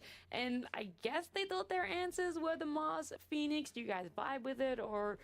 I mean, it's a good combo. You arena and you egg on top. People have done this. It's a classic combo, and I think more than anything, they're just taking away a lot of the heroes that they feel like were a problem that Tundra had. They took away the Ench, they took away the Mars, they brought their own team fight to the equation with the Phoenix here. It's a well-rounded lineup here, whereas Tundra, they're kind of going for the same type of style of strategy. Yeah, I feel like the Phoenix also provides you with the support matchup because you like to play Phoenix into the Tusk.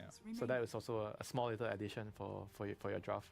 Do you like it a little bit more than for game 1? Like you see a clearer vision. Yeah, it's much easier. This is way easier to execute. Yeah, I agree. I think for Tundra, what they're lacking right now is it's some sort of AoE disable. Like Centaur would be good if it wasn't for the fact that they're playing against Mars and Mars Arena counters a Centaur. You drop it down, you can't. You're running hasted speed within a tiny confined space. Really doesn't help that much. But some hero like that that's able to team fight, some AoE circle. Yeah, they need a meat shield. They need a meat shield in front. They need Slaughter is good. Yeah, a meat shield that also has some sort of stun. And if you want to make circles and auras, Underlord could work. Yeah, that sounds pretty Underlord good. with Luna is very, very strong combo together. Team fight, you stand in front, you protect her because Luna really needs someone to protect her in the team fights and a distraction. You can't. He's tanky, but you can't ignore him. She's not tanky enough to survive by herself. No, she needs like someone else to keep. They her actually alive. banned the Kunkka. Yeah, Kunkka is actually a good choice. I thought Kunkka was gonna be really busted when they added the built-in rum innate. But once again, this is another one of those ones where you look at all of these top players spamming it. They try it for 8 games, they lose 7 of them, and then they stop spamming it. I saw Collapse. On the bench, yeah, Collapse never couldn't again. make it work. So it's like if Collapse is spamming something, this guy's like climbing an MMR, and this is the one hero he's losing with. I figured it's. I mean, the water park just isn't the same anymore. It's not the same, dude. You get cannons now, which are awesome but terrible. They're not terrible. It's just definitely worse than the old one. Yeah. Torrent Storm resting. But I like the idea. Like this would fit the type of hero they need perfectly. Something that has a little bit of team fight, a little bit of disable, and a meat shield to go in front. Esports turn to they even banned the Centaur despite having the Mars. I mean, I think it's great. Other than Into the Mars, I feel like the Underlord is a pretty good option here. I think so. It'll make the DK. It's very good with sniper, like your spells with the scatter shot. you have like double teleportation as well with the gate plus NP, and that's kind of what their lineup's all about. Getting around the map here. Oh, they're gonna take Underlord for sure. I was gonna say the only issue is you're getting counterpicked, but that's why they ban out the monkey. Never mind. What on earth? Offlane Elk. Could be mid Elk too.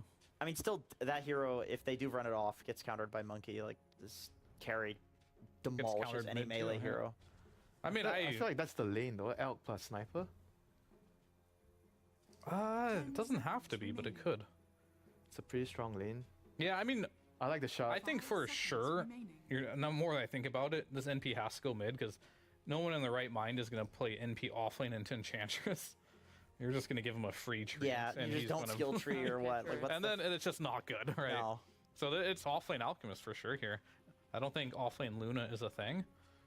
I mean, she did get improved. I'm actually a big Luna fan ever since they made the changes. You are, sorry? Yeah, okay, this hero, like, I was not a fan where you would just max your W and E and just go AFK for 20 minutes, but they changed it so now you can max beam if you want to, get your ulti at 6, and you can participate in the fight, which makes this hero a lot faster. But yeah, they're going to do the offlane Alchemist here, because I don't think you can do NP offlane. I'm not sure how good this lane is, but you can stack with Sniper like crazy if you want to. Alk can get farmed. I don't know if there's a particularly good Ags here to give away, so I'm very curious to see.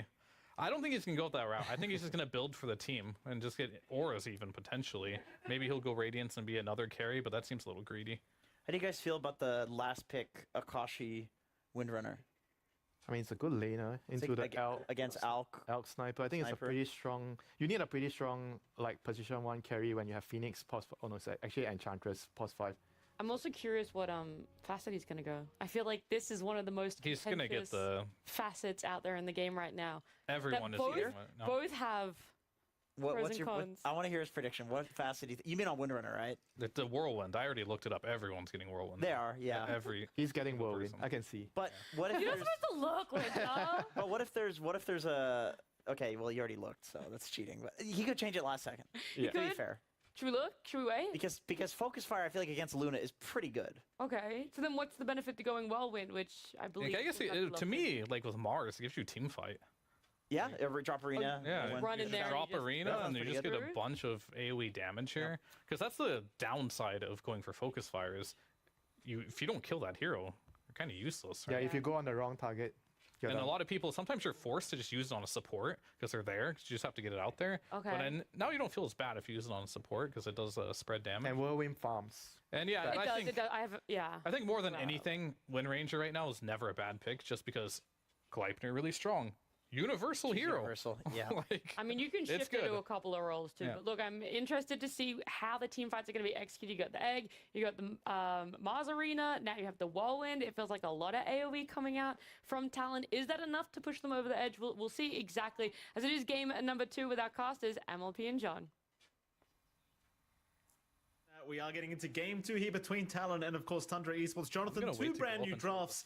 What are you thinking? Do you feel like Talon has enough here to force game number 2 win, or do you feel like Tundra are walking away with a 2-0 victory?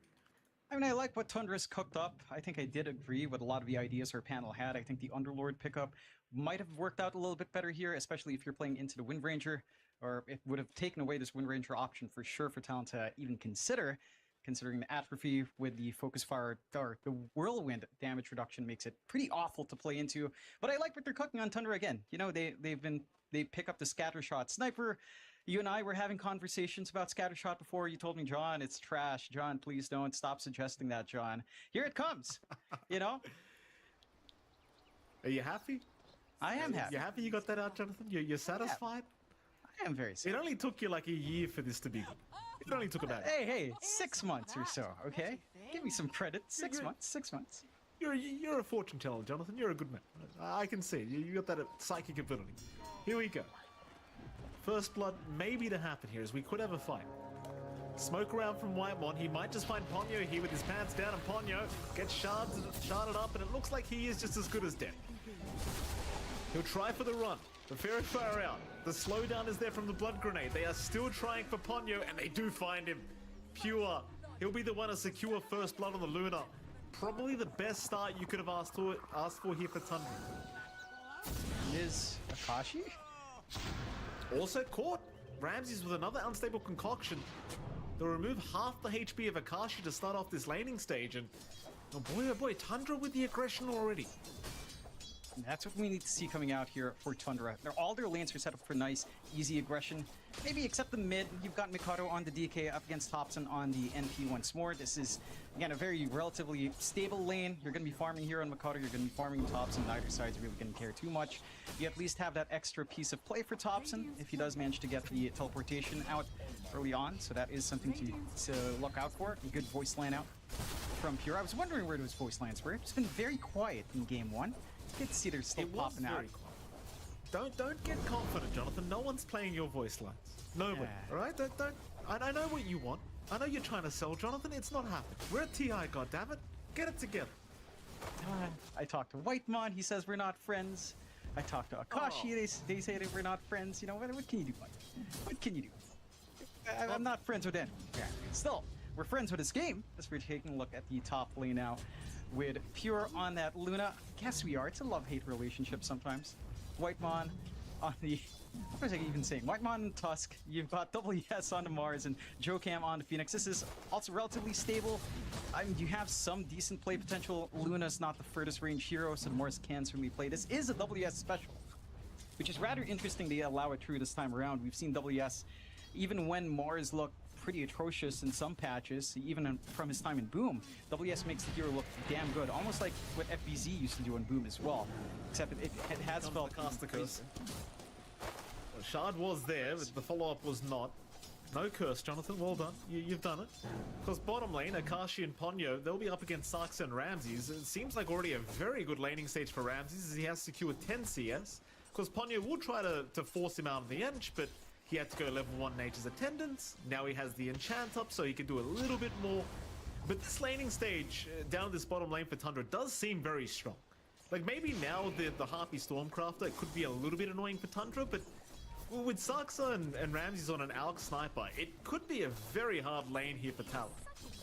Yeah, it's not going to be nice and simple. I mean, Akashi can always try to wind run away when they do fully commit with a stun, but you're not dodging out the shrapnel damage. This scatter shot facet is just, it's a lot of damage, you know? And I love seeing it come into play here at TI, the road to the International, finally seeing this in play. It just allows you to really zone out these heroes quite hard. It's giving this melee matchup against dual range a lot of play for Ramses, no care in the world. He knows the sniper can always cover up top, getting a little bit aggressive here. JoCam almost goes down, but they didn't quite have enough damage. Wyman dropping quite low himself.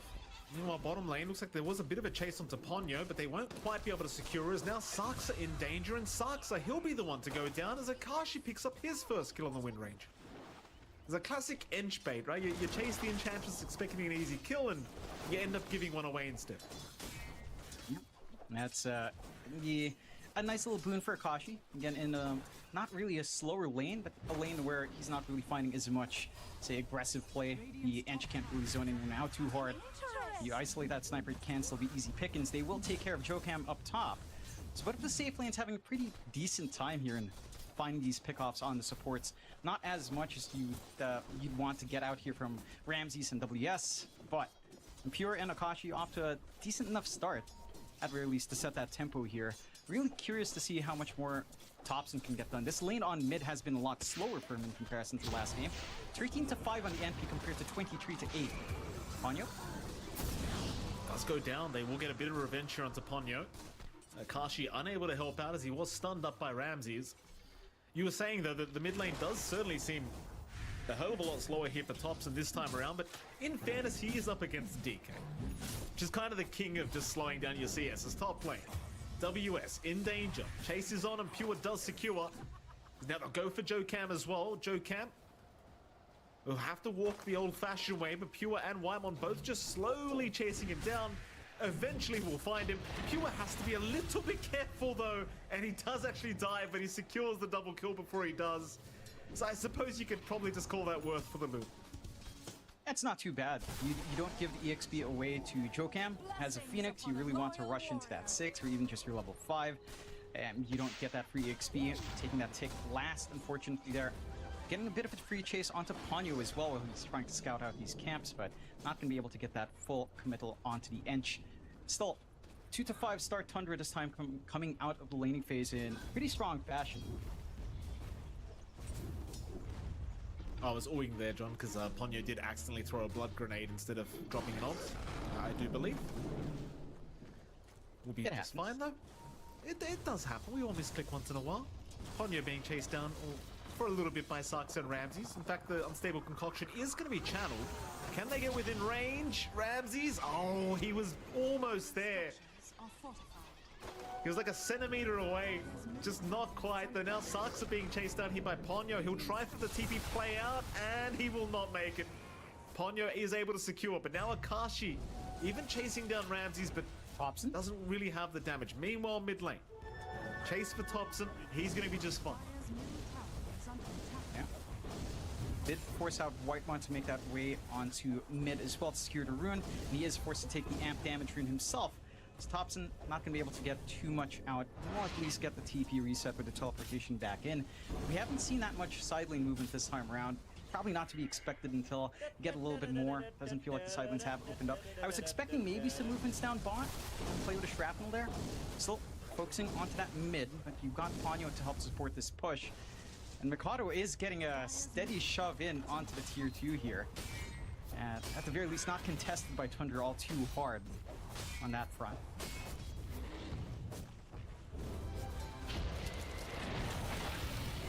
Apologies about that, John. Mid lane. Looks like there is a fight breaking out right now. Ponyo could be in a bit of danger. Snowball will land, and Ponyo still alive for now. The Sprout will be there. That'll lock him down a little bit longer as Whitemon going for a run, keeping the vision up. The heals are too much, though. Huh? Pure. Gonna move in with the Eclipse now, but he's lost vision. No, he hasn't. He'll find him. It's all right. He'll secure the kill. All worth. Very worthwhile. I mean, you're probably not looking for a wider team fight here for Pure early on, so you might as well get the pick off when that flips, get back to farm. They isolate Akashi out here as well. They certainly have Akashi. He's a big target, and they've got him. Ramses and Sarks are able to get the job done. The Windrun was on cooldown, and that's just going to make life even easier for Ramses now, who has a completely free lane, already top of the net worth board on the Alchemist, and it does certainly start to feel like this is going to be a pretty strong off-lane Alchemist game. And it is. Getting that ramp up into more than likely just a standard Radiance build up. The mischance is going to hurt the Wind Ranger even more. I'm a little bit surprised Akashi even tried to move a little bit forward with a Whirlwind. He didn't have his Javelin up at that point. There's no real output here for the Wind Ranger to threaten until at least the Javelin timing. And a little bit optimistic to try to look for the cleanup while all of that attention was dragged onto mid, even in a 1v1. I have to see if they can maybe get some movement across the gate. They will get Akashi and Ponyo for the same movement up top once more. This time around, though, Tundra is not camping around to be jumped. They are playing it safer, understanding what Talon's done in the last game. Oh, you say safe. They're looking at that mid-tier 1 tower instead here. Pure getting vision on Makoto. Shards will block the staircase, but Whitemon can't quite lock him down long enough. In fact, WS is here now, looking for the tusk. They've still got help around here from Tundra, but they may just allow Whitemon to die, as they are unwilling to risk the rest of their lives. So Whitemon will be the sacrifice, but in the meantime, they got the mid-tier 1 tower. But the double-graded treants, it's just so much damage. Top lane, Pure. He will end up dying though. Akashi able to secure a kill for himself, so a pretty nice one there, along with the tier 1 tower. But again though, Tundra, they did find the tier 1 mid.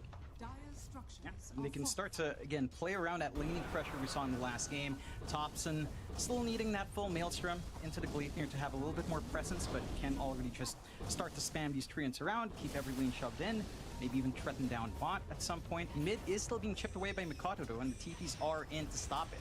But the Ench army is here, that'll get the job done. Shards on Ponyo, that'll lock him down. Here come the drinking buddies as well, so Thompson can get right to work, and of course Ponyo will just drop very quickly. Nice pickup here from Tundra. Probably not so happy that they lost their mid-tier 1 tower, but there's not really much they could have done about it, in fairness. They will at least secure something for their trouble, as they are also going to pop a smoke here with Whitemon and Sarksa. Heading down towards the south, they'll see if they can find Akashi down at that bottom lane. And Akashi is still hanging around. Power shot going right through Ramses. The raindrops actually saves the life of Ramses on top. Unstable concoction being channeled. Akashi, wind running at the right moment, will be able to survive though. Here comes Thompson looking for some vision. Unable to find it though. Nice little readout from Akashi. Full commitment out from Tundra. We'll at least find that tier 1 bot in exchange. They're pushing power again. With a Luna on hand, with an NP is pretty damn strong. Just a lot of just right-click damage to each of these early objectives. Get that done with no contest. Instantly TPing back into their mid and top. Get that farm flowing. Talon, not at the point where we feel the comfiest in team fights. They do have Arena ready. Egg not quite there yet from Jokam. But you don't have easy initiation angles yet. You still need that blink up on WS. You've got an initial item coming out here for Mikado. That is his blink ready to go. So you could maybe play off of this DK. See if they will want to play more aggressive. I mean, you rush blink on DK, you're not going to be farming around, even with Fire Dragon form. So you will want to get a kill. And there's that smoke. A kill onto Pure would be massive. This Luna has not had the best of time post-laning phase. Even the laning phase was a little bit slower for Pure in terms of net worth here. Still pumping around. Smoke is still up. They're still running towards the north. Dragon form popped. Pure, it was under vision for a moment, and they will jump in with the stun. Arena down to boot. The spear will land very nicely. And Pure, well, he's trying to fight through it, but there's just no helping coming. He's actually a pretty tanky carry, but it is not going to be enough. Talon able to secure a very important kill. You do again. This Luna has been sacrificed a little bit. Laning phase, yeah, they maybe find that kill on Jokam. Overall, WS still gets control on the Mars. Not the furthest range matchup for the Mars to feel uncomfy in. He is sacrificing a lot of his farm for Ramses and Thompson to scale up as well. So this Luna's impact's not going to be felt for a little bit longer, and Talon's just poking at that wound. This is still giving that space they're looking for in Tundra, though. Again, Ramses just lacking the Sacred Relic, already has the gold for that full Radiance. Already up and running. Farming pace is going to kick in. The mischance could save them from these two physical cores they have here as they jump Jokam. Getting up again. Thompson finding Jokam underneath some of the wards. Shards are going to land, of course, from Whitemon. That'll force out the egg, though. Now, do they have enough of the egg? Thompson, he gets caught out. The power shot, it's going to get the job done. In fact, Ponyo, he'll also follow. They'll try for a run, but now Whitemon's also been caught. Whitemon will drop. They found a shackle on Saksa. That'll be a fourth target. Can they find the fifth? It is Pure, and they know he's there. They just need the blink up, and they've got it. Makoto will land the stun. Pure trying to just run underneath that tier 2 tower. Here comes Ramses to help out, but Pure is certainly going to fall as Ramses now, feeling charitable, will hand one more over here to Talon. My goodness, what a team fight to come out. And that should have been a really easy pickoff onto Jokam, but that egg last second. And the decision from Thompson to turn around to try and burst it down, it just cost them so much. Now Akashi, bottom lane, focus fire popped. Thompson, he's going to go for the fight. Akashi pretty confident here with the power shot out, though the wind run not lasting long enough. And Thompson will just man up and secure the kill, but now Makoto's here. Makoto will trade, but it's still a very good trade for Thompson. Yeah, not too bad. Get that big kill on the Wind Ranger, slow down that tempo as it's coming through, stall out that timing for the Gleipnir here. I think we're also starting to see some of these shortcomings here for Tundra in this sniper pickup. Saksa, yes, his damage is great with shrapnel in the laning phase, and the panel touched on this. The damage is insane. It doesn't feel like they managed to get as much as they'd want from that lane with Ramses in terms of slowing down Akashi. And now when the sniper's caught out, it's just dead. He has the Pavis to try to save himself. No shard just yet. That could be another tool, maybe a 4-staff rush.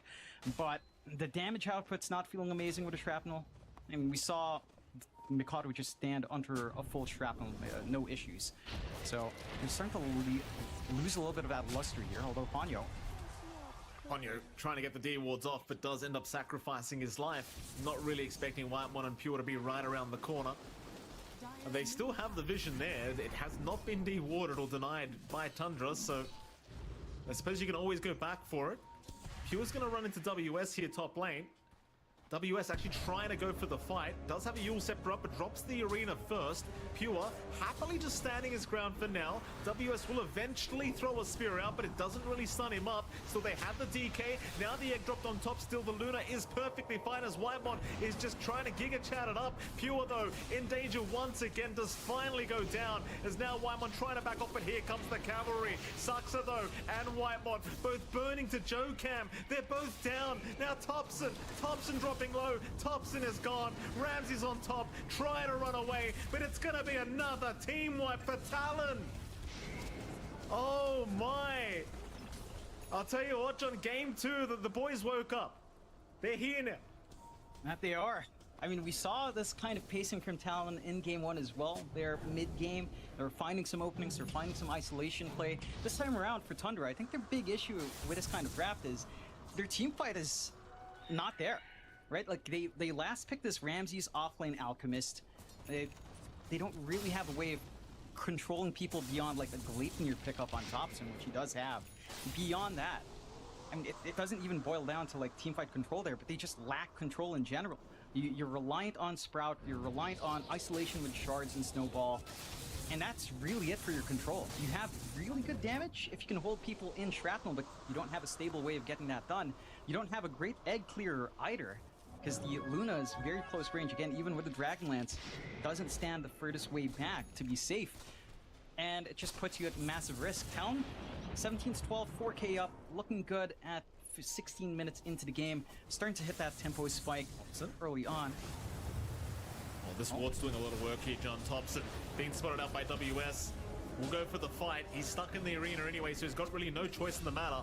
And Thompson, he will drop once again. And that observer ward, just towards the north of that tier 2 top tower, it's doing some great work here for Talon. And it is not the most obvious spot either, and they've not been able to send their supports over after that fight up top earlier. We saw how fast the backline melts as well, and how much poke damage the side of Talon has, and they're going to be able to find us tier 2. First tier 2 of the game, going their way. Up against an NP, that's a pretty big loss for Tundra. I expect a little bit more from Thompson to try to, again, just split push, but he's been looking for these fights. He's been angling in, as we've seen in game 1. This time around, not panning out the same way. I think Talon's done a great job in correcting their draft. This draft, it does feel a lot more playable as well. You hit some spikes now. Akashi does have the Gleipnir. He's going to land on Ramses, but he'll be able to just kind of dispel that off and run. The Whitemon was there with the drinking buddies just in case anyway. It seems to Talon they still want to try and force a fight once again. They are heading towards the side of Tundra, down to that bottom right corner of the map. Ponyo trying to scout out with this Hellbear Smasher. We'll see Thompson very soon. Ponyo happy to just tank for the team. It seems as though Talon have made the decision to just retreat. The Tundra in a very defensive position, not giving away any openings here to Talon, and they're going to go for a smoke up. Saksa and Whitemon, they'll be the ones to try and rotate into that Radiant jungle once again. Invis picked up by Whitemon will make that a little bit easier, but Joe Camp will just Icarus dive away. Looks like they have found out Ramses. Arena and Spear will land onto the Alchemist, and Ramses, he does not have his ulti available for another 2 seconds. Still waiting it out. He'll land a very nice stun, and now the turnaround. Ramses, he'll survive. It's now WS in trouble. Joe Cam running to boot. Meanwhile, Akashi. Oh, Akashi! Look at the damage. He's finally down. Ramses, it's him against the world, and he just ends up just destroying himself. It was looking so good for Tundra, but Akashi comes in. The arrows were everywhere, John. Everyone copped it. A whirlwind, man. That damage is just insane, especially with the Gleipnir fully up. The procs everywhere. You've got the isolation. You get a really good front line as well here for Talon to play with WS just taking these aggressive plays that he loves to do on the Mars. A big factor here as well was that Jokam doesn't die.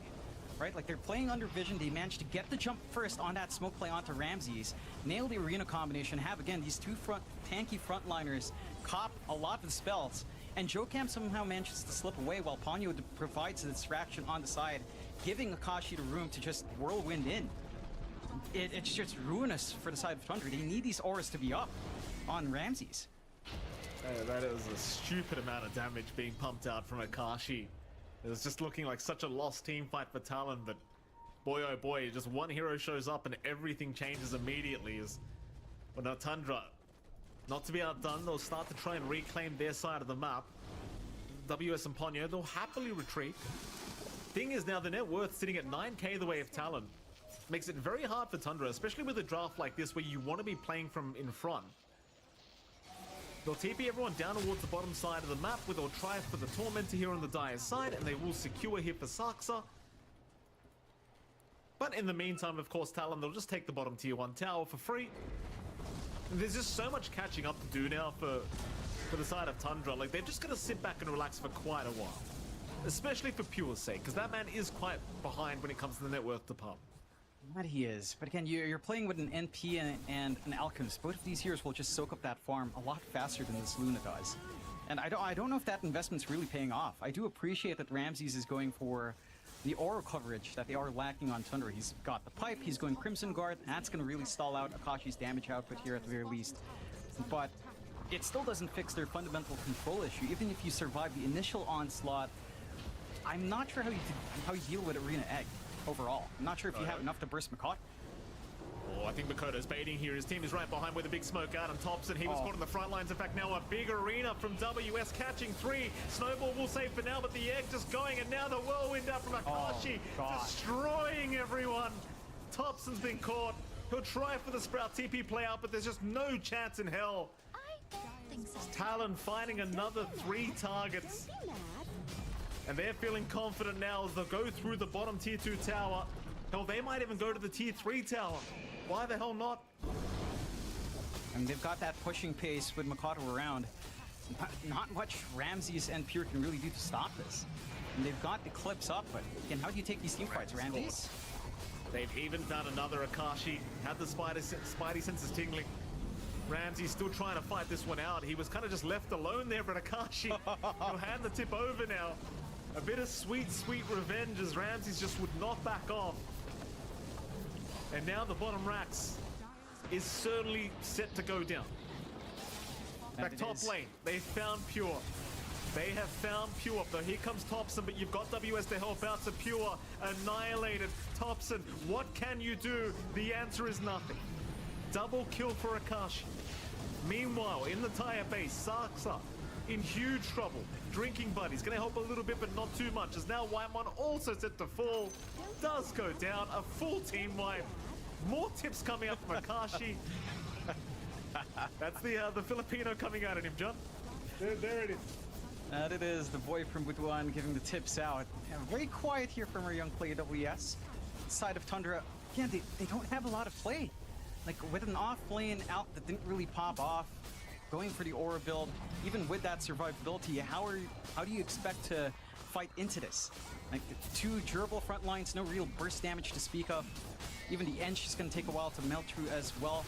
And you've got this Wind Ranger with so much movement and so much damage that you really don't have stable catch for. The answers are hard to find right now for the side of Tundra. Bit of a chase. This looks like a very desperate chase here, as they are going to try on the Ench, but there's just no chance of killing Ponyo. Makoto, he's a tanky boy. I don't think Makoto's dying that easily. And props to Tundra for trying to find at least a bit of a straggler, but Talon will not allow it. In fact, Talon are looking like they're setting up for a bit of a bait play. Ooh. Hoping someone farms the mid lane, and Ramses, he'll be the man to show up. They'll make the immediate jump in. Drinking Buddies out, but the arena gonna lock both of them down. Whitemon with the snowball, he'll buy a little bit of time, and meanwhile Akashi right in the tier 4 towers. He could not give a crap, this man. The Wind Ranger just shredding everyone apart. There goes Thompson. There goes Ramses by the looks of it. He is gone, and GG is called. Talon will tie this series up 1-1.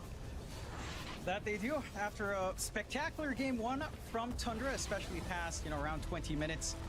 Talon come back in game number 2. They correct their draft really well. They see the NP opener. They go with the DK mid this time instead of messing around with something like the Ricky mid.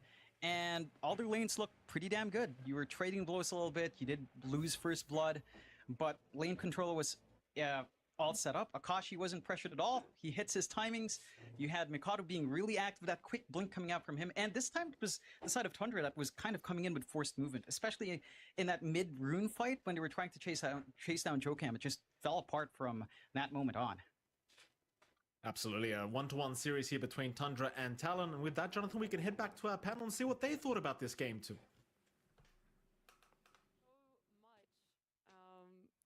It was a great display from Talon, is all I really kind of have to say here. Not just in gameplay, but also in the way that they were able to adjust their draft. I think that's one of the toughest things, because you come into this, you have your ideas. When I say come into this, like into not only your matchup against Tundra for them, but also just this event of, okay, what's going to work for us? What do we think is really in that S tier? And to be able to adjust it just slightly. They didn't do a full 180 winter, but just enough of a change that team fights easier to execute. Significantly more impact from their supports as well, it felt. Yeah, the draft is like way more balanced. It's easier to play. We mentioned this in the previous panel. And I felt like overall, picking WS hero early and just sticking to it probably might be the way to go for them, instead of waiting until the end and being indecisive about what you want to put him on in the draft. I think my standout for this is, everyone knows Wind Ranger does well. She puts out that damage, especially with the Whirlwind facet there. But the Phoenix, I think, is the hero that hasn't been on a radar competitively for very long.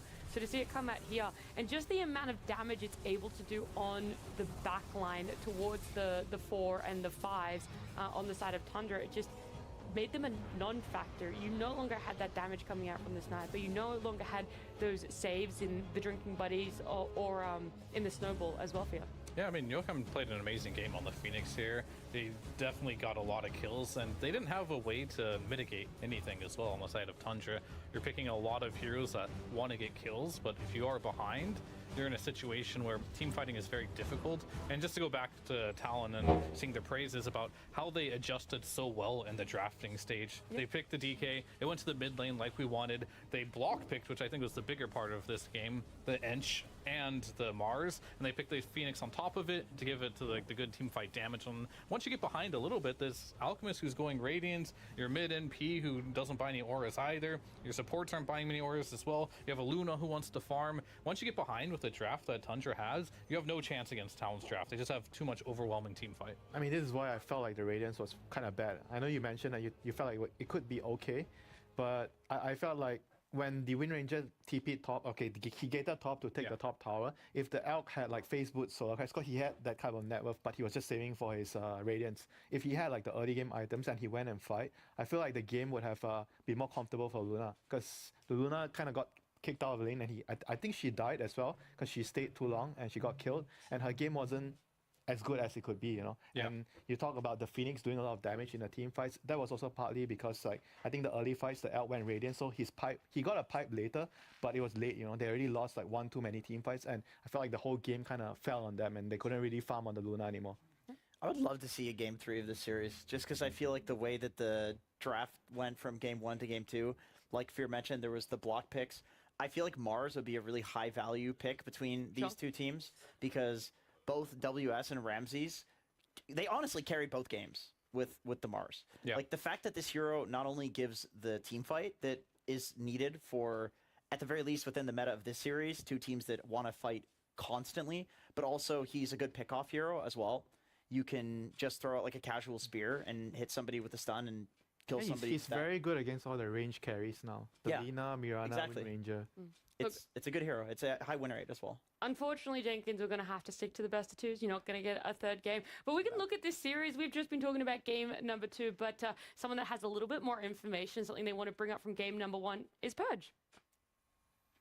Thanks, Nat. Yeah, there's a lot of really big moments that happen at TI every year, and I want to look at some of those detailed moments, at least for the first game that we caught. Ramses was playing Mars. He was very instrumental. He was the initiator guy. He's the one that's catching some big moments. So let's take a look at this Roche fight. It was around 32 minutes here. What Ramses did first was he fed his life mercilessly to the enemy team. He got very little value out of this other than saying, hey, the team is here, they're going to kill me, and now you can finish Roche. But what he did afterwards was really cool. The team basically prepares to fight if they need to, and when it looks like the commitment has happened, he does buy back. He TPs to the top outpost. He's going to go take the gate to go show up to the fight and see how much impact he has in this fight. Now, if you look at the start, Thompson's half HP, has already used BKB. He is going to die. But Mars up here is going to jump in and change this fight outcome in a huge way. And what the arena does basically is it makes all ranged attacks just not go through this. So that means Thompson can just skirt his little butt to the left. That protects him from the Mirana and other heroes inside the ring. And then he also gets a great double nuke on all of the heroes that are in the ring as well. And then Thompson being very, very low. Check this out. 6 seconds ago, actually, was when he pulled out the The little Lotus is here, which allows him to keep Thompson alive. Thompson had 2 HP there before using the Lotus. Completely changes the outcome of the fight. So not only do they get Roche, they also turn that into a great team fight, which allows them to pressure the game. So one big moment from the first game. We'll be bringing you guys a lot more of those as the tournament progresses. Perfect. Thank you so much, Fudge. It's great to see that breakdown because Roche fights are always important in every game. We know that. But how you're able to still make it work for yourselves even when you're one hero down, when someone's already dead, how quickly and impactful a buyback and a twin gate can be for you right there. And also leads into what you were saying, that Mars is going to be really highly contested. Does that continue on throughout a lot of different aspects in different games, different teams, even into different stages, all the way up to playoffs and maybe even main stage of Mars being looked at? Or is there going to be more? I think so. Yeah. I think part of the reason for that is because his big issue was not that he wasn't a strong hero. He was still considered like an A-tier offlaner, even when everybody was building like the Pipes and the Greaves of the world. But Mars does not want to build Pipe and Greaves. He wants Blink BKB. That's what you've done on Mars in every single meta that he's existed. And now that those items are... Not true. Sometimes you build Yules. Sometimes Yules, and then into the Blink. And then into the so Blink. Good for you. Now, people are already not going to be building those items anyway because they've fallen off a little bit. People are trying to figure out new things that they can get away with. So I think that really helps Mars that the offlane meta is switching, and he was already A tier. Yeah, I think this is going to be very interesting because both these teams are going to go into their next series like, oh, and Mars, this is great. And we'll see if it continues to work. If there was a game 3, the meta would be evolved between these two teams in the third game, but not now. Yeah, well, look, you don't get a game 3. It's best of 2. We're still in groups, but we do get a second series. It's Nouns up against BB Team, and we've talked about what the offlane meta could potentially be. So let's actually talk to one of the offlaners. Gunnar is standing by. We're going to have a quick interview with him. Hello, we are joined by Gunnar, the offlaner of Nouns. And Gunnar, obviously, welcome to the International. You've defeated Shopify at last to get here. How does it feel, and what's the burden of the NA region like on your shoulders? It feels really nice, because last year we were the 3rd team from NA to get to TI, and now we're the only team. So it feels good to be like representing the whole region. Absolutely. So, you know, these qualifiers obviously were... you know, a big moment for you guys. You were able to qualify for both the big events this summer. What was it that enabled you to sort of overcome those difficulties and get these qualifications? I think individually all of us tried really, really hard and played a lot before those qualifiers to prepare. I remember there was a day at Wallachia, I woke up at 5 a.m. or 6 a.m. and I played till pretty much I went to sleep, and I wanted to practice my Doom. I played like 15 Doom games in a row. Specifically for those qualifiers, we hit like a really good peak for the team at the time. And it was really nice to see that we felt really confident going into them. You obviously believe that this team can do it. You know, you have a lot of trust in your teammates and yourself as well. But there's also like a lot of underdogs at this DI. You know, there's a lot of first timers. There's a lot of question marks. What do you believe makes you different from the rest of the teams coming in? I think recently we've gotten a lot better than we were pretty much the whole year. After Riyadh, it was pretty disappointing for us. I think we could have done better. But then in the last 2 tournaments, we got top 6 in both of them. And I think we're kind of hitting the point in the patch where we all feel really comfortable playing our heroes. I think Copy's really, really good, and I think he's going to show it at this TI. And also Yuma has worked on kind of presenting himself to carry the games in the game and the way he talks, and I think he's improved a lot, and I think he'll carry us. That's what you want to hear. All right, so obviously you switched from mid to offlane a while ago. You know, it feels like you're very well settled into that role. Now that you've kind of gotten to see all that the offlane has to offer and the meta shifts and everything, how do you feel in this role compared to how you felt at mid? I think at the start of the year, I didn't really know offlane that well, and I was kind of just writing off the game is pretty much the same from TI, just I'll do everything. And then as the year went on, I think I started to struggle more because the role kind of changed a little. There's patches, learning new heroes. And so probably in the middle of the year was the hardest for me to really have to learn the offlane and play it. And then I think now it's getting back to the point where I feel really confident. I'm playing my heroes. And I would say the last 2 or 3 months I've improved a lot, I would say. Yeah, I think that comes across as well.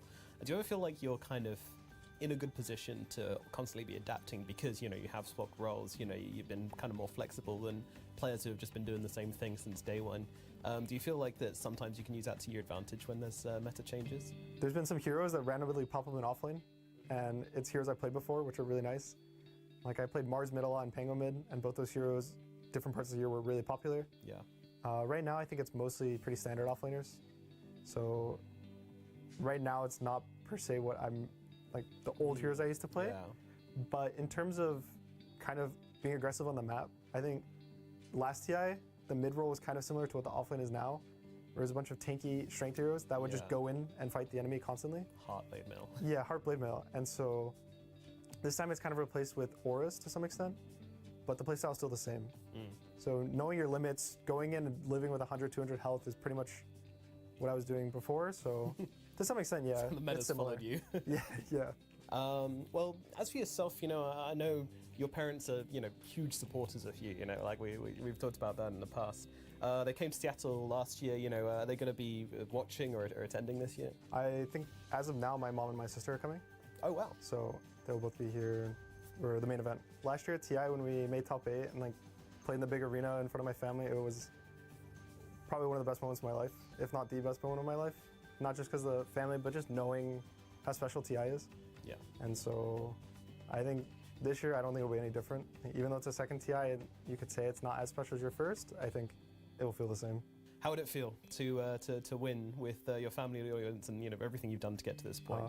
This team does have has what we need to win. I think it'd be amazing for Copy and Yuma. It's their first TI. I think we can do it. I honestly feel pretty confident going into this TI.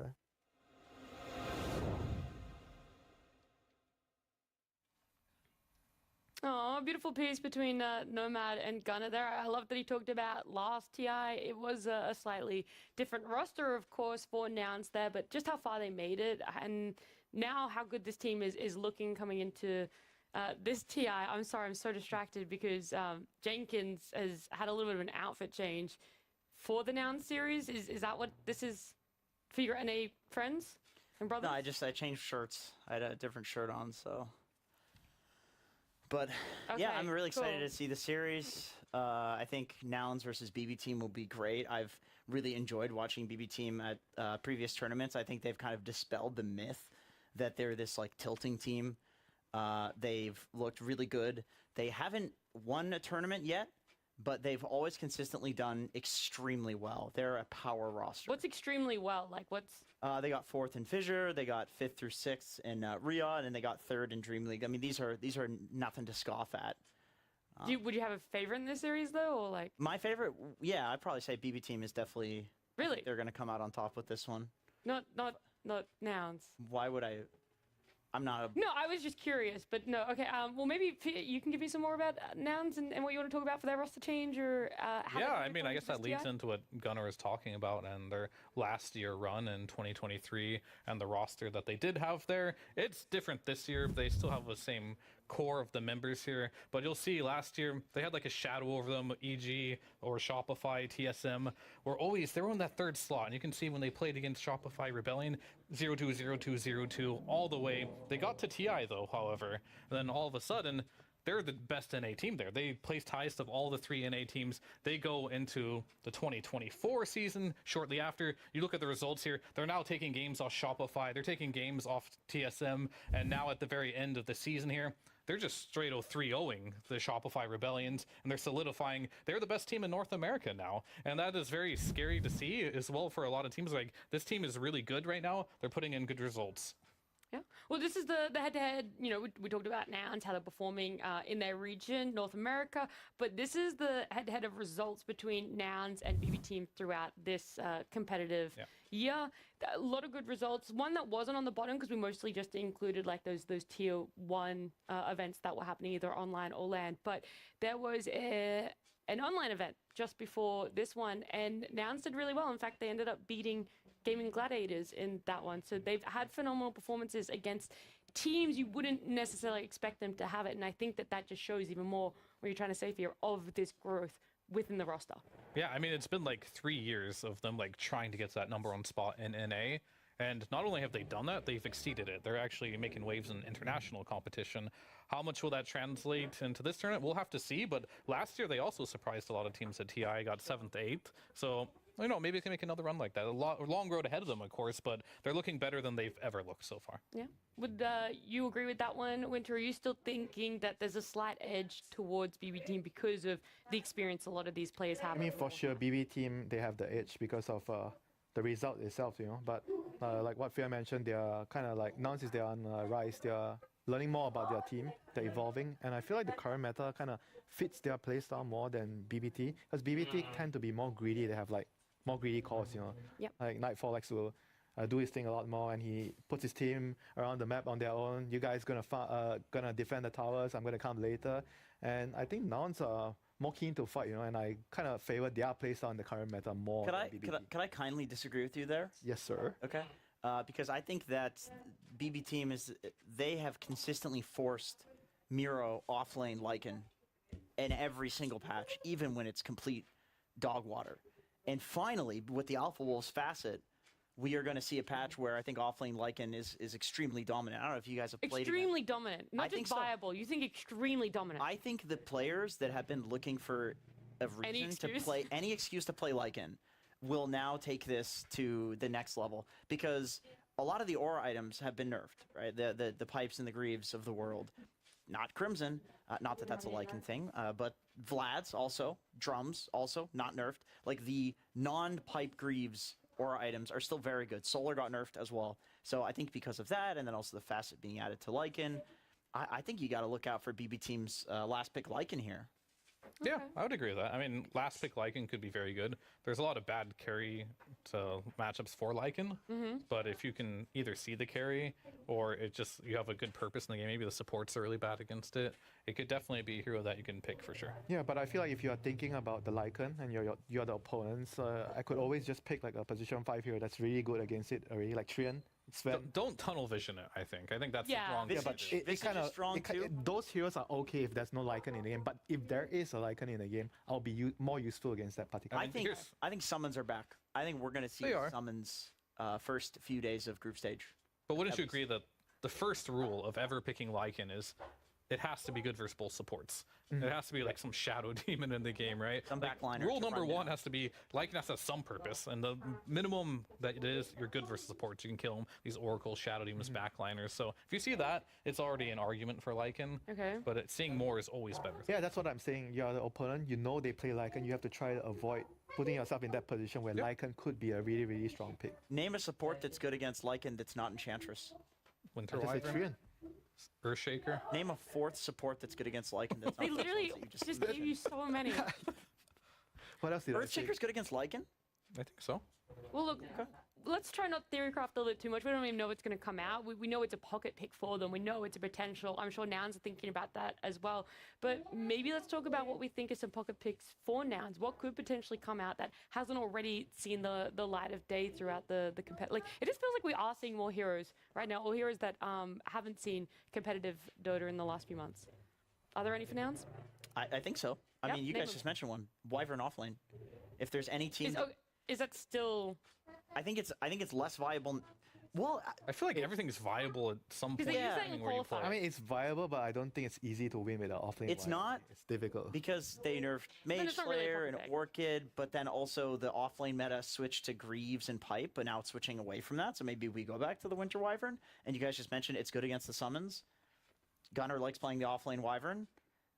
Opposing team likes to pick summons for their offlaner, even in patches when it's not good. So maybe that's how you know Dota's in a really good spot right now. It feels like everything is like has a merit. The facets really help with that. Yeah, like everything is like somewhat viable, and sometimes you don't think it's viable, and then as you said, Jenkins, a facet can make it viable. Because in the past, Ricky would always counter Tusk because you can't blink and snowball. Now you have this facet where drinking buddies, you can pull them out of like the smoke screen. It changes the matchup, and there's so many things in Dota now that's very difficult. Of course, these guys are pro players; they research as much as they can, but it feels like any strategy can be viable if you just have the execution. I mean, there's so many iterations. Like when you scrim or when you play pubs in the past, it's like, okay, you pretty much know how a matchup is going to go out. With the facets, it adds just so many more.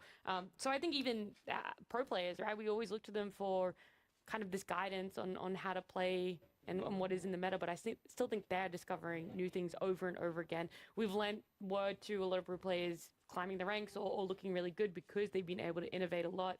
I think Gunnar, as one of the offlaners, is kind of doing that. I think everyone's trying to figure out how do we play not aura meta, how do we try and beat a team that is doing aura meta. Or finding a balance between it. Or finding a balance as well. And I think that leans towards having an innovative offlaner. I think that comes from Gunnar switching from mid. Yeah. Because anytime you have a player switch from one role to another that's very different, there's like one of two things that can happen. It's either they just go in that role and they play mid from offlane, which is bad. Yeah. And then they switch back to mid eventually when they get kicked off their team. Or they actually learn the role and then they integrate their mid ability to the offlane. Like, for example, Gunnar is exceptional at laning because I think mid requires a lot more laning prowess than offlane. And then also he's much more capable than a lot of other offlaners at scaling and using the farm and being active early. Like, these are things that you have to really learn to play mid as an offlaner. You know, you can kind of sit in a lane with auras and just be the tanky frontliner guy. And that might help you also if you're transitioning to mid, depending on the patch. But some people can't integrate that. Gunnar has. Like, he's really impressed me with him actually becoming a real offlaner. It took him a while. Like, he was a mid and offlane at first. He was bad at offlane. He was just a mid playing offlane. But that's just because it takes time. Now he's an offlaner that has integrated the mid skills, and it looks really good on him. Yeah, I'm sure he had options, too, to go back mid if he wanted to. And I think what's really important in Dota in general is enjoying what you're doing and enjoying the process and having fun with it. And I think Gunnar just enjoys playing offlane. So I mean, also the constant switching. If you have the mindset of, I want to learn something, I want to improve, I want to be really good at it, constantly jumping around, switching, changing your mind. I mean, with the mindset, it's either like, I have to play this, but you don't really want to, and to be like, I want to do this. It's like completely different. And I think Gunnar just really wants. Yeah, but don't you think the situation also could affect it? Sometimes you can't find an offlane player, and even though you might want to go back to mid, but because there's no available players that can play offlane in your region, and then you have to do it even though you don't want to. But that's what I'm saying. Like, if you do have that mentality, you're probably going to be bad in the offlane, right?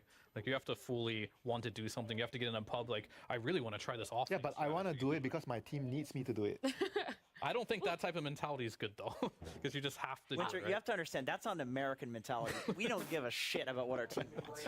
It's about the individual. It's about what you want. That's American. That's very true. I have seen these two people play Dota. That's what's the playstyle for Nouns then? Though we talked about how successful this Snowball, this group up run at U5 has been.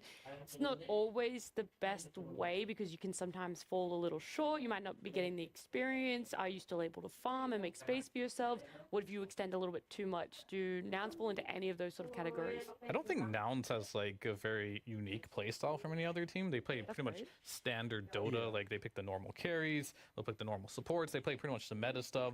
They'll be where they need to be on the map. They're always just trying to like not really be creative and innovative with their picks, but just really refining and polishing what they're good at. And I think that's always been like a Fly staple that every team he's been on. Like, he just wants to play consistent Dota, and he just wants to play better than you. So they just work on the fundamentals as much as they can. Sure, they do have some like cheese picks, you can say, where Yuma, he does play Meepo. It's probably the best Meepo in the world, but that's just like a player specialty. He can still play a lot of different picks, but they're just going to play what they think is best in the meta right now and probably follow that.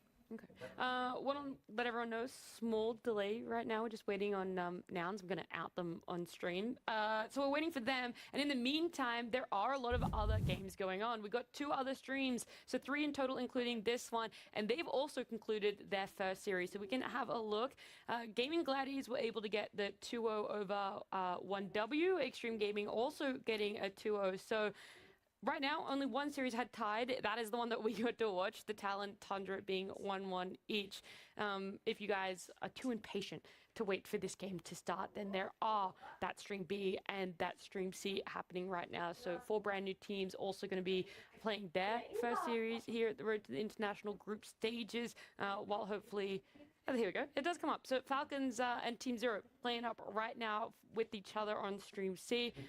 Then later in the day, you can see what we'll be playing there. And then Stream B, it is G2, IG, and C9. Maybe a team that a lot of people don't know. Cloud9, if at least an org in Dota, I should say, sorry. People might tune in only for TI, and they're like, wow, Cloud9 into the scene. I wonder what players are on that team.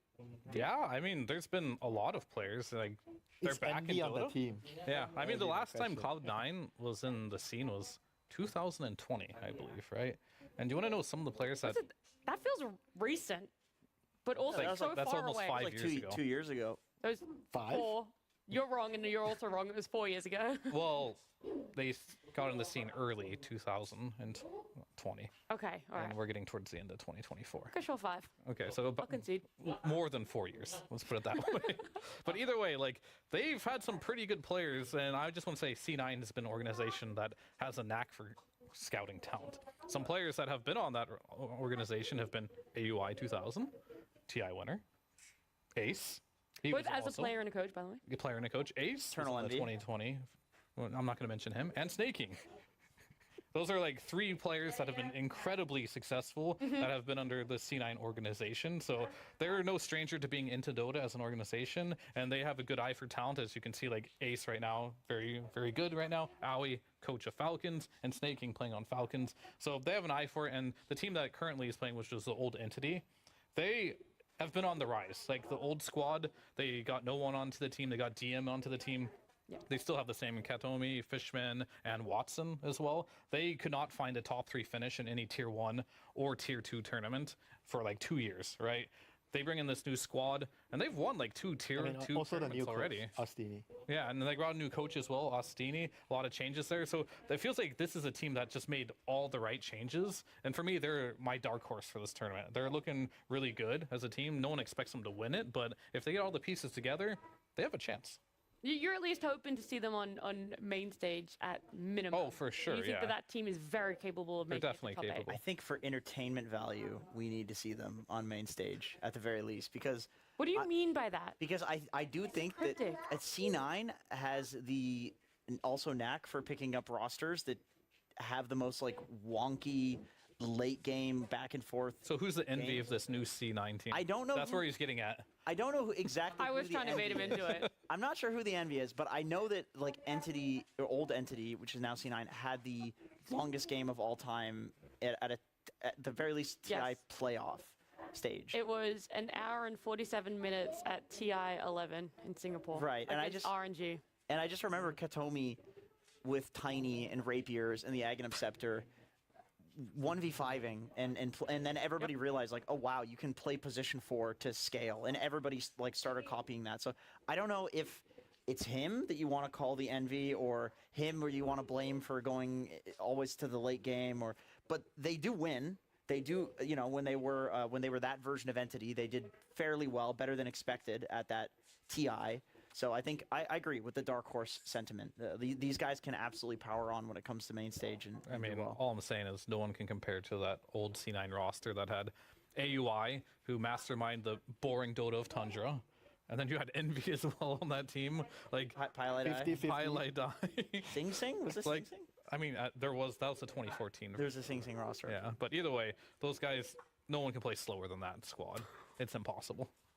May I They'll be remember I was not Pilot Die expecting that to killing come out of couriers his mouth. with Bounty Hunter. Yeah. His team is like farming, everybody's farming, so as a support he had nothing to do, so he went and killed couriers. He's like, this is my version of farming right now. I'll just kill them all. Do you have a different, because both these guys, Jenkins and Fear, on the same page of C9 being their dark horse or underdog. Do you have a different one? Wait, I didn't pick C9 as my dark But horse. you I just said I him. agree with his sentiment. If I get to pick any team, you go first. Yeah, I mean, I agree with the sentiment as well. I think they Okay. have a very, very good understanding about the draft. They have a good grasp on the meta. I like the way they play and the scaling part as well on the support. I think it is very, very important to have supports that understand you need to scale. It's not like back in the old day where I'm support. 20 minutes past the game, I've done my job. Position Bye-bye. 6. You are position 6. Now you have to... Another courier. Yeah, you have to figure out where do I get the farm. You need to find the rubbish farm on the map Yeah. to collect it and farm and collect. Your cores don't want those farm. You have to go there, you have to collect it, even if you die, whatever. And you have to make sure that you're going to be doing damage in a team if the game goes long later. Yeah. Sorry, my brain just immediately went to Boxer. I think he's like one of the best supports that does that, right? Like pushing Rubbish farmer. Yeah, like Garbage collector. He'll Garbage take the garbage. collector. Yeah, You he'll know, take the it's garbage just for like sure. pushing out a lane that no one wants to be in. That it's way too risky. He'll do it, and most of the time he'll survive. Like he That's why grounded Naga the and map. Tinker are so popular right now, because True. they do it incredibly well. Yeah. And NP as well. Okay. All right. So Jenkins, because apparently you. Well, would you actually pick Don't pick would you pick Cloud9. C9 as your number one, like dark horse? Or are you just agreeing with him? Oh, him. I can't tell where you're looking with those glasses. Everywhere. at everything. I feel like, yeah, I think it's fair to say C9. Like right now, I wasn't really particularly thinking about that, but on top of the list right now, I'm thinking of the teams. I think C9 feels like the team that could upset or could do really well in the tournament, and people don't really expect it.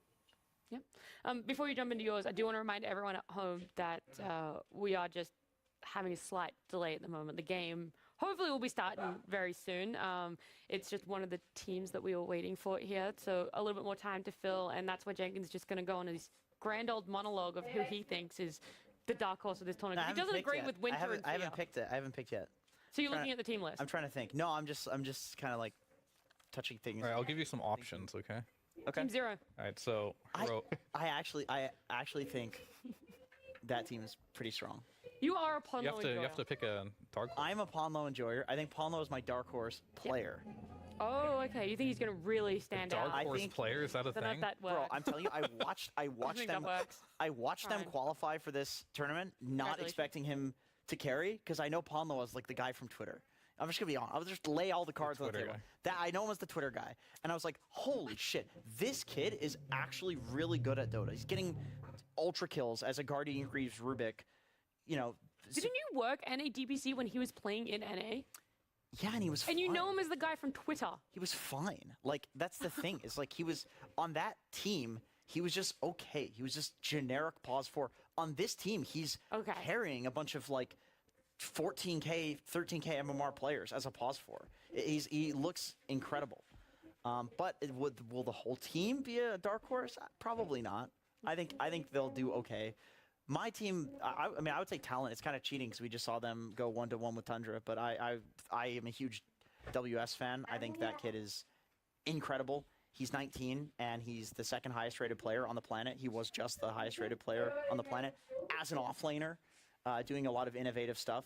And then you look at the other players on his team, and it's like, well, shit, they're really good too. Like Makoto, for a while, there was considered top 3 mids in the world. Yeah. So this guy has like a bunch of dark horse players. No.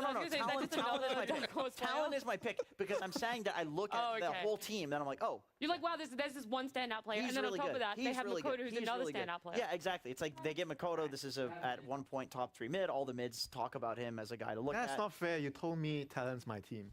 Just before we came. I told you talent is your team because I knew it was a good pick. I mean, wouldn't you argue that all these teams have really good players? Like, if I were to defend C9, like you. I mean, they made not it like to this though. Watson was like rank 1 for like. You picked the one guy. You picked the one guy.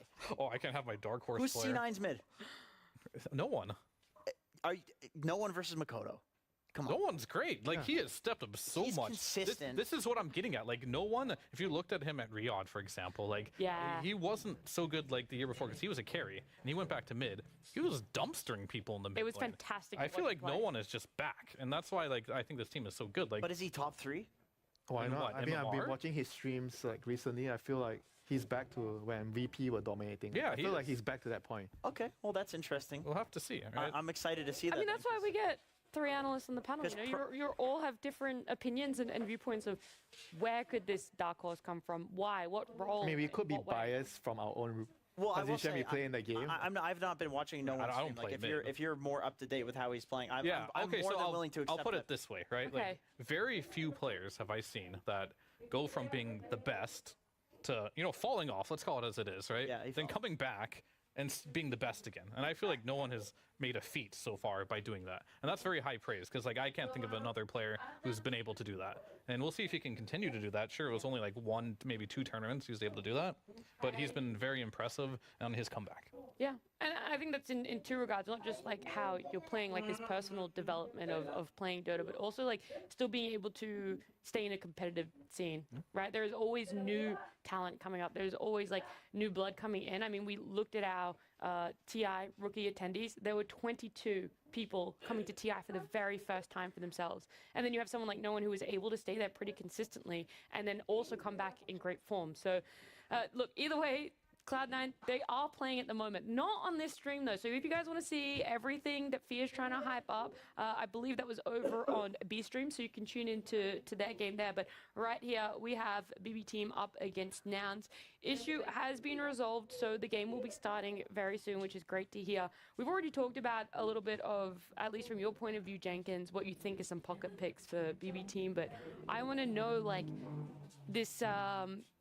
belief that you think they've dispelled of a team that tilts. Do you not believe that anymore? Have they proven that to you and to viewers that they're not that team anymore? I just remember in Riyadh, they were directly asked this in an interview. It might have even been me. I remember this. I don't remember. But they basically were like, no, we're actually pretty good at like talking You about. think players don't lie? Maybe Wait, I heard a different maybe interview. they're not lying. Maybe it's lying to themselves. Wait, which player? I think it was Nightfall. Because I heard a different Nightfall interview where he said the opposite. What did he say? Well, there's definitely a Nightfall interview where it was Purge who asked Nightfall, "Do you think your team is good at coming back when you're from behind?" He's like, he just basically said, "No, we're not so good." They're two different things. Yours is in game. He doesn't think they're a good team playing from behind, and No. Jenkins is talking about No, I'm talking in about a both. tournament.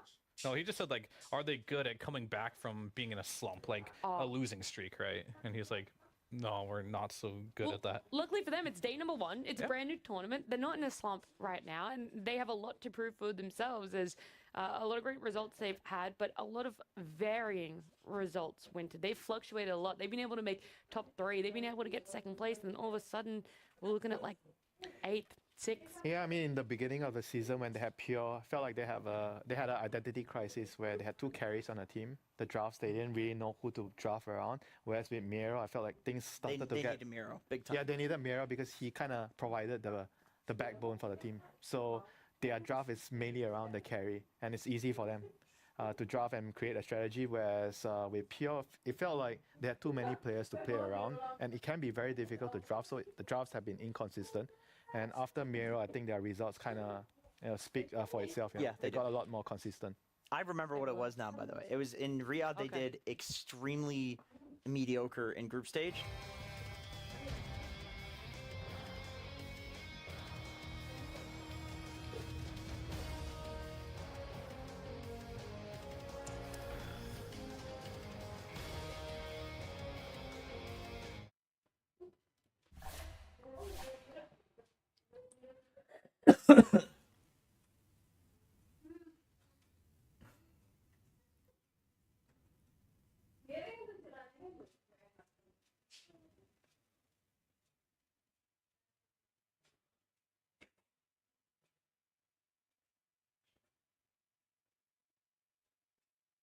Right, but they didn't get to like top 2 or anything, but they still exceeded my expectation after having such a bad start on how they were able to manage that and recover it as a team.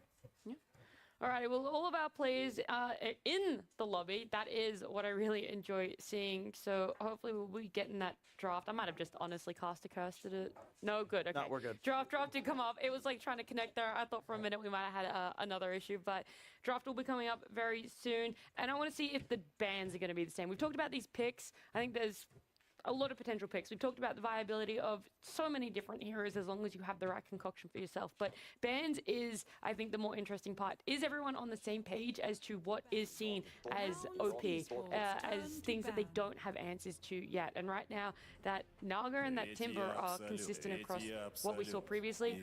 Also across the board of all series early today, everyone banned out Naga. So OP hero. OP hero is what I've really heard there. I'm actually curious how you guys feel about Timbersaw, because I would not have been able to predict this. I think it's the facet, the splinter, the timber chain. The splinter is great. It's really, really good in the early mid-game fights where sometimes you just needed something to set up for your team to come in, to get a spell off, and it just gives you that.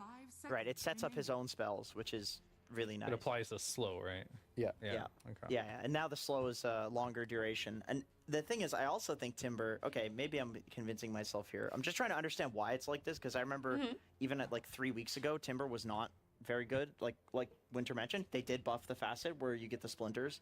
But I also think because of the whole Pipe Greaves meta, pure damage is very valuable. It's one of the few heroes that can actually burst a hero through any sort of defensive Solar Crest or Pipe.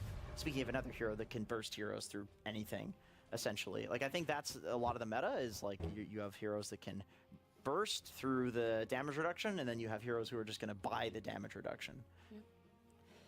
BB team with their 4 bans, 3 of them were actually supports. I feel like normally when you have the 4, it's an even mix. Normally it's 2-2, 2 cores, 2 supports, but they felt that a lot of those supports were more of an issue, and that does leave that Sand King. I feel like they banned the Shadow Demon, and they're like, I guess we have to ban Omni now. Yeah. Because they are not first pick, right? So they kind of put themselves. Fly has been playing a lot of Shadow Demon and Omni the last week though.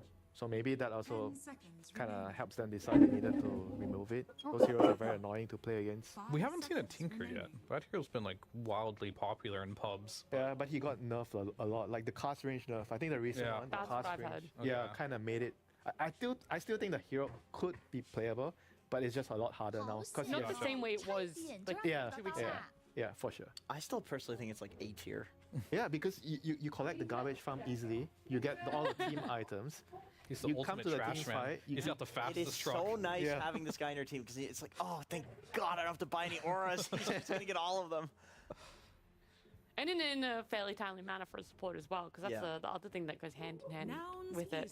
We did see SD in the last series, and SD completely hard counters Tinker. You just purge all of the stuff that he does. So I think that also plays into it. Like we may actually see him here just because the SD is out. Yeah, I also think this Dragonite pick covers one hero that is perma-banned on nouns, and that's the Meepo. Like, they felt like they don't have a ban for it. Yuma loves the hero. He's still playing it in pubs to this day. We don't see it a lot, but I think once you get the Dragonite, you guarantee you get that splash damage, a way to deal with it. I don't think it really answers necessarily. Yeah, but what do you guys think about the trade, the Sand King Dragonite trade? Do you prefer to be on the Sand King side or the DK? Absolutely the Sand King side, any day. This is the #1 rated mid and offlaner on Dota 2 Pro Tracker. It has the highest win rate in most picks on both roles, not just one. Like I've literally never even seen that before. That it's Yeah, #1 I mean, on the two hero's definitely strong, but the one big difference I will say between pubs and actual like tournament play is you have to pick blind most all the time in these pubs, especially as an offlaner, right? And it's good in most all situations. But there are some matchups for Sand King that are really bad. Like Morphling comes to mind as a hero that is very good versus the Sand King as well. So, and if you can get on top of the Sand King at level 1, it can potentially really ruin his laning stage. But at very least, Sand King is very good. I do agree with you, but I'm not so convinced that he's just completely broken in competitive play. But I could be wrong. I do like the Snapfire against the Sand King, because sometimes in the early game team fights you just lack that damage, like some nuke to reach the Sand King, and with the Mortimer's Kiss, I feel like Snapfire is kind of like a really good way of killing off the Sand King before he snowballs too hard in the fights. I will say it's less good now that people are going for the Dust Devil facet because the Sandstorm will follow you, so you don't have to like stand in the circle and get hit by all the Snapfire abilities. Okay, there's the Tinker. Yeah, I would be surprised to not like to see this hero completely fall off. At the very least, I think it's B tier, and it's great at defending towers against, you know, DK. Drop down the march. Sand King will stand in the march as well, like in his Sandstorm. Like I don't see it's very annoying how you kill a Sand King with the Bloodstone and all of the Tinker spells on him. Do you guys want to touch on the Tinker changes? Because I'm also thinking about people who haven't seen this hero in a while, because it wasn't even picked up at the last range major nerf, land. the cost range. No, she means long term. Long term. Tinker is a completely different yes, hero. compared to when it was played in mid to now, where we'll probably see it and why it sits. The summary is like you.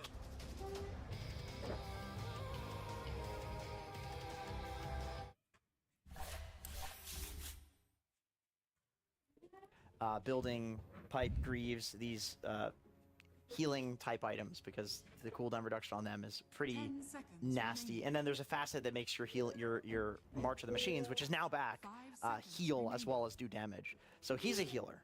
And you also have the shield, right? Yeah, he has a shield, which gives status resist, and then he's just a support now. Like he's kind of like an Omni Knight. You can look at him that way. You sit behind your cores and you keep him alive. An Omni that can TP to Fountain and fill bottles for free. And farm. Yeah, I've seen people do that in my games. It's good. It is good. I mean, I was looking at Fly before coming here and just some of the heroes he played, and Naga was played a lot by him, Omni Knight was played a lot, Tinker was played a lot, Shadow Demon. So these are all like heroes that don't surprise me, that even if they get nerfed, once you have that many games. And Beastmaster is a hero I've been wanting to see for a long time, to see if it's going to get back into the meta, but not the Ags build, but going more in for the Helm Dom type of build and playing with auras, getting the pipe after the Helm Dom. And I think you 100% need a pipe this game. If you're a Sand King Tinker, if you don't have a pipe, then it's going to be very difficult to take the early fights. It's very good against Tinker in a way where I feel like when you're playing against Tinker, you need a hero that has like a low cooldown spell that can solo kill him, so you take care of the waves being shoved at you. And I think Beastmaster is like perfect for that. Yeah, you can use the hawk so you can see the Tinker that's blocking in you the trees. see him and you hunt him, you joking, solo that's kill what- him. Is he still a Ags Rusher or Beast? Yeah. No, I don't even think you go Ags. It's Helm Dom 2. I think people were looking for.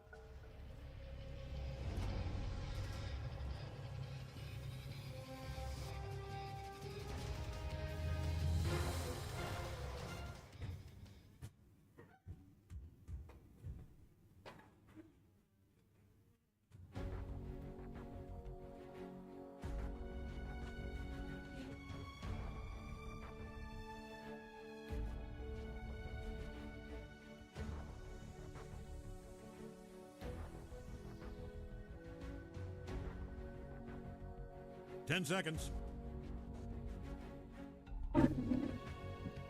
We're starting in 5 seconds, with or without you. Your pick. Still your turn.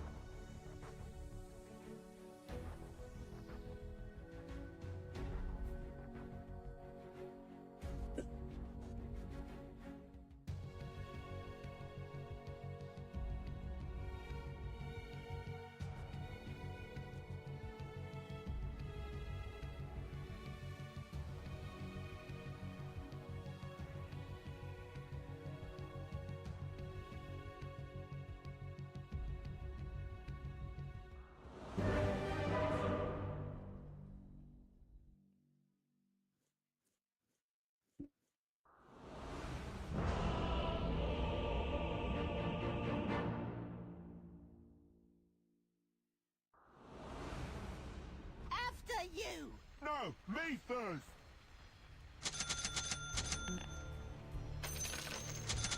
Guess we better. All right, get ready. When can I hit something? Who's stopping you?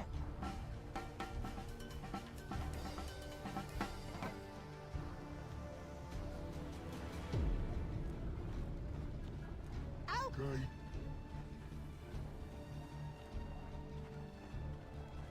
Out of my way! Hey!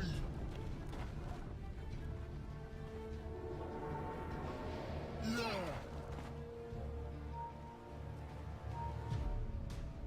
My turn! Come on, come on, come on. I'll do legs this First blood. Oh, you didn't see that coming. It's in the bag! Heads up, 30 seconds. I wrote up a little pep talk, just your standard inspirational, incredibly powerful and moving speech. Greg was sobbing like a baby when he heard it. It's longer than 30 seconds, so I'll skip. Because it was mine.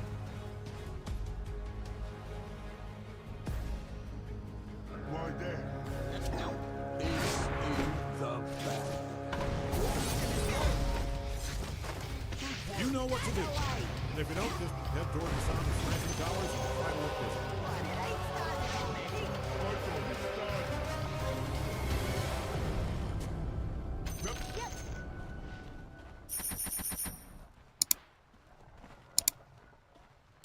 Guess we better. Yep.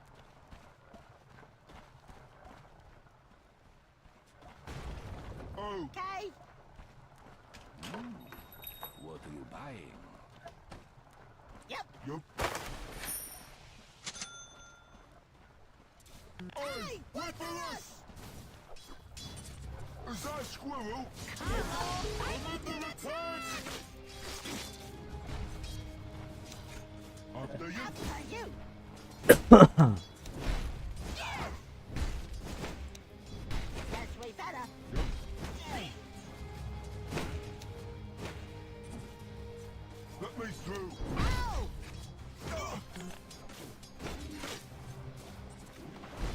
saw a thing.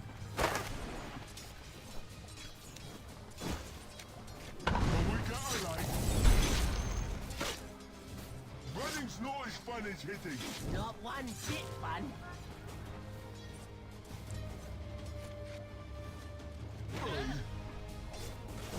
Hit those rounds. Ow!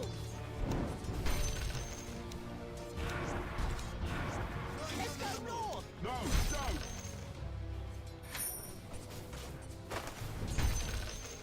Me first. When can I hit something? Hey.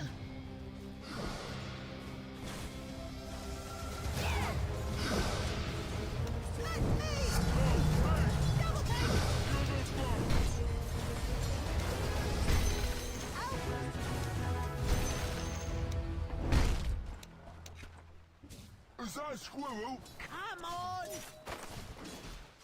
Missing top. This way. That away!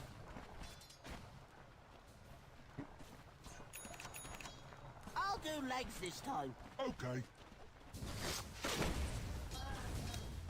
This for the major. Yup.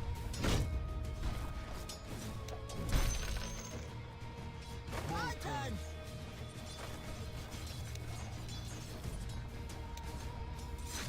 Out of my way!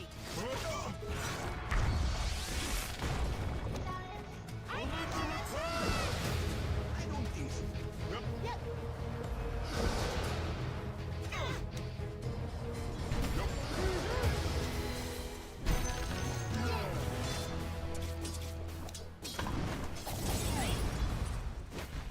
Why there?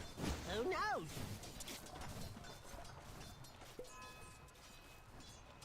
Good idea. 'Cause it was mine. Good idea. Because it was mine.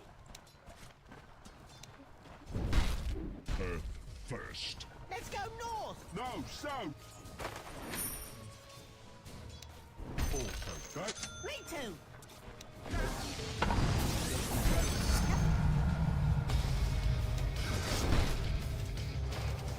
Let me through.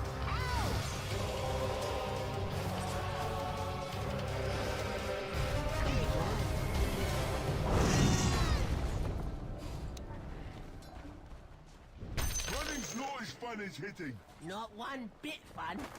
Yeah. Guess we better. Yup. When can I hit something? Who's stopping you?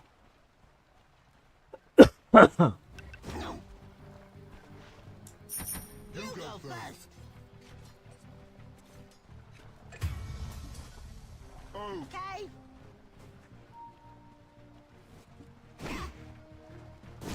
I saw a thing. Huh? After you. After you.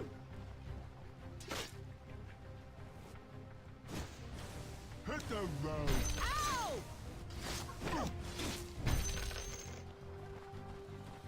Missing top.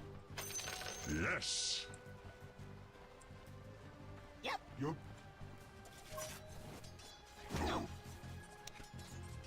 Guess we better. Yep. I think I just got smarter. Nope. Oh. Okay. Guess we better. Yup. Oh my god. You're doing good. You too.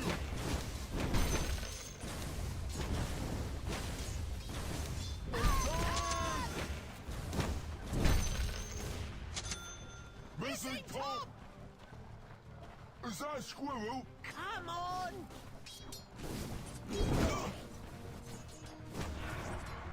Let's go north. No, south.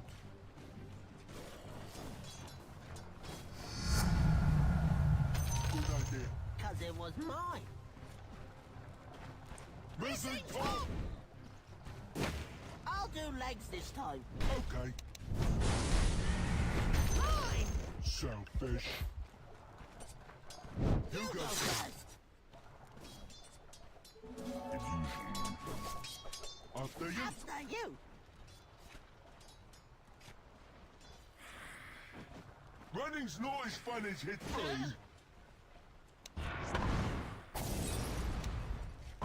Here we come. Why there? Oh no.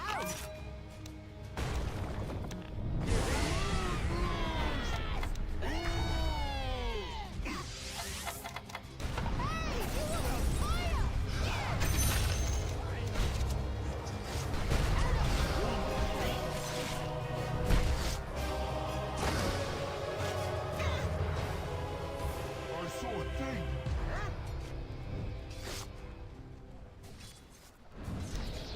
Good idea. I think he died. Okay.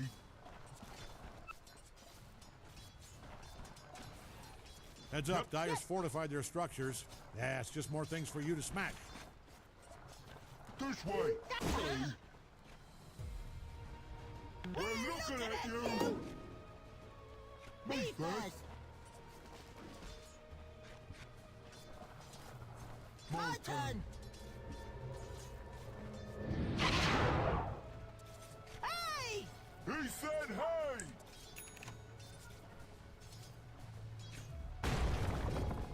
Let me through.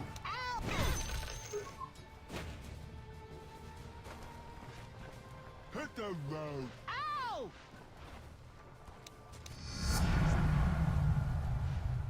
When can I hit something? Who's stopping you?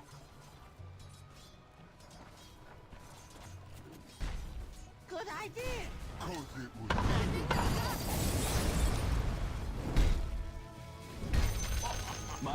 Running's not as fun as hitting. Not one bit fun.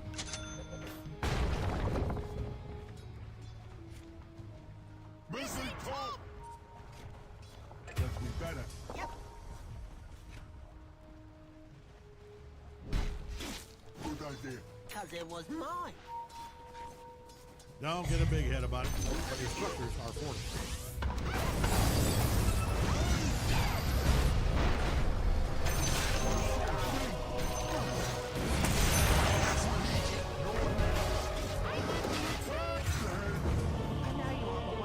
What you see is what gets you.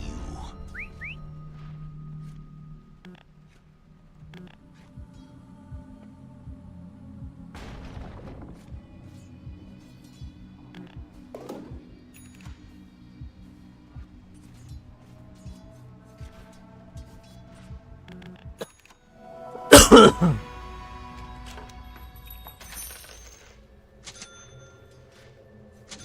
go north. No, south.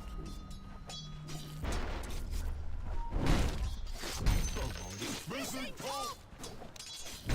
Oh. Okay.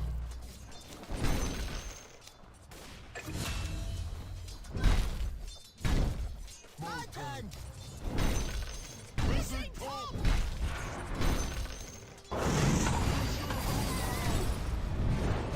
Yep.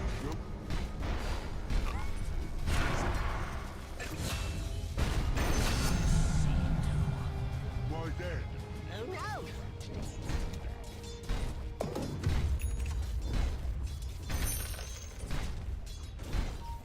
I'll do legs this time. Okay.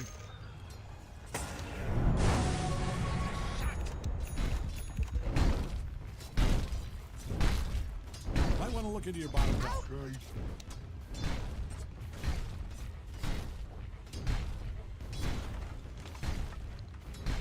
Your bottom tower under attack there. I'm not going to sugarcoat it. I don't like your odds here. Might want to look into your bottom tower.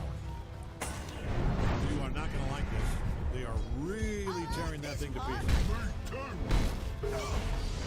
Tower's under attack there.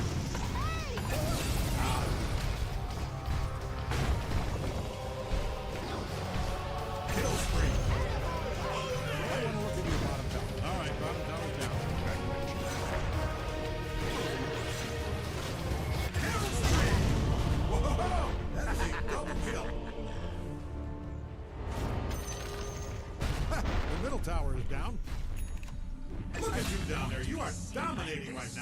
I'm so goddamn proud of you, I can punch a wall. You down.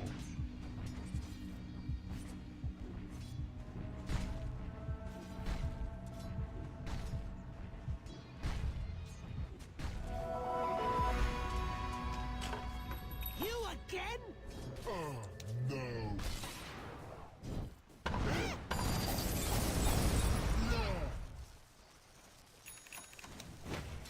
Don't mind if I do. There we go again. Well.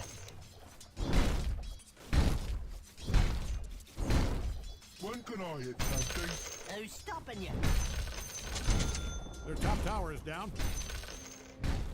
You go first.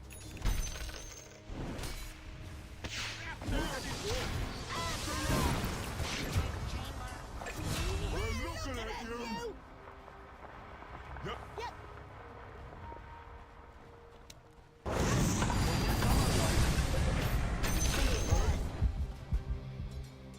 That was all your idea.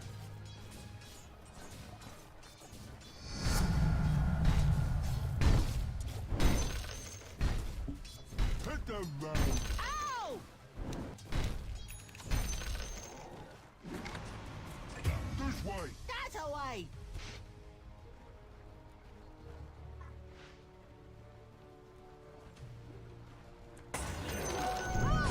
Selfish. Is that a squirrel?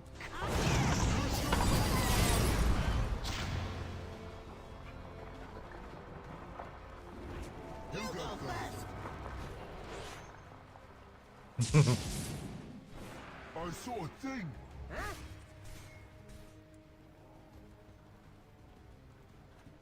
After you. After you.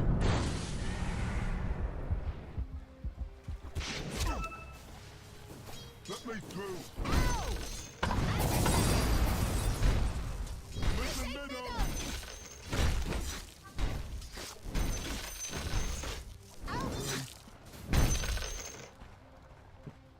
Out of my way. Hey.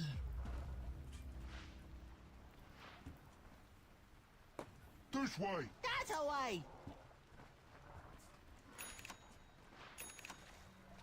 Running's noise. Hey, you were on fire.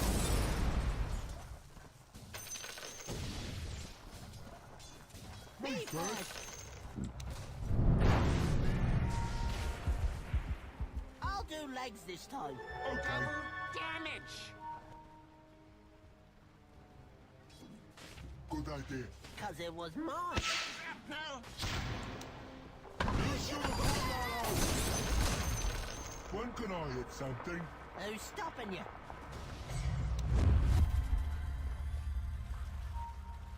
Hit the road.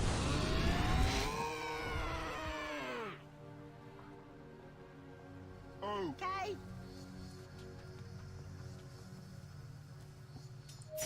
We got your number. what comes after two? I just had an idea. Turn it off. Guess we better. Yep.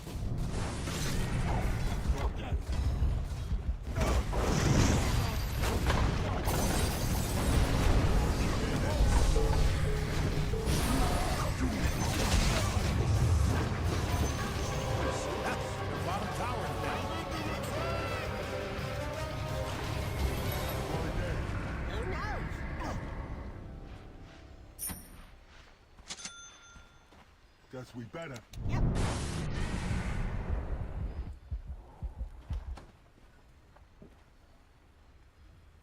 Yep. Yep.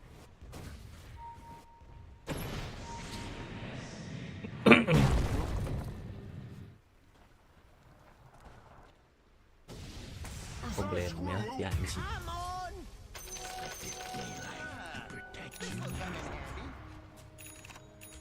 Can we get a light?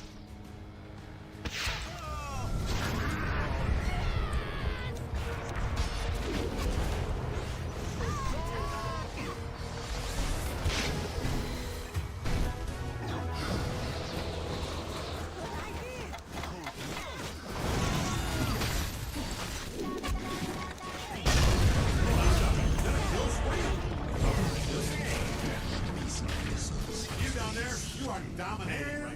triple kill.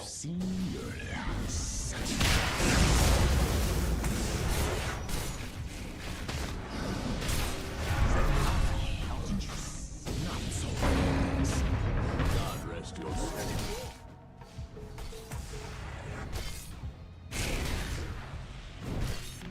Repent.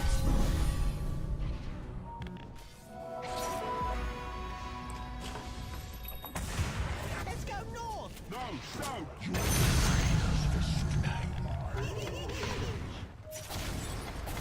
Martin. It's not time yet.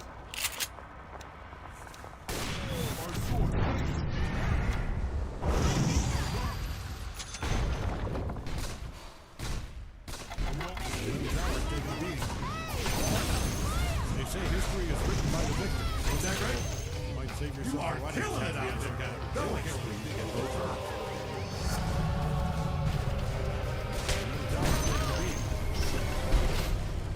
It is getting smashed all the hell. Okay.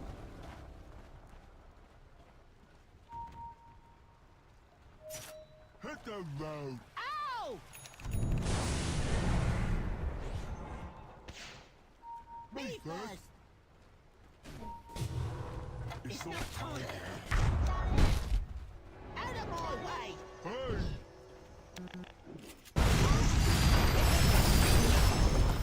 When can I hit something?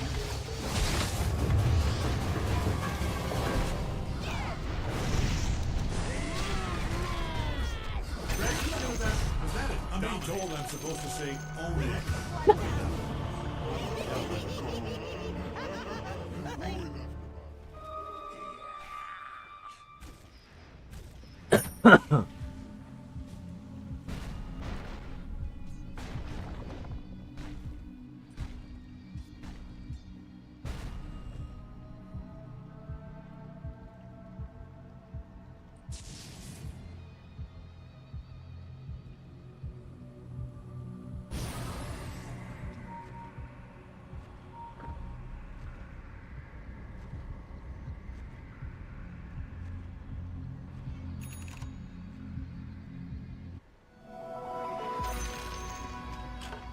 I'll drive this time. And I'll hurt. Good idea. 'Cause it was mine.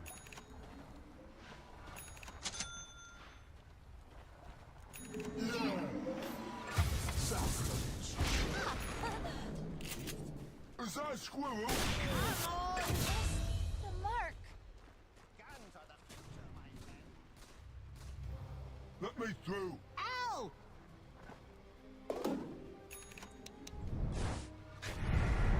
Guess we better. Yep. You go first.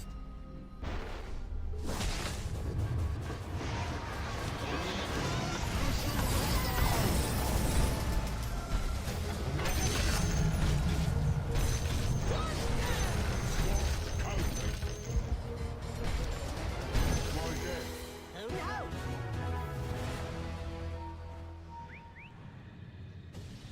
Okay.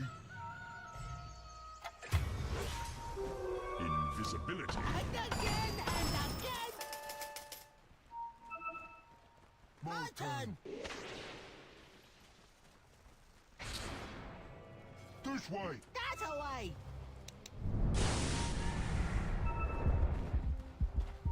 After you. After you.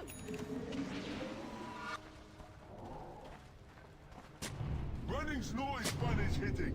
Not one bit fun.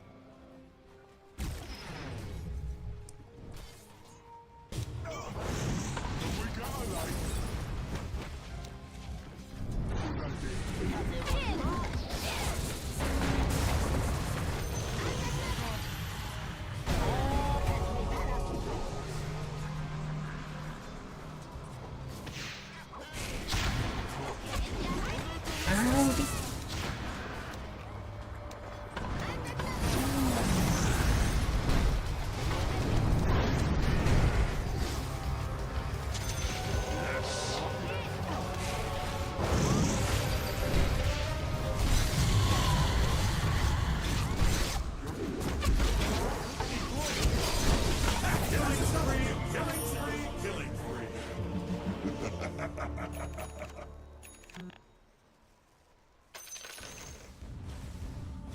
walk into your bottom tower. I wouldn't worry about it though. It's not so. No, that looks pretty bad.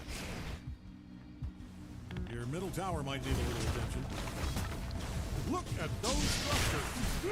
45.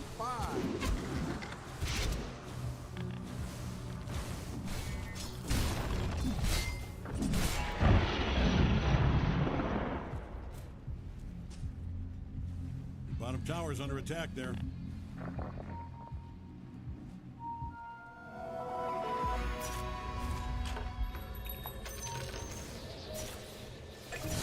I'll do like this.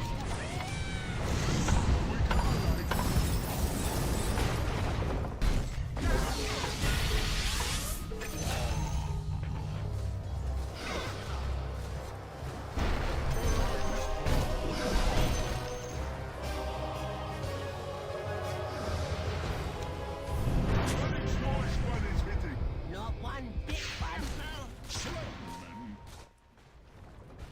Target practice.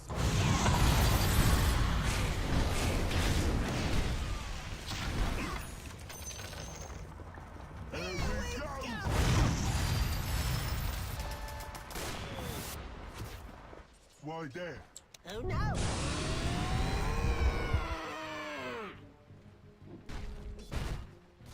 When can I hit something? Who's stopping you?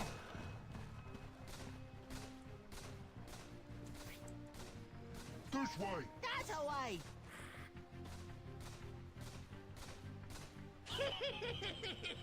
Let me through. Ow!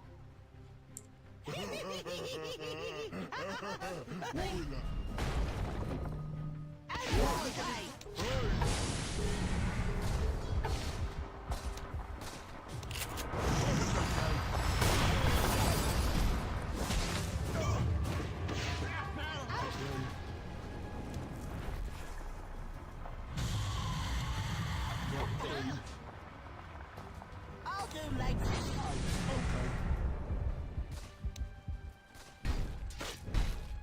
Split the loot. Good idea. Cause it was mine.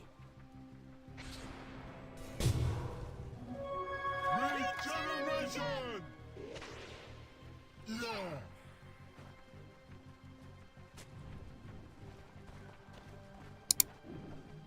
Yep. Nope.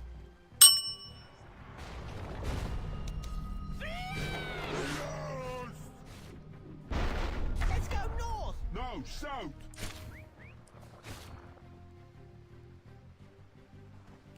I saw a thing! Huh?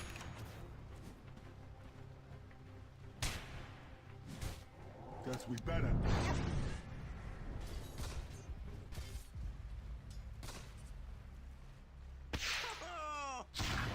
My turn.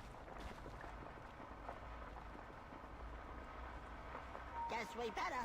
Yep. Another one?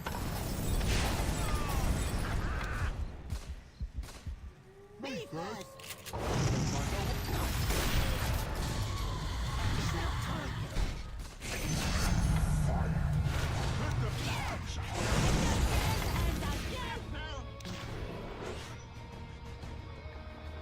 Okay. Yeah. Oh. Guys.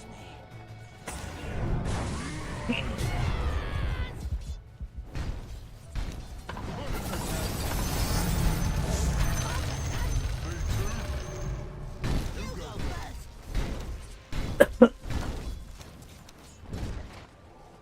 Is that a squirrel? Come on.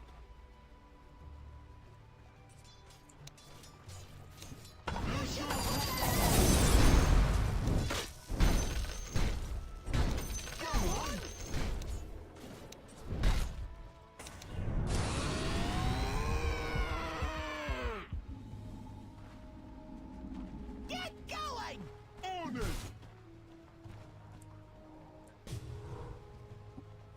Good idea. Cause it was mine.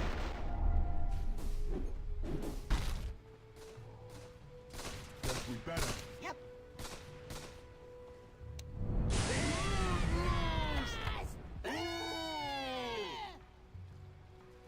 Was that a squirrel? Come on!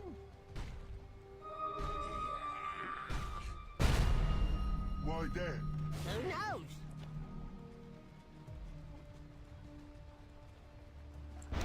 Guess we better.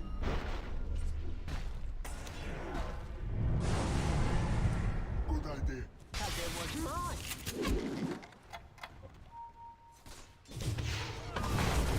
Kill spree.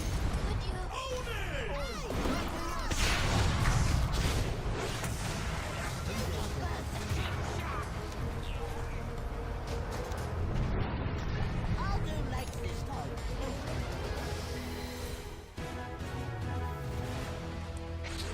My turn.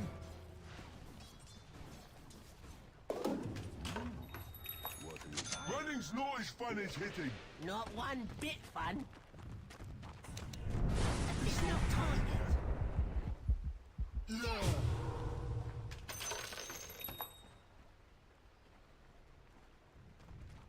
Hit the road. Ow!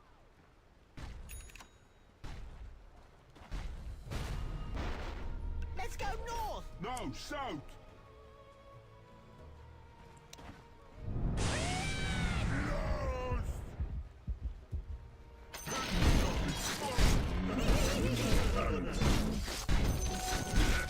Middle tower might need a little adjustment.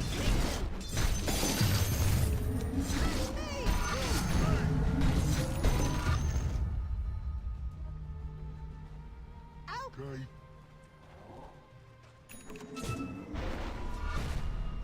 Let me through. Ow!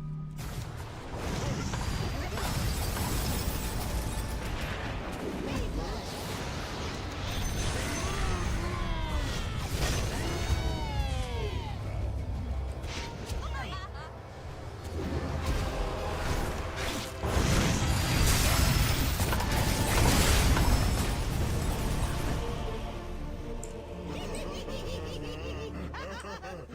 laughing about?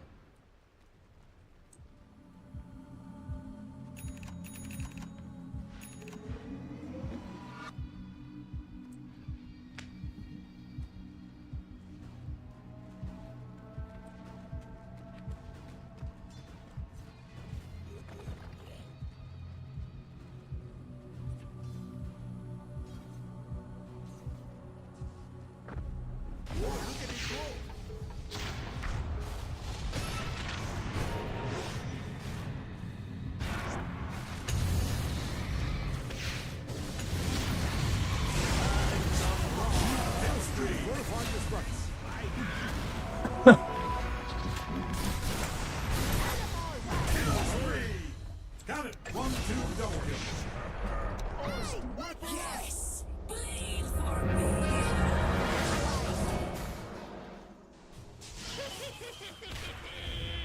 You're doing You too. Oh, yes, that is a double kill. Cause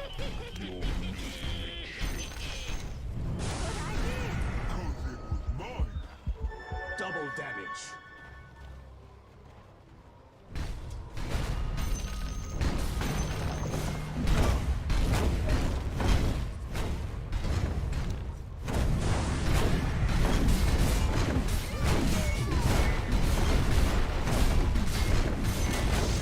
Good stuff. The middle tower's a sad pile of gravel. Uh-oh. Dyer's fortified their structures.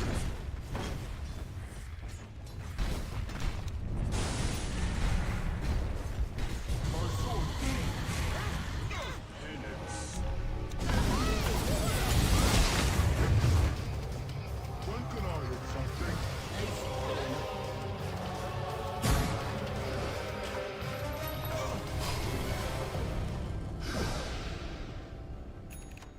After you. after you!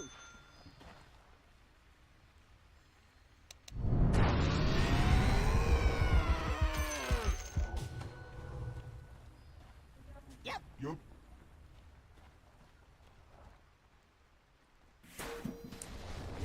Yep. We The got middle you! tower's taking a beating. What comes after two? Down in his prime. Hit the road. Ow! Your middle tower might need a little attention. Are you letting them do this? Go. I have I mean, if this is an insurance go. scheme, say no more. All right, middle tower's down. Was skill, all right. I didn't want to say it, but that was my favorite tower. Damn, I love that tower. Let me through. Ow!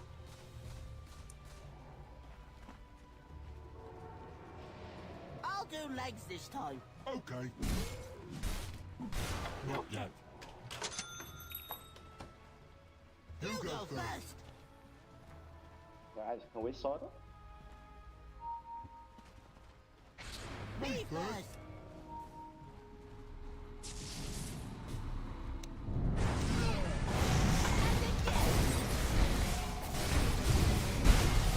Running's not as fun as hitting. Sort it? Can we Not sort it? one bit fun. Sort it? Not yet. Good idea. Cause it was mine.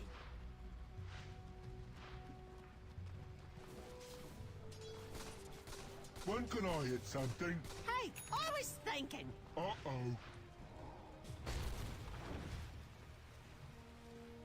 After you. After you. Who's on?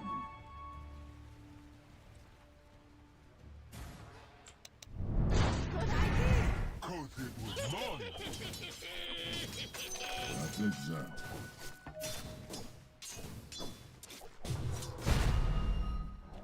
Okay.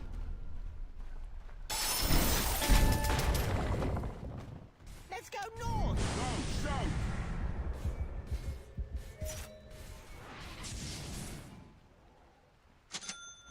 Out of my way. Hey.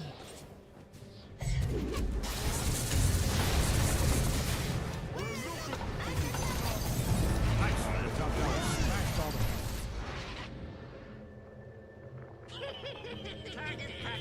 Why then? Who knows?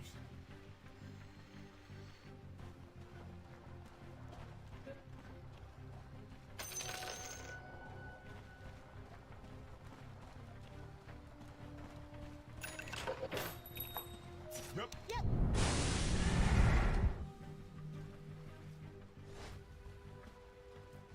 Is that a squirrel? Come on.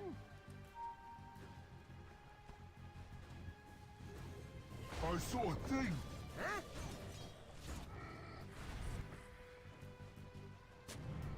My turn.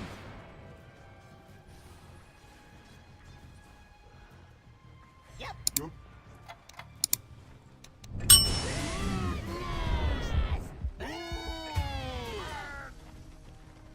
This way. That away.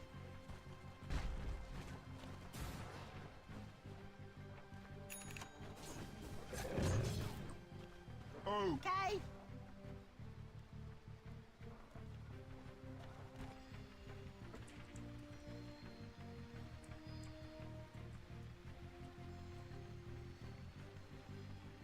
This way. That away.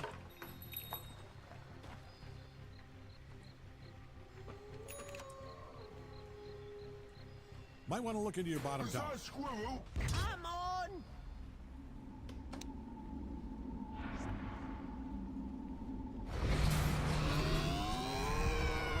Bottom tower's under attack there. You people, I'm using the term loosely here. I know you're probably might want to look into your bottom tower or a robot made out of. Stop, but you people need to handle this. Bottom tower, and I need yesterday. We fall together.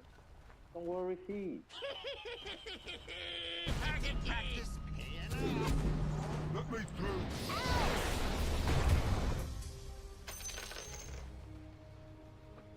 My turn. You need your top tower? I'm only asking because Good it's idea. being destroyed. Cause it was mine. Ah, good. Perfect example. we See, lose. this, We lose. top Right tower's here. under We attack. lose. This is what you want. Top tower. When can I hit something? Oh Middle no, tower's I don't taking a want to beating. lose. I don't want to lose. Oh, man, look at them go. They are destroying the hell out of that thing. Do you need your top tower? I'm only asking because it's being destroyed. Yeah, I'd get over there if I was you. Okay. Okay. Might want to haul ass over to your top tower. All are healed. What? Bless.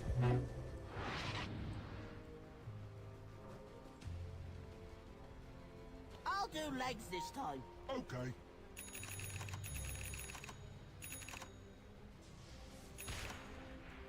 Hit the road. Ow!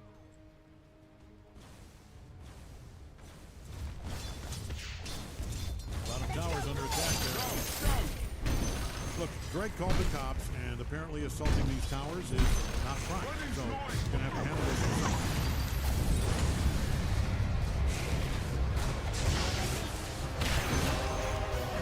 How many levels is that?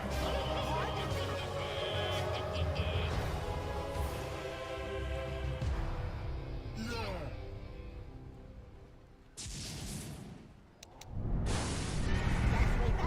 Yep.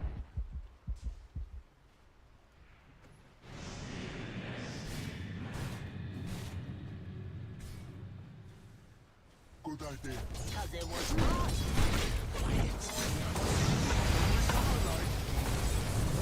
I thought I was excited before. No, now I'm watching a kill spree.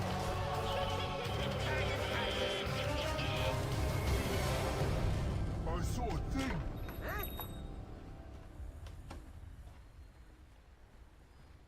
Me first.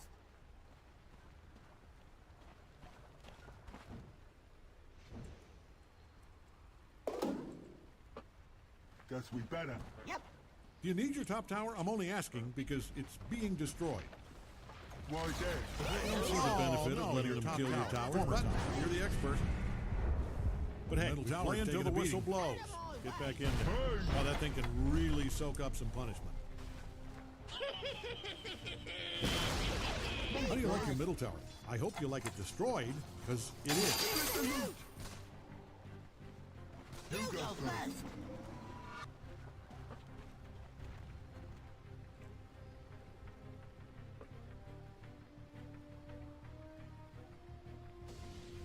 Why there? Who knows? Even death can't find me now. Guess we better. Yep.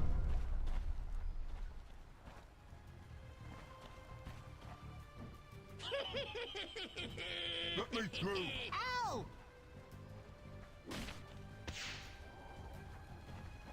Yep. Yup.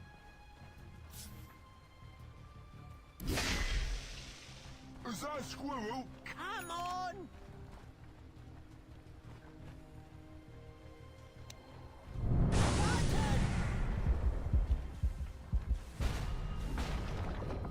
Good idea. Because it was mine.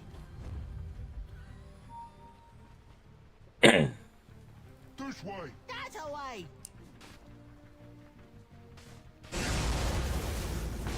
I'll do legs this time. Okay.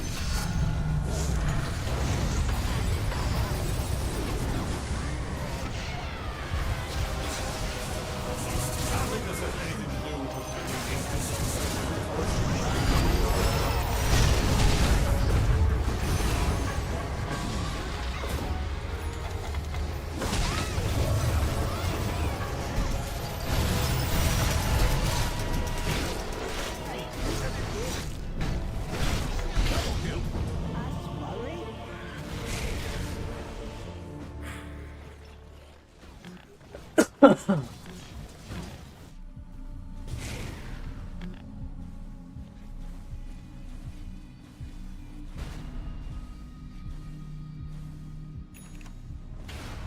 Bottom tower's under attack there.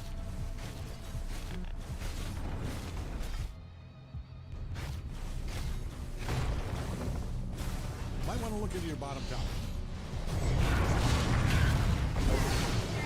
Kill spree! Look at you go! Death Hacking and limbs, blood spraying everywhere. There. I mean, I'm no expert, but and good news if you hated your bottom tower. Great news, in fact. Hey, did you need that barracks down there? The one they're destroying? Oh, you let them take out your bottom barracks. I envy you. I do. to be in such so a much for your terrible bottom barracks, situation. genius. A victim of your own Come on, many brush it off. mistakes. Let's get back out there. Love to know what that feels like.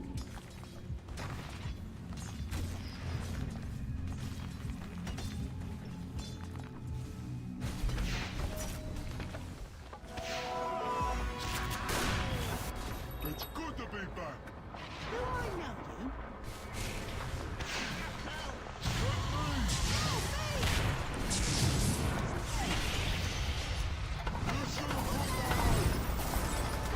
I saw a thing. Huh?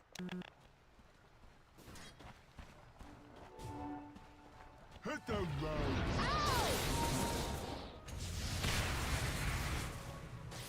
Who can save me? Look at you down there. You are dominating right now. I'm so goddamn proud of you. I can punch a wall. Let's go north. No, south. Not yet. Yep. Yep. Yeah.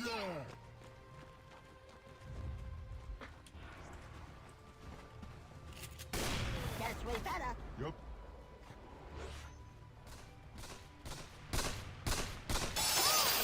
Selfish. Out of my way. Hey.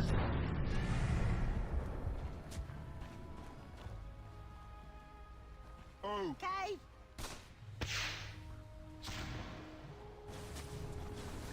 Good idea. 'Cause it was mine.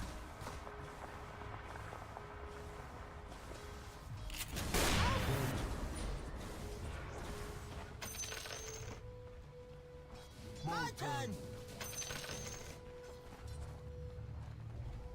Here we come. Out of my way. Hey. Can we get a light? I think I just got smart.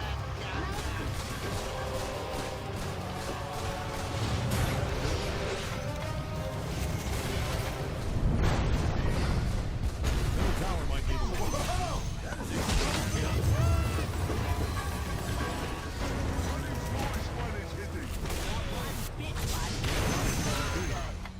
Hey, I was thinking.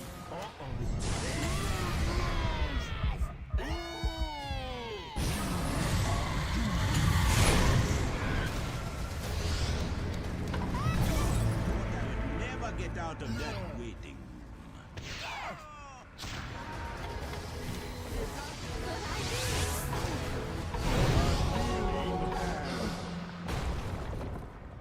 I'm not ready.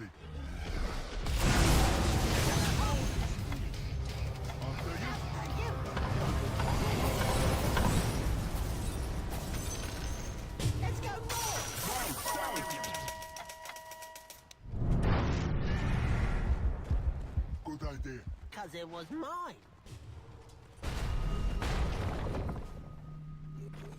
Why there? Who knows?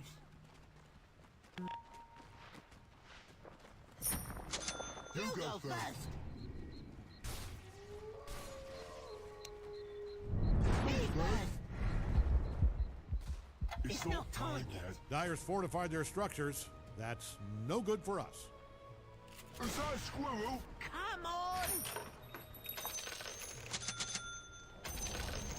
Good stuff. Their middle tower's a sad pile of crap. I'll do That was a masterclass of middle barracks. Wait till they see what you have in store for an encore. Hit them, bro. On a killing spree. This area is, I think, they're actually trying.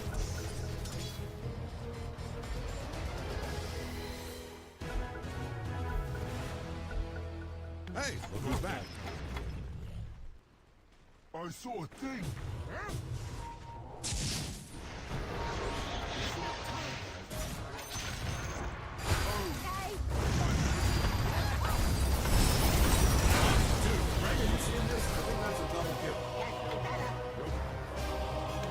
Okay.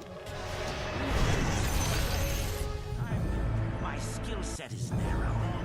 Very sharp.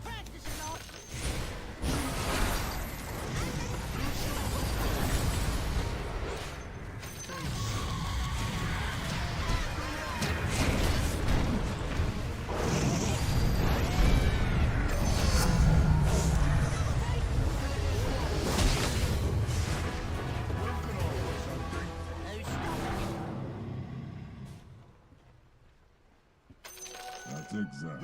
Yep. Haste! Good idea.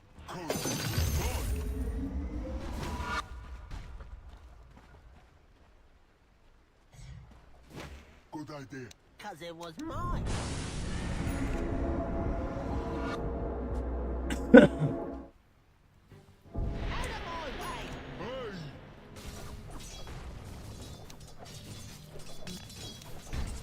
This way. That away.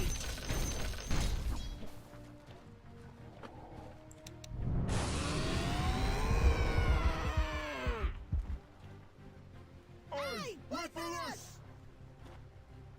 You go first.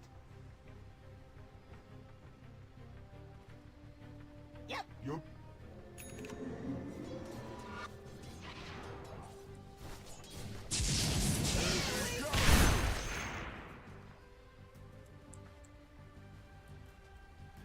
When can I hit something?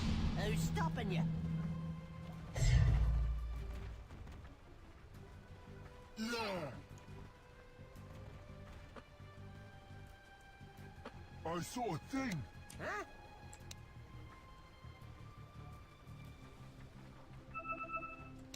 Guess we better.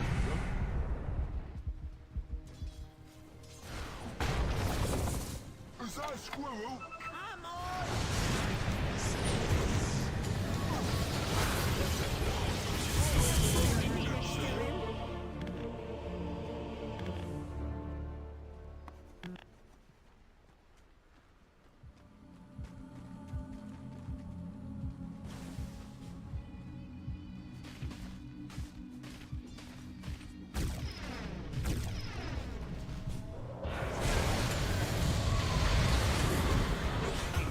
Might want to haul ass over to your top tower.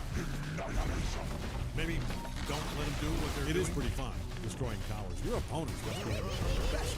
Top barracks, defend, now!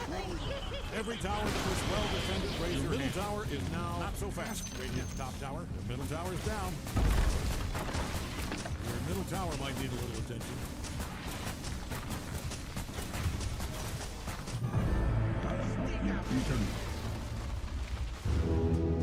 Well, more bad news. They got mega creeps. Looking on the bright side, at least. I'll get back to you on the bright side. The tower's taking a beating. Oh, they are really taking it to you there.